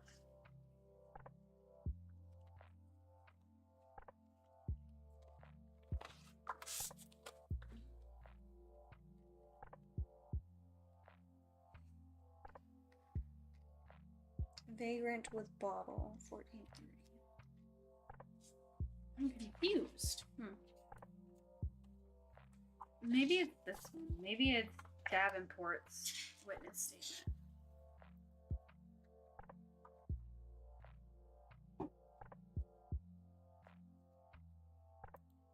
I'm like convinced it was one of these two guys that did it though. Mm-hmm.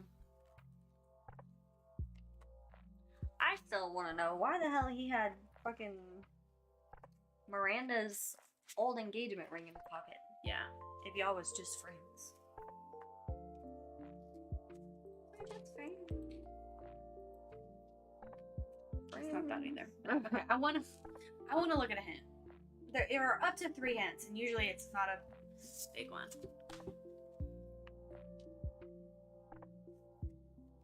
Find the right document.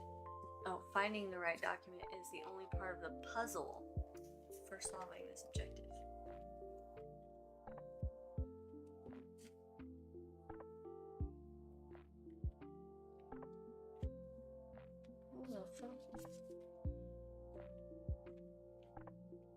White gloves.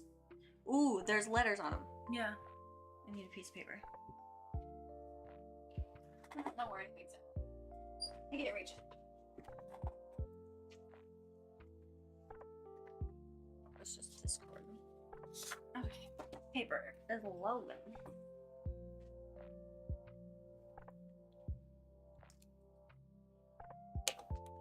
This could be us, but you playing. That's okay, funny. there's your paper. We posted that in the freaking Discord chat. Alright. It's probably gonna say something like property of something. I'm just writing down the letters. I don't know why I put them so close together.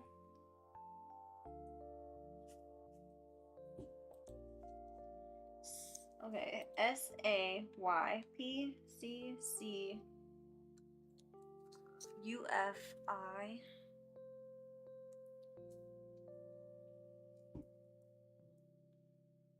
There's no B for bourbon. You see it? So it's not a bourbon bottle. No.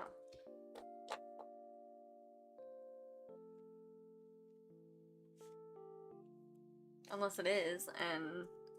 Okay, so you have S, A, Mm-hmm. Y, Mm-hmm. R, Oh, R? R. That looks like P. Oh, I didn't go that direction. O, Mm-hmm. E, U, Mhm. F, Mm-hmm. 2 P's, Mm-hmm. 2 C's, and an I. Okay, so I got the C's right. Okay. It's the security guard. I don't think it's a security guard. I don't think so, because the security guard would have known about the tunnel. If that's the case. Copper syrup? I'm doing like a word scramble thing. I'm just looking to see. Oh no, there's not. There's only one R. What are the letters again? You can... S-A... Hold on.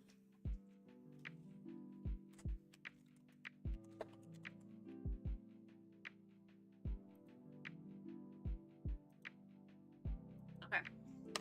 SAYRCCUFLOEPP.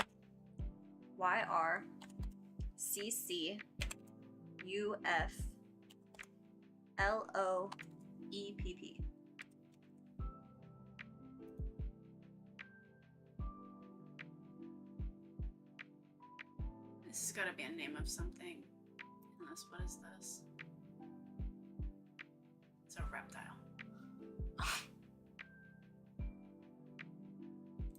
Unless this is poison.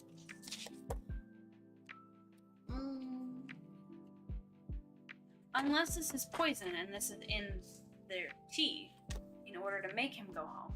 Mm-hmm. That would explain the white gloves.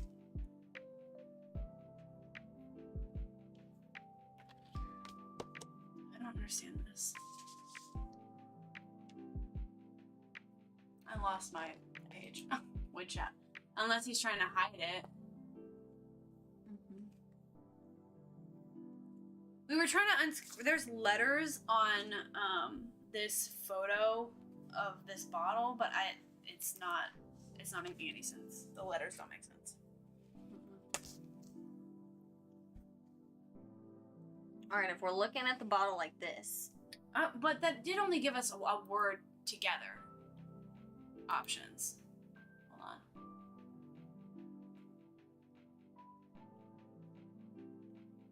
OERYSPCCIPUF.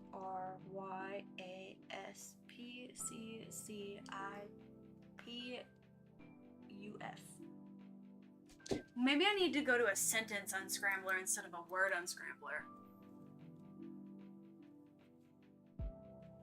Unscramble words from letters. Oh wait, we already did them.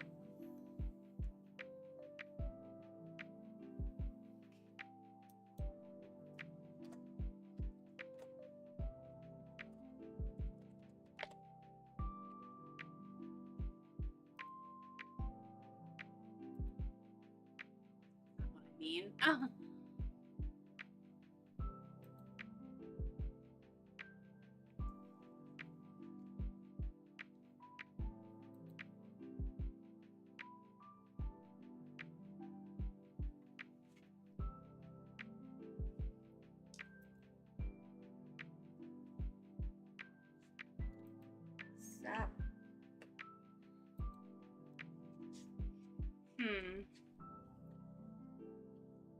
I wish we could cut this picture up and Me too.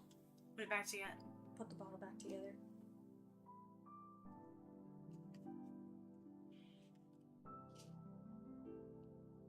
We kind of can. This goes here.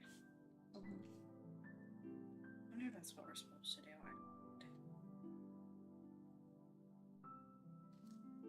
This is the bottom. This is the bottom. This is the bottom. I don't know. I don't know. Put the letters in chat. Ooh, good idea. Maybe you guys can help me. Okay, where's the list? Let's try this again. S. S-A Y-R B-C Hold on. U-F L-O-E-P-P.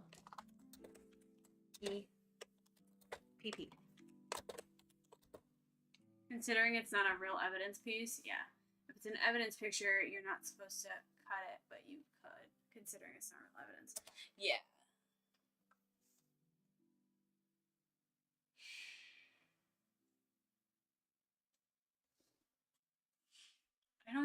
I don't want to cut it because I want to be able to like donate this and have other people play the game.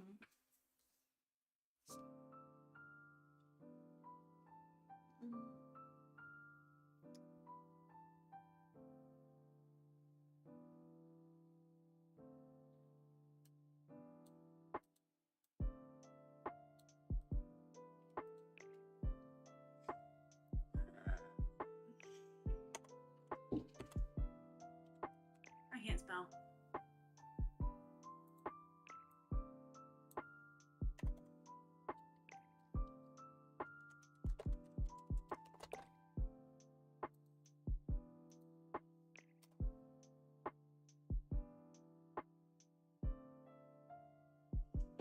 I see the word careful.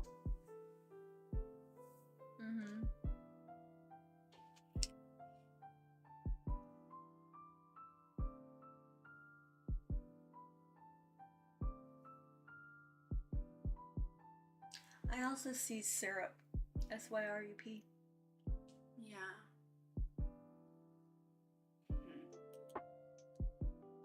What's the guy's name? It doesn't have anything to do with guy. It just tells us to unscramble a puzzle, and this is the only puzzle we can think of in the thing. Max Cahill. Oh, like the guy that Is died. the Yeah, dean. Max Cahill. Yeah, That was moided over a decade after, or a decade before they uncovered the Underground Railroad. I'm so loud, sorry. You're fine. Okay. So you have syrup. S Y. Because if there was a G in there, I'd say you could freaking change it to cough syrup, but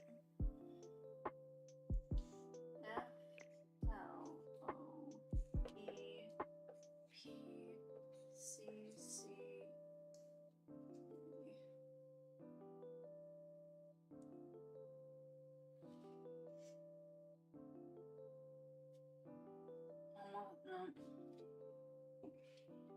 No idea.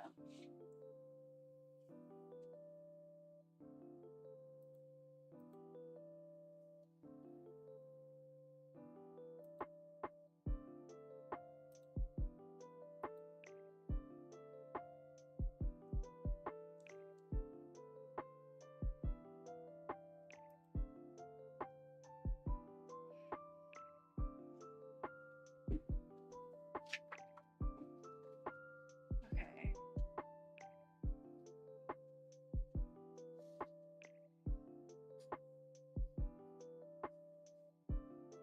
Hold on, wait.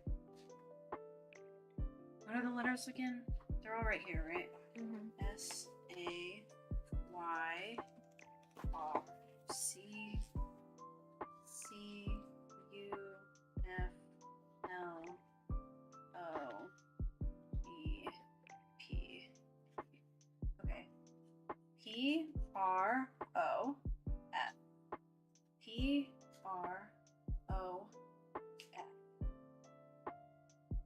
professor.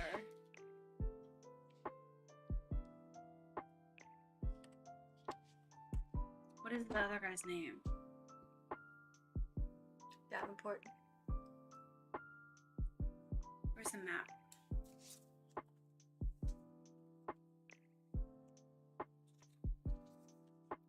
Professor.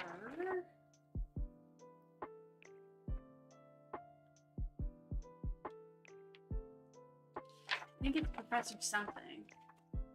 Is it the old guy's name? The old guy's name is Arthur. But that's not his name. No, there's no M. Emeritus. Yeah, Emeritus. Emeritus or Emeritus? Emeritus? It sounded like it started with an A. Oh yeah, No, Arthur. Arthur. But that's not it either. It's Professor something. What was Davenport's first name? But Professor has 2 S's in it. It's shortened. Prof. You guys can't see that. Yeah. Oh, it's frozen. Wait, my camera's frozen. Oh no, it's not. I'm not on live. I'm just stupid. Delayed. I'm just stupid.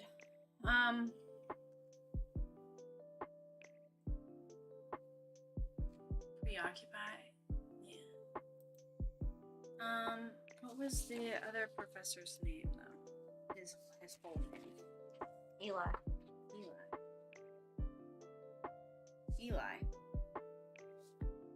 Eli Davenport. Where's that picture?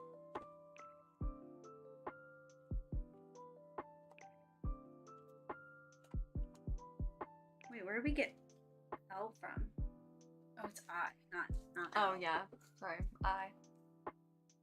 It looks I. like an L. But it. Oh, I can't write. My handwriting is really It's shitty. I, not L. But there's no L on here either, so it wouldn't be Eli.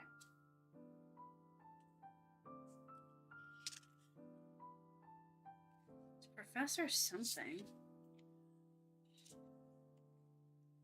What are the other letters left? S-A-Y.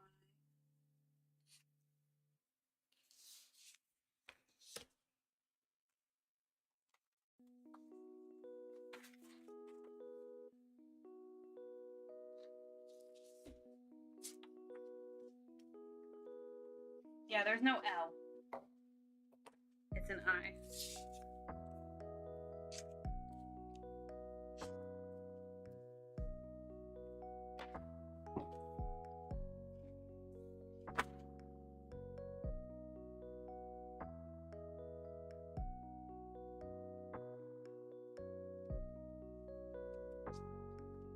Or something.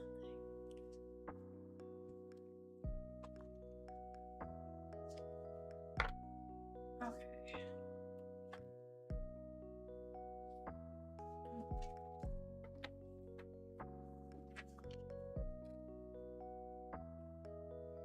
Oh, fuck.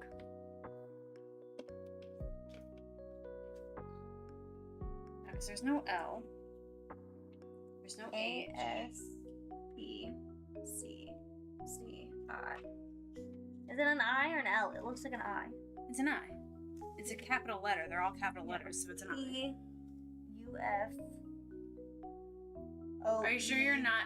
Are you sure it's not just the document you need, like the picture, or do you have to solve the puzzle? You have to solve the puzzle.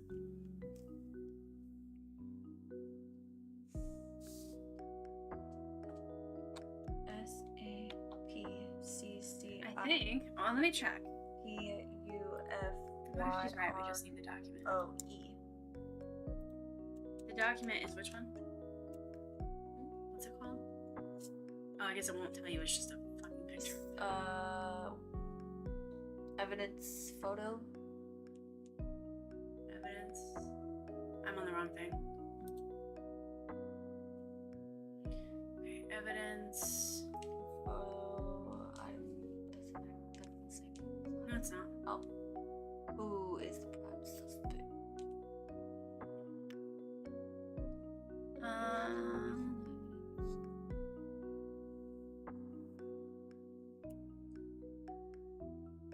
crime scene photo. Broken glass and okay. Oh, Ooh, the broken bottle had words written on it. Enter the first word here. okay. There's no G.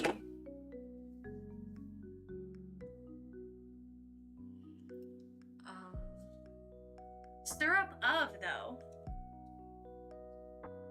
or something of syrup.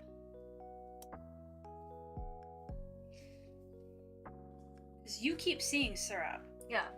Syrup. So that gets rid of S R Y U P of O F, and that leaves A C C E. No, no U. A C C I E P.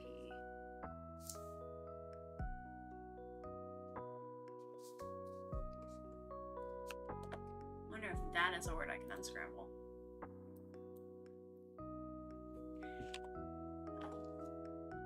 I keep losing my mouse because there's so much stuff going on my desk right now. Syrup of my brain is hurting.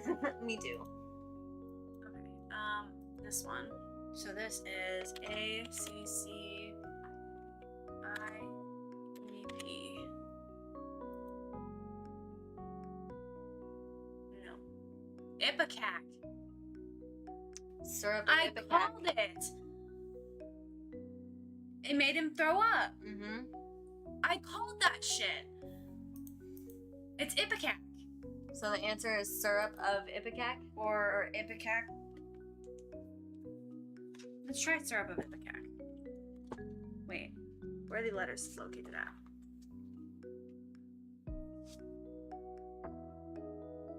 Yeah, syrup of Ipecac. Syrup of.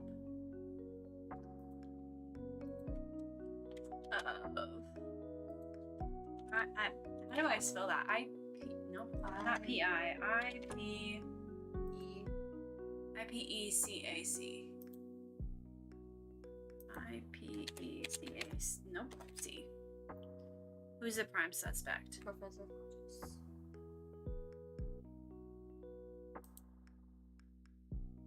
Or Alex Jameson. No, because who would have made him throw up? He made himself throw up.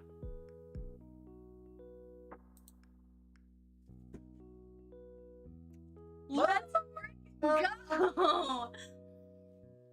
You can now open the envelope marked bonus envelope B. We still There's have still two more? envelopes. Oh my god! We still have two more envelopes. What time is it? 12:30. Okay, not that bad. Let's see how long it takes us to do these other two. Okay, let me reorganize. 12:44. Let me reorganize some things. Okay, we have all of these. You have the suspects? Yeah. Okay, here are these. This stuff, this one, and these two things go in the other envelope. Right, that's it? That was in there? Yep. I don't want to mix anything up.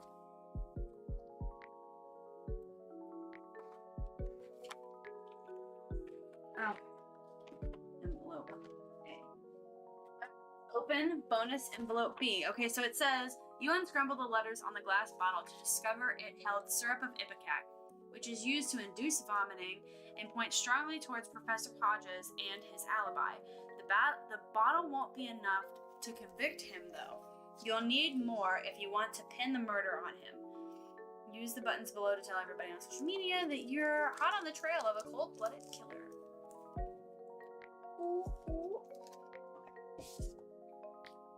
Bonus envelope B.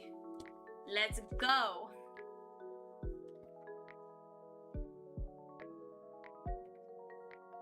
Who's the suspect? The suspect is Hodges. Hodges. Who's this guy? Hodges is our prime suspect, which is what Brooke said, which is coincidence. She said, "I don't trust old white men." That's what that was. Right. Imagine. Yeah, Ipecac is used to induce vomiting, which he made himself throw up. Oh shit. Which is ironic, because he looked directly at the other professor, made a strange face, and then threw up. It was framing. Oh. I don't think he was framing anybody. No. Me too. I think he was upset because he got passed up for that fucking promotion. Right. Yeah, but I don't think it has anything to do with him framing. I think he thought he could do it.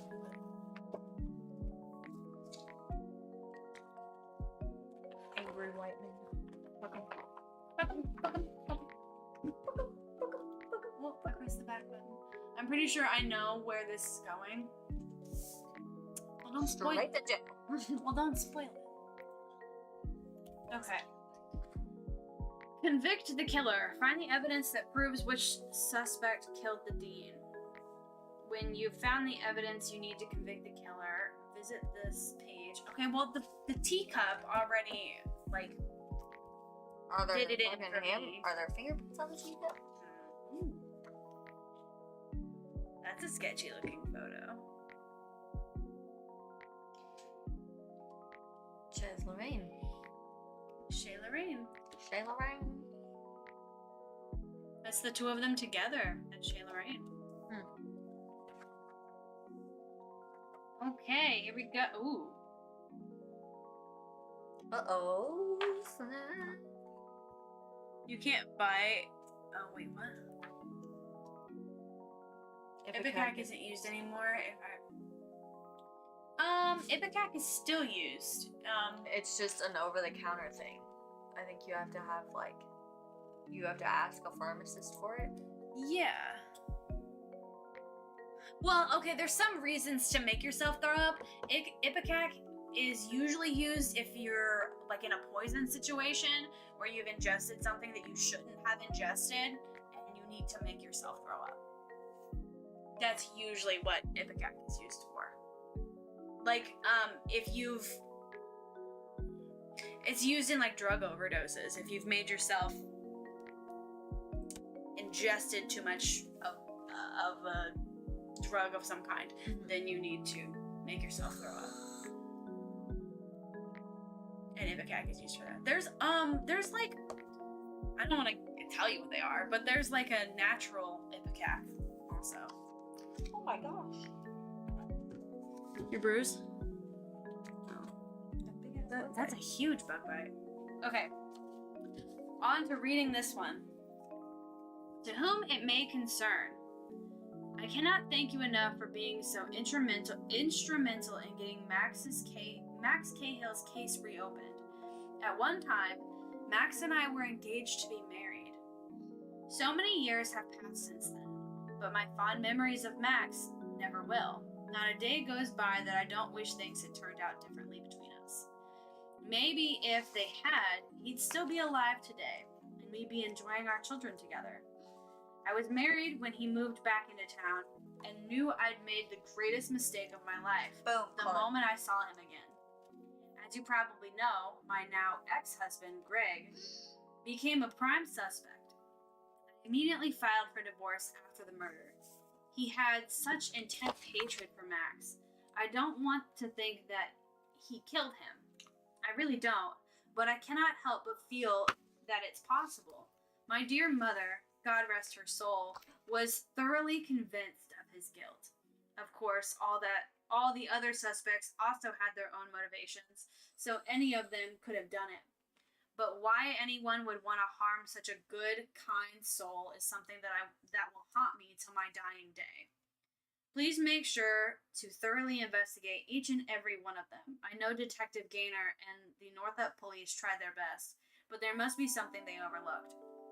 Please, I beg you, do everything that you can to find the evidence that will convict Max's killer. I know it won't bring him back, but it will bring justice to the terrible atrocity committed against my one true love of my life. Sincerely yours, Miranda Hart. P.S. I went through some old things the other day after I heard about the tunnel discovery and found this old picture of Professor Hodges and Max together. Professor Hodges wasn't always very kind to him, but Max always handled it with such poise. He was an amazing person and a true gentleman. It brought a tear to my eye. Thought you might like it too. How are these two things supposed to help So me we go at all? back to Greg.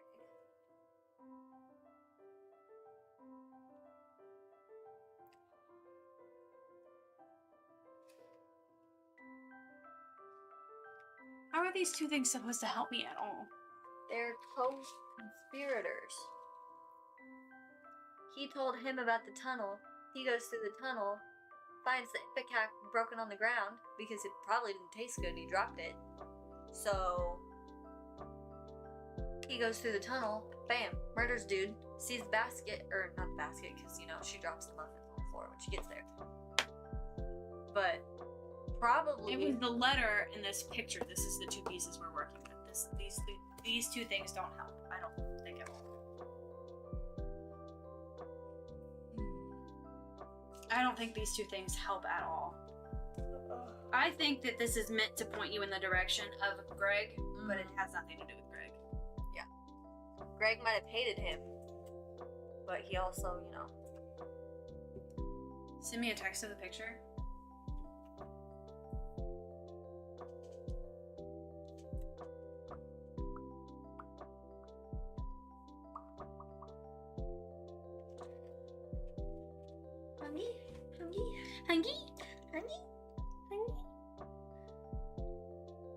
It's probably gonna come through shittily. Don't you have an iPhone? You have an iPhone, don't you, Brooke?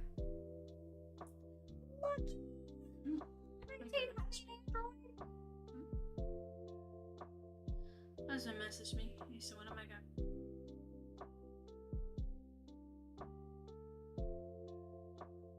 Okay. Nick is gonna go to the hospital tomorrow. What? I'll send it on Snapchat.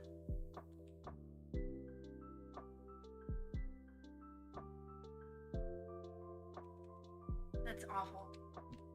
That's Sad. fucked up. Extremely sad. Yeah. Oop, I about sent it to you, Sam. Whoopsies! I already saved it. I don't want to take a picture. I want to send a picture. I want to send a picture. It's shitty. Hold on. Honestly, let me take another picture. Snap my picture. Because for some reason, that lighting was terrible.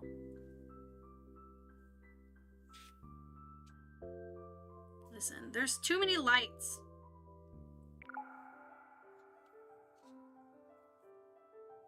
There we go. Okay, trying again. There you go. The writing on the window is backwards. Well, yeah, it's from inside the building. It's from inside the building. But like... Yeah. Are they sitting outside the building then? Wait, no, that is weird. Because that's exactly the same location. Yeah, it is. It's just flip-flopped. Oh, it's flip-flopped. So if I took this picture on my camera that I already took, Yeah.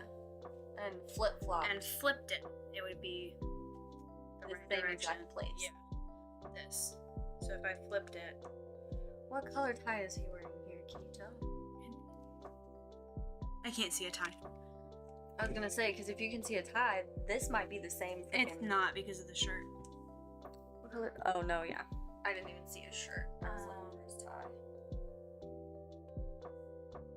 Nope, that's not what I want. I want this. Even in a picture, it should look fine. Yeah, I think they flipped the picture. Like, what am I trying to say here? Flipped is obviously not the word I'm looking for. Yeah, this.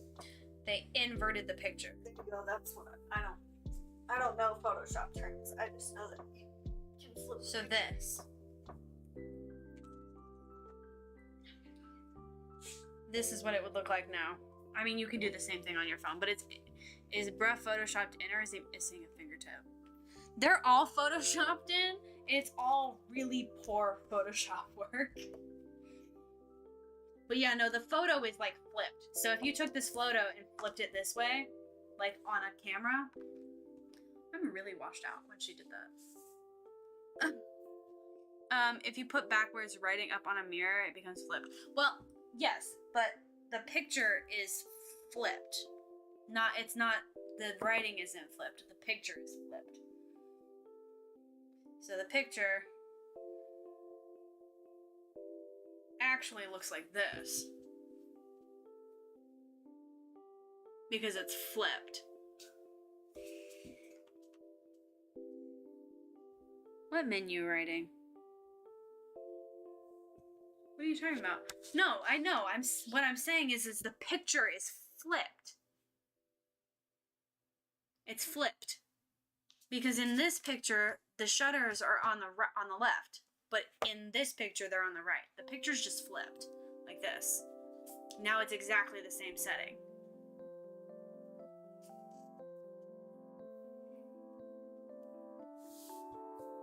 It's just because this picture is flipped.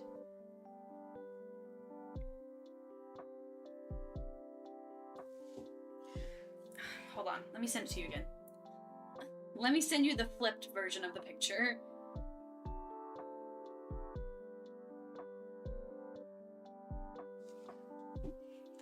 Can you show me the evidence picture? This is the evidence picture. This is the evidence picture. Well, come on, send. Now it doesn't want to send. No, I get it, but like the writing doesn't make sense. What do you mean? When you flip the picture, the writing flips.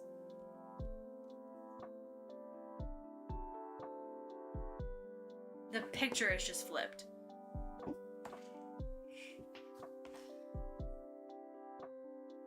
It's the same thing as if I flipped my camera. If I flipped this camera, then that writing would be backwards.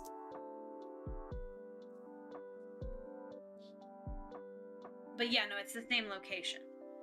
Like exactly the same location. So what are you supposed to solve for this piece of evidence in order to move on? I don't know. It says, okay, find the evidence that proves which suspect killed the dean. When you found the evidence, you need to convict the killer. Visit this webpage. There's a crack above the light in the menu and not one above the one in the picture. What?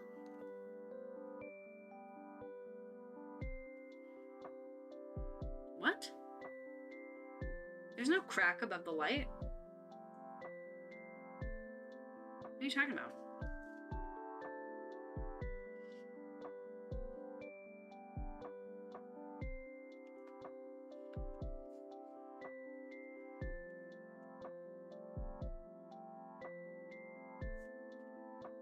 Maybe it's a shadow in the menu. There's no crack. Are you talking about right here? That's a shadow. It's exactly the same. The background is exactly the same. Completely. Even the photoshopped rose on the wall, on this part right here. Even this poorly photoshopped rose, that's all the same. I don't think this has anything to do with it though.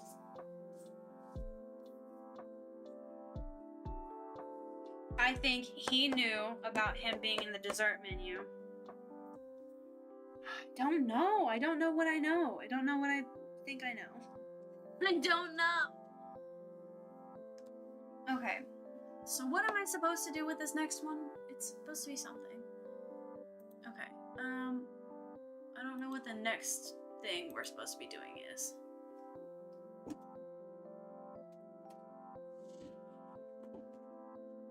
Okay. With this, we need 3 documents that are used to convict the killer. I'm gonna wait for Sam to come back because I think I think we already know what there is to convict the killer. Send me a picture of the menu. They're exactly the same. The menu is irrelevant. Camera's ready.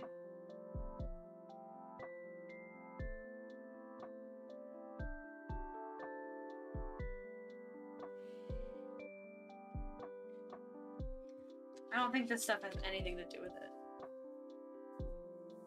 Just to put them in the same place at the same time.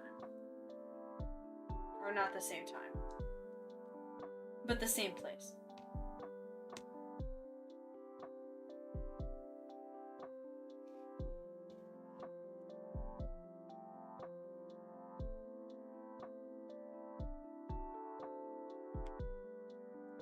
The menu plays a part even if it's small, if the jealousy stems from the menu. Yeah, but I don't think it has anything to do with Greg either. Greg isn't the killer.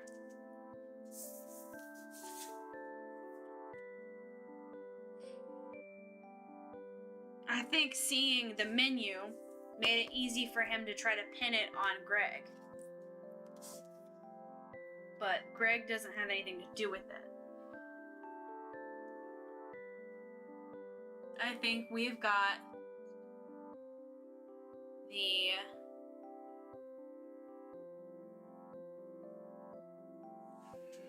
Is there another picture of the guy in the salmon shirt? Yeah, his main profile, like his actual picture. This one.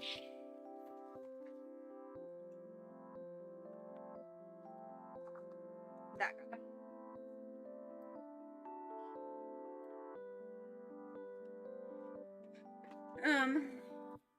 I think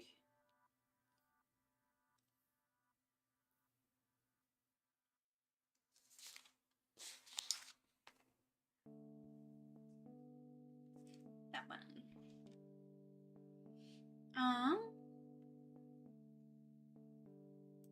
My screen is behind again. Can I see the picture of the evidence that the police have? Well, I don't know what. There isn't really like an evidence picture. They have a picture of a bottle. I mean, and then they have like this, which is the murder scene. You've got a bunch of pictures of people. The things that were on his person. This one helped us figure out the door. The items off of the victim, that's this one. So there's a gambling problem support group, his keys, his lapel, a pen, chalk, the ring, his watch, the matches from Chez Lorraine.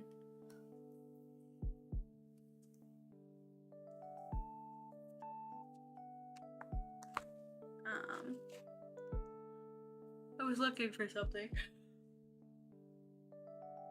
Okay, so I think I don't know, we need three pieces of evidence, 3 documents that point us in the direction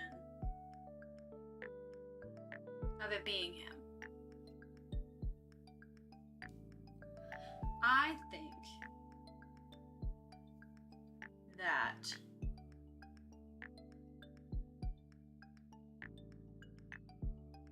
the architectural plan helps point to it being him, along with his friends.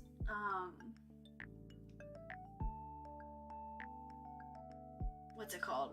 Which friend was that? That was the other professor, Eli Davenport. Pin. What is the pin on the guy's jacket? This is the same lapel. It's the same pin. They both have one though. Even in this photo, they both have one. You can kind of see it. They both have the pin though. It's the university pin. They both have it.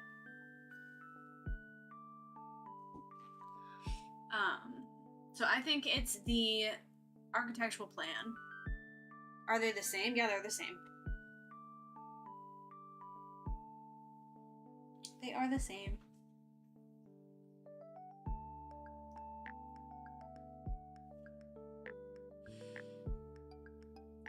The plan, the witness statement from his friend, and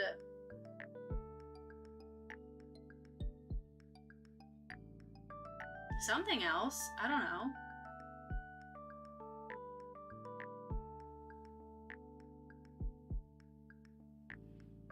Crime scene photo of the victim.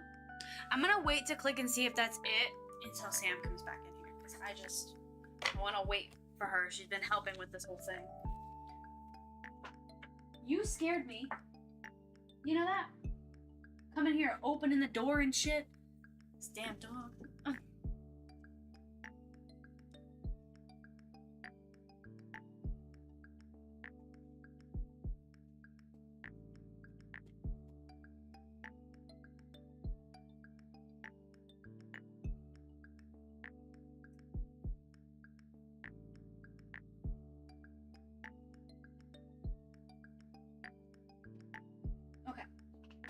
Now we wait. I don't know what to do until she gets back. I don't know what it is, but it's something. Something isn't translating with the pictures. I don't know what it is, but it's something. I don't think it has anything to do with the pictures. Like, I'll keep looking at them, but I don't think it has anything to do with it.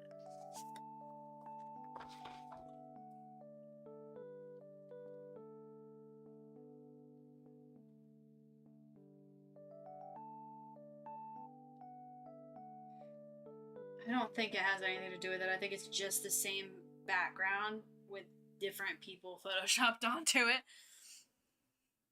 Keep going on here. Okay.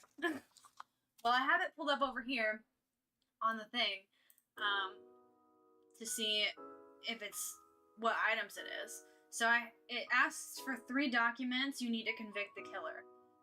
I have it as the architectural plan, the crime scene photo of the victim, which is this one with the teacup on the floor, and the witness statement from Eli Davenport. So I'm gonna see if that is what you need. It doesn't say anything.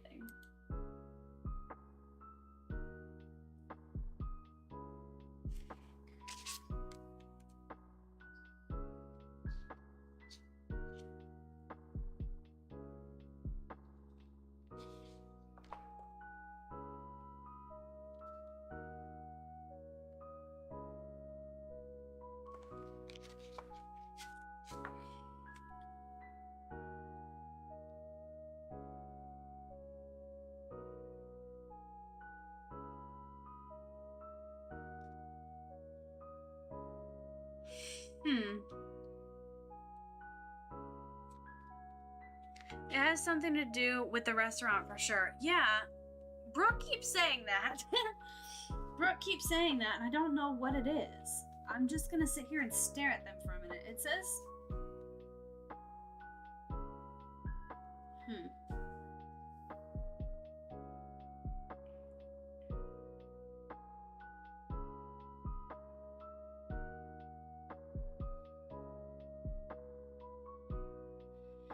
I have no idea.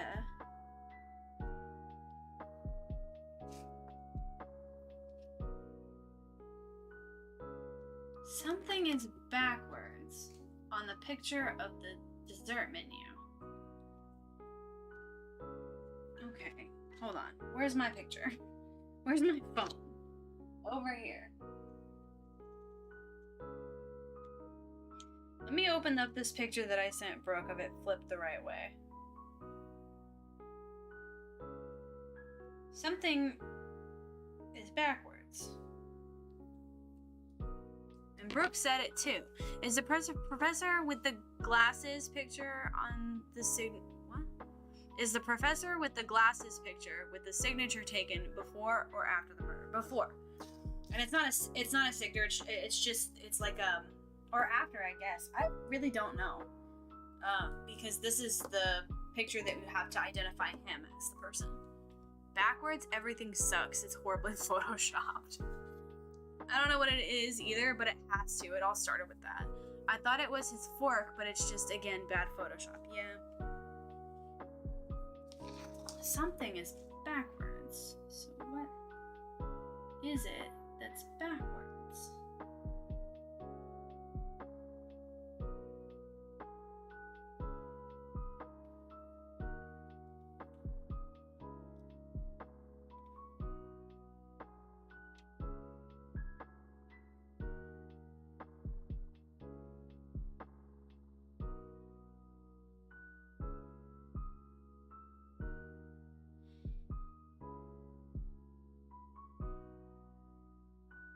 I have no idea what it could possibly be that is backwards from this picture.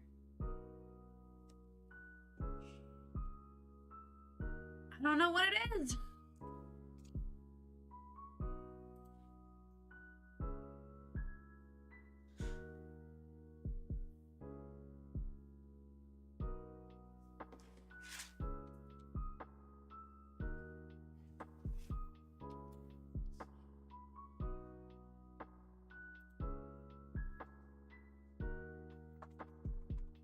Okay. Cured. Hold on.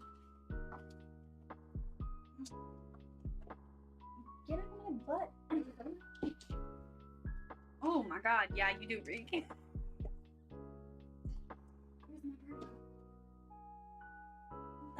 Okay, hold on, wait.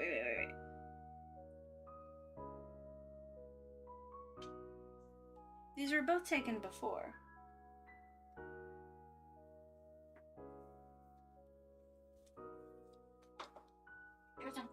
Move it back. Oh, wait. It's this. This picture is taken after he died. There's a out. This picture is taken after he died. Because the lapel is on the wrong side. My bad. I forgot they can see that part now. And this one. But I don't know what that has to do with anything. Wait, so this is fake picture? I don't know if it's a fake picture. But I flipped it, right? So it lined up with this one. Yeah. And in both of the pictures, his lapel is correct. This is the correct spot. But if I flip this one, that puts his lapel on the other side. Because it switches it once you get the new position. This has got to be taken after he died.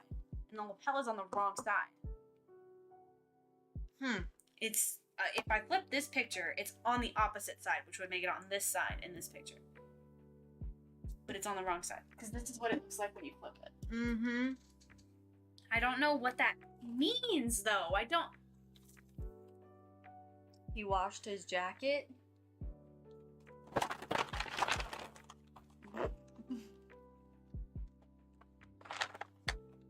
And rushed to put it back on.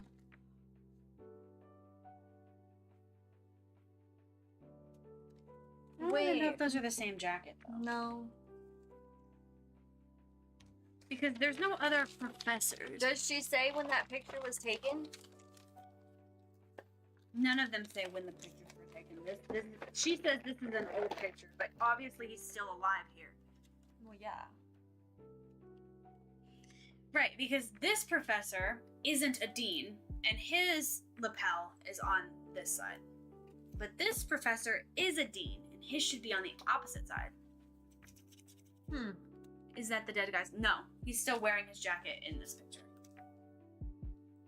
Yeah, his jacket was in the evidence. There's no picture of the evidence, but it's in the list of the evidence. This. But he's not missing. Can wait. I can now function as a human being. I actually have a brain. I don't understand. He's not missing a lapel, though. He has one. I can pay attention to so many details right now. I can't see that one. Send me that one. Which one? Oh, the one of him. The dead picture?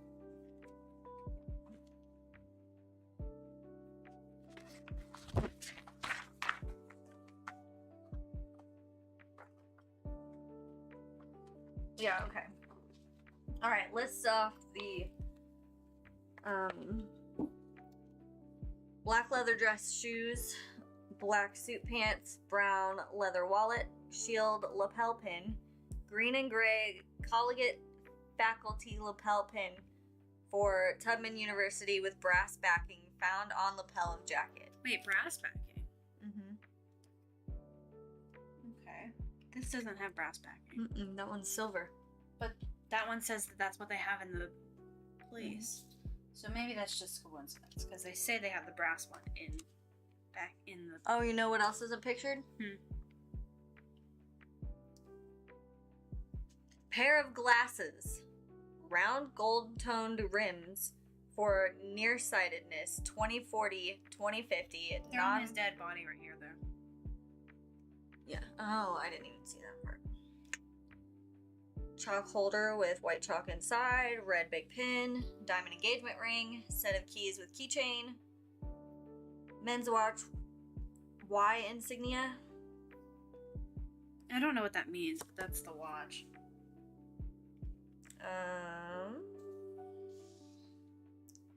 The keys on the keyring matchbook from Chez Lorraine.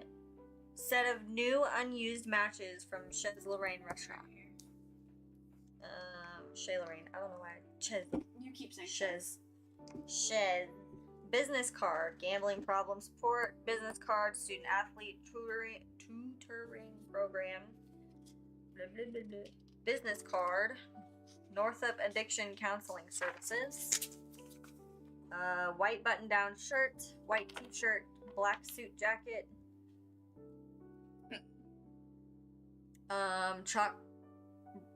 Black Brooks Brothers suit jacket.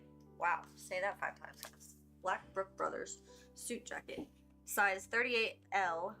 Pressed, slight trace of chalk dust on side. College lapel pin, victim's blood on shoulder area and collar. Okay, hold on. Okay, so we need to go back. Blue So we and need- red striped tie.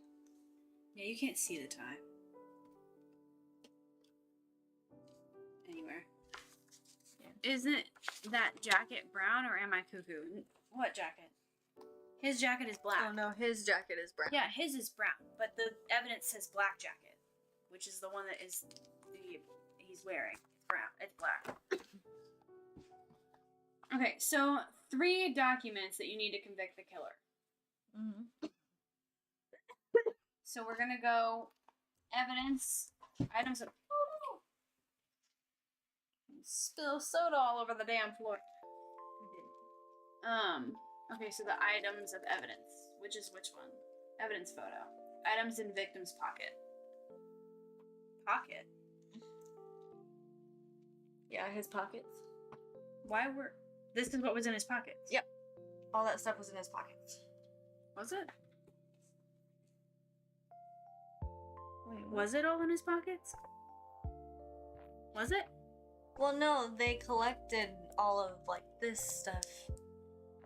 Not his watch. I know he did it also. I just don't know how he did it. I feel it in my bones. Okay, we're evidence photo. But how else do we convict him for doing it? This photo. Crime scene photo. Because of the teacup. But how else do we convict him?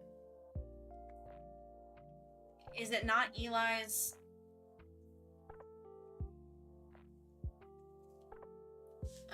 witness statement? I think so.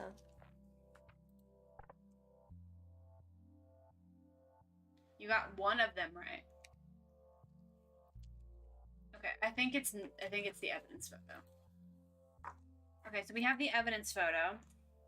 What if it's the evidence photo, the photo of him, and then the... Or, yeah. Yeah, these two. Evidence photo, the photo of him, and the photo of them together.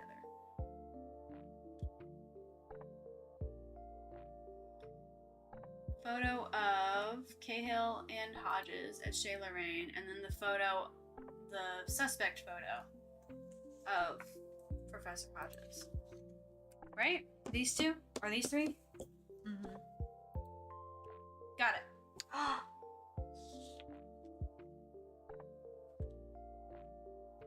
I can't tell how the pens are different though. Wait, look.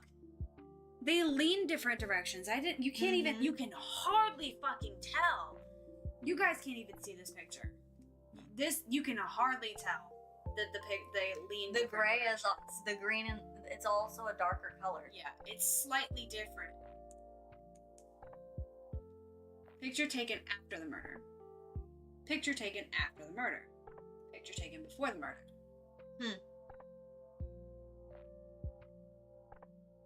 Yeah. You can hardly tell. Oh, wait. This is how you tell. Look at look at them.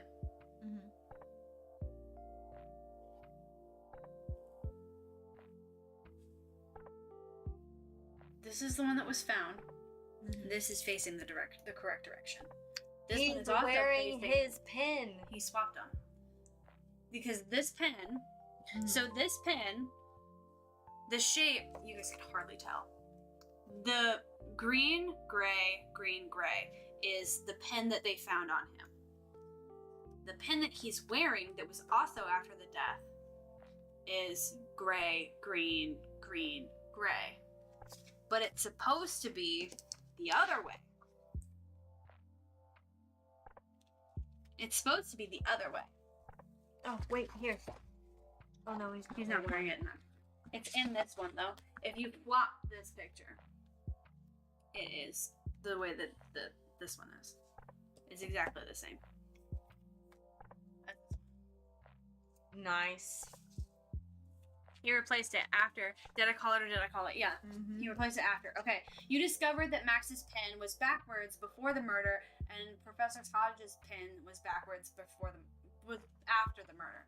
Hodges swapped the pens after killing Max. Did you also recognize the picture on Shayla Rain's dessert menu was reversed? Oh, this one's reversed.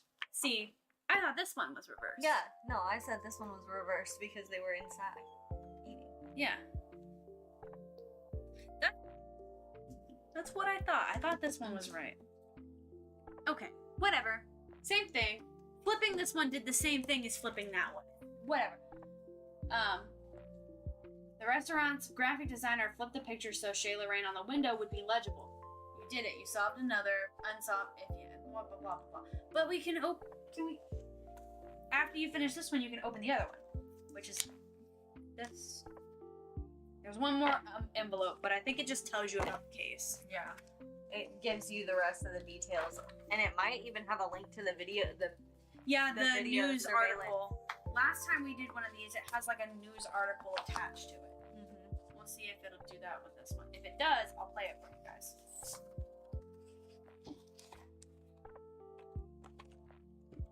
Told you it was on the menu. Okay, yeah, it was on the menu, but it was also on the regular picture. Both of them were right. We were both right. Okay, open this last one. Because this will open up and we'll have like a breaking news. Which is what we had last time we did one of these. 5 hours isn't that bad for doing one of these murder mystery things. Is that how long it took? 5 hours and 10 minutes. That's how long we've been streaming. It doesn't even feel like it's been that long. LOL, you should be on those shows where they hire so you can catch it. Yes. I want to do that. Okay. Information on the case. All right. Solved case files. Congratulations, detective. You've solved the case. If you enjoyed Unsolved Case Files, visit us, blah, blah, blah, blah, blah. And finally, okay. 10% off your next thing. Interesting. My next thing, I guess. Oh, it didn't give me a thing. Oh yeah, it did. It's right here. Okay. How do I open this? And then I'll open Dickens. this. Turn this one on. Alright, hold on. I'm gonna turn this camera off for a second. That's not what I want. That's not what I want. Hold on. I I want this. Okay. This is what we're gonna watch. Hold on a second. Let me turn up this volume and turn down my music.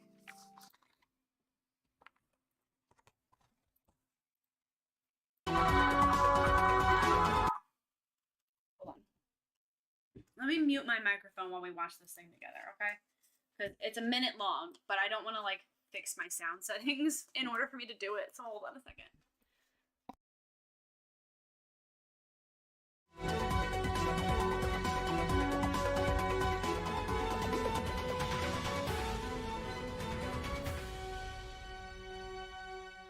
There's been astonishing development in the 1995 unsolved murder of Tubman University Dean Max Cahill. According to police, a former Tubman University professor, Arthur Hodges, has confessed to the murder. Max Cahill was killed on October 26, 1995, while alone in the Meacham building at Tubman University. Homicide detectives closed the case without a conviction since they could not figure out how the killer got to him without being seen by security cameras. The case remained closed until recently, when police were tipped off to a secret tunnel in the basement of the Meacham building. Not only was the tunnel used by Arthur Hodges to murder Max Cahill in 1995, it's also believed to have historical significance as part of the Underground Railroad, a network of hiding places used by escaped slaves during the Civil War. Investigators found photographic proof that Hodges swapped lapel pins with Cahill after murdering him, and Professor Hodges confessed when confronted with the evidence today. Hodges is currently in police custody and is expected to serve the rest of his life in prison. We'll have more later in the broadcast, including an interview with the victim's fiancée, Miranda Hart.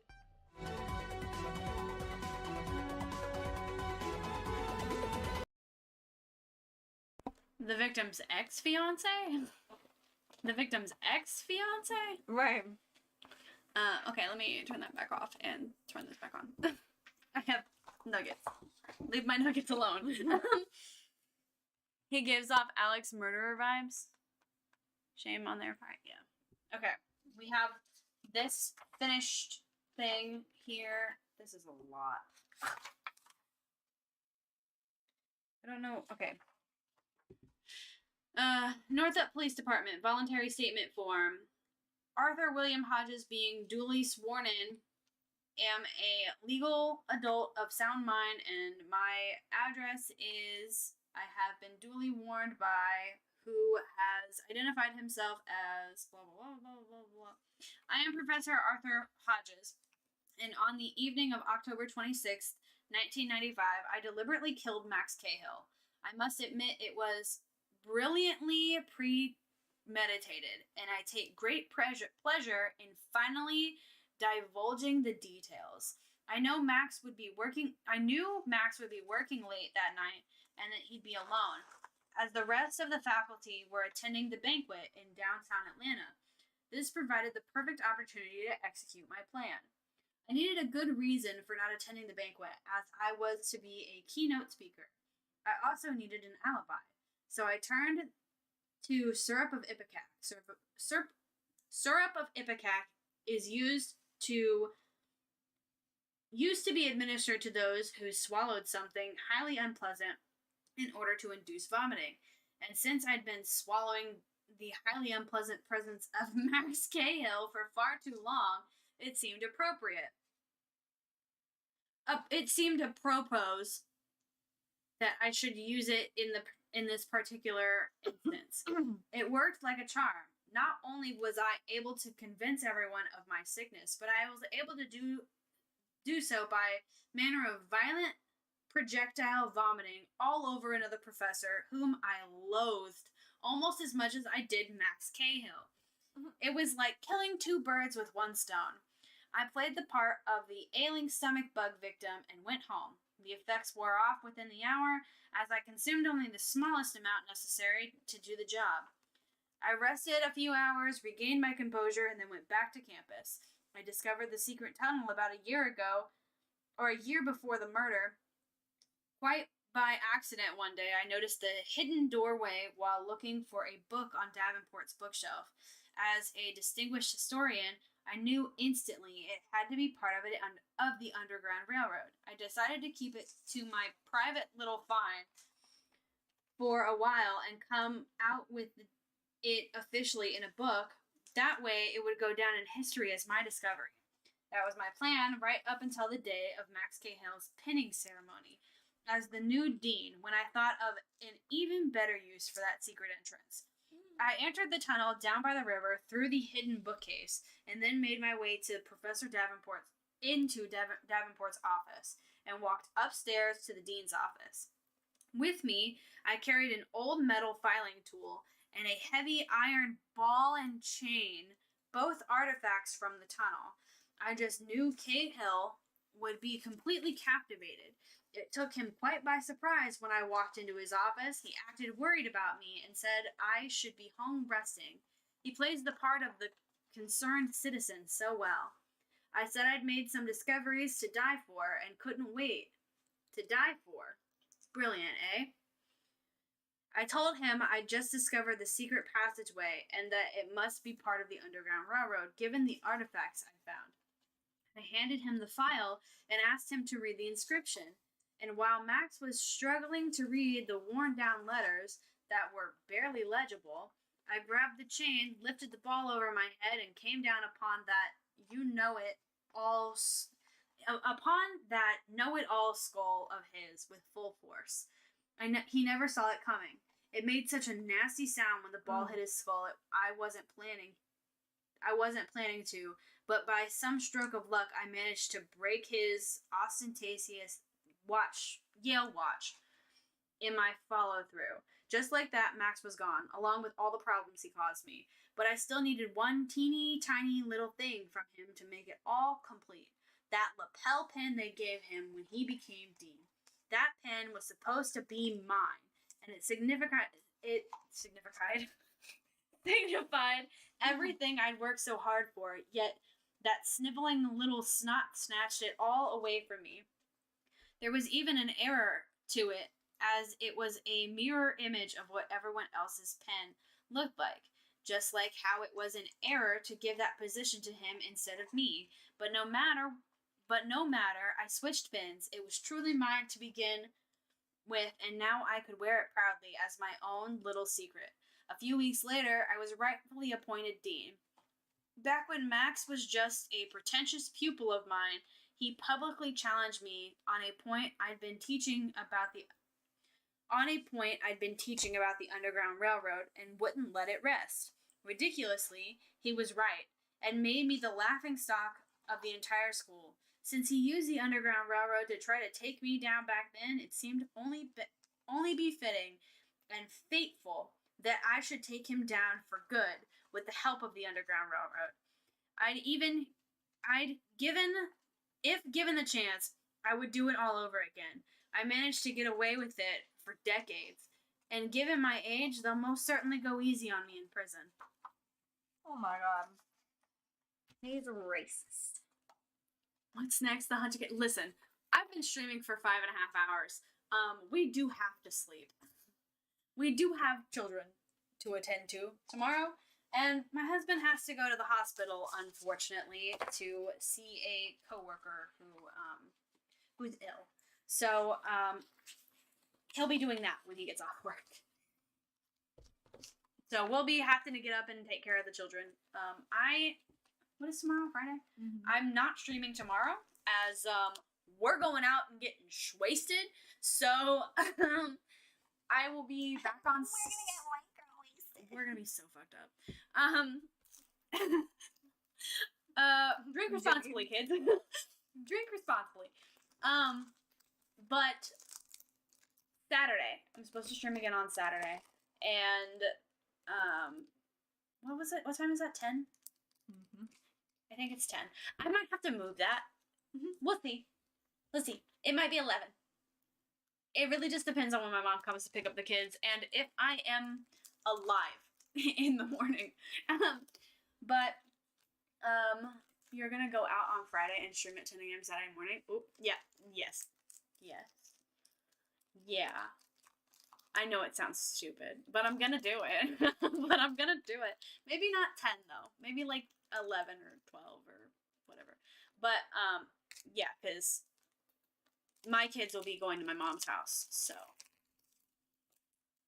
But yeah, this was fun, and we should do this again because I have other games like this. I enjoyed myself. I hope you guys enjoyed yourselves. I have fun. I had fun.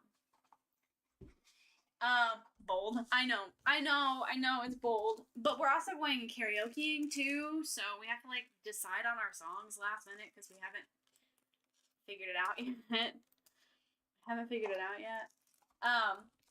But yeah, no, I'll see you guys on Saturday. I mean, I'll see you guys later, but I'll see stream on Saturday.